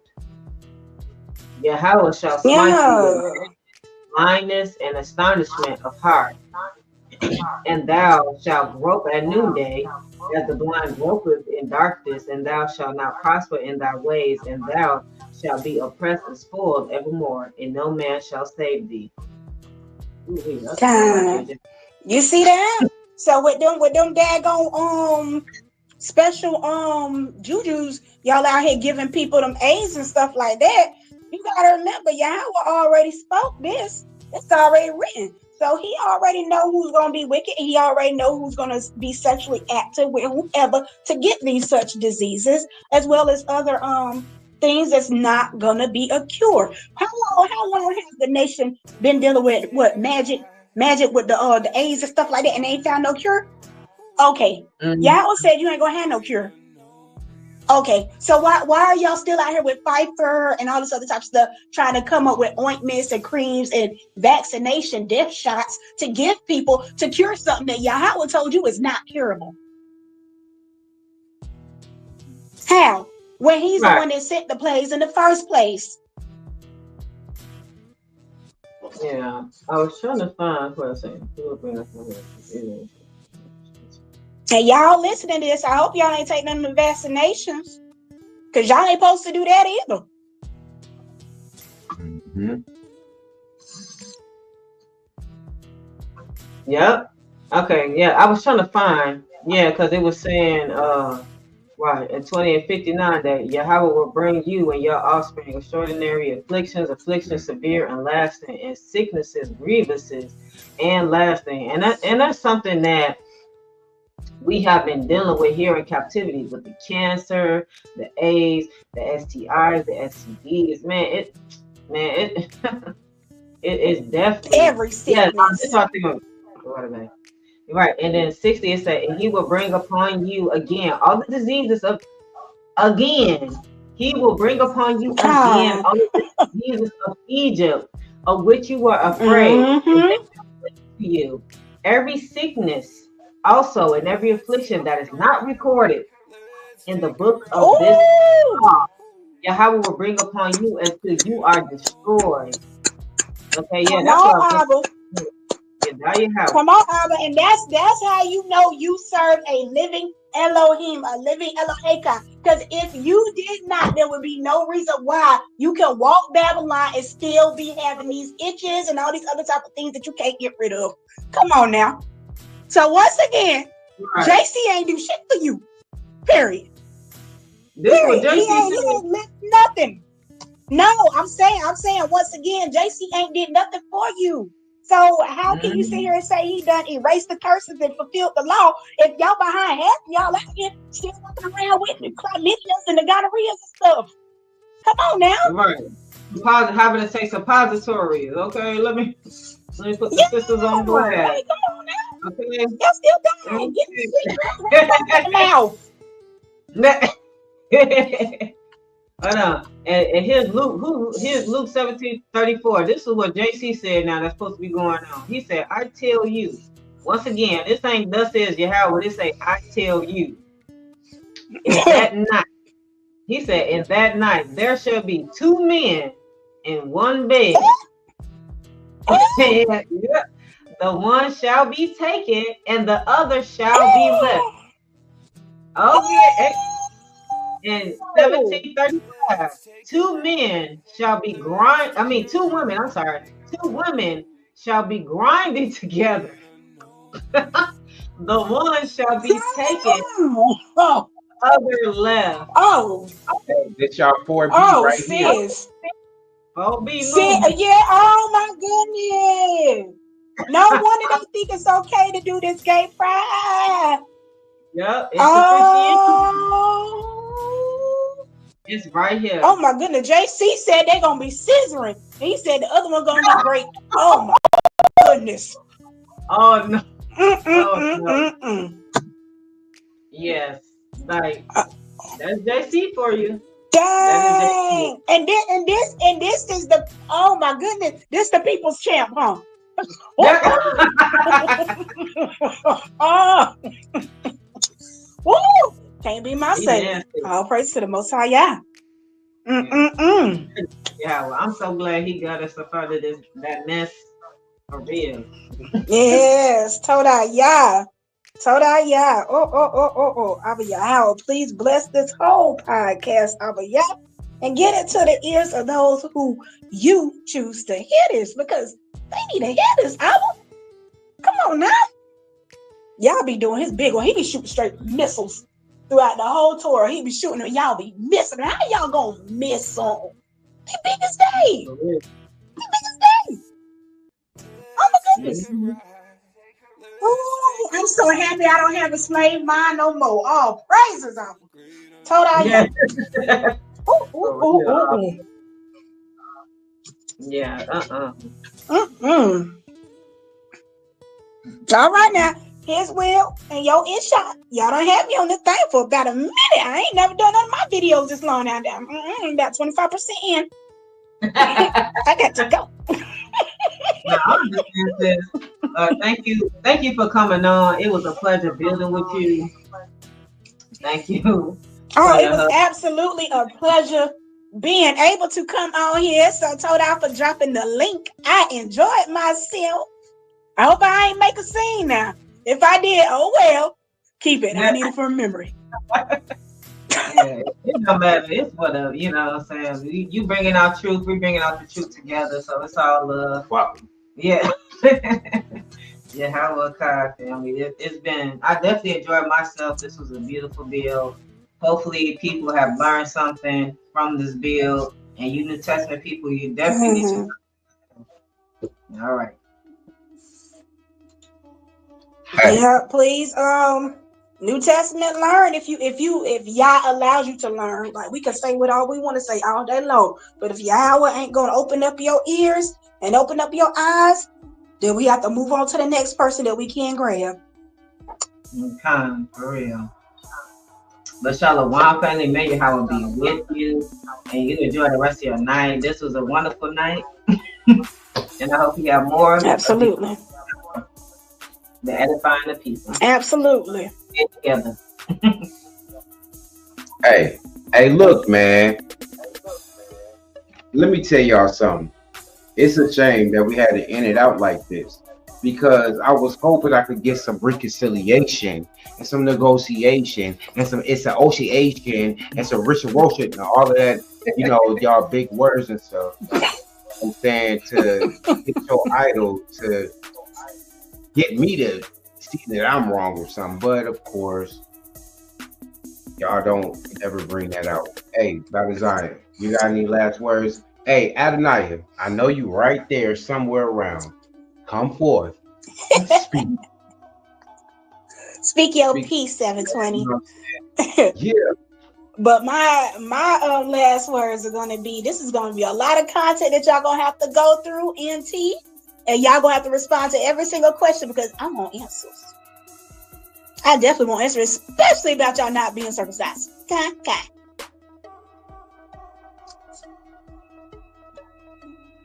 Con. You know, I don't know, bro. I really wish, y'all lucky I'm not able to just keep going and going, because I would sit right here until you wake up in the morning and you still see us up here. Oh, hell no. Let me go ahead and go. I'm about to push leave because you doing too much as well. I got to go. Oh no, I gotta go. And Adonai said we need to get that ISUCK video, that white boy. Oh yeah, I seen it. So look, this is the thing. The sisters, Anaya Shara, Bada Zion, the brothers, Adonai 720, Smash an Idol, His Will. We didn't try to come and try to ask y'all what's up with like the disrespect, why your idol, approves of it, but Yahweh says different. You didn't come forth. Maybe you would come forth in the comments. We would love to have a talk with you, but we know that's not gonna happen. So the sisters, she done ripped it up. The sisters, they done ripped it up, brother, and came through. All I can tell you is you need to do one thing. But before I do that, it says go ahead, close it out real fast.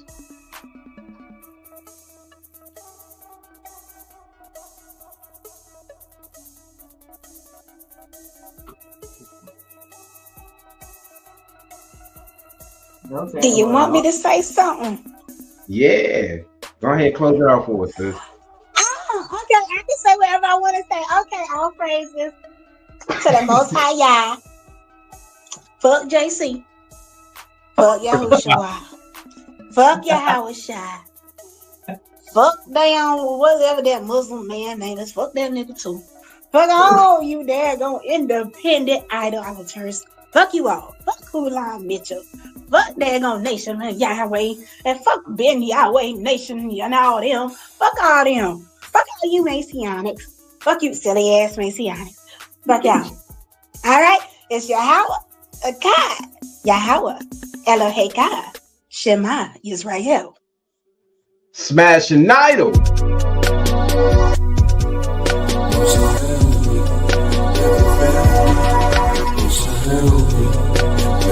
Help me.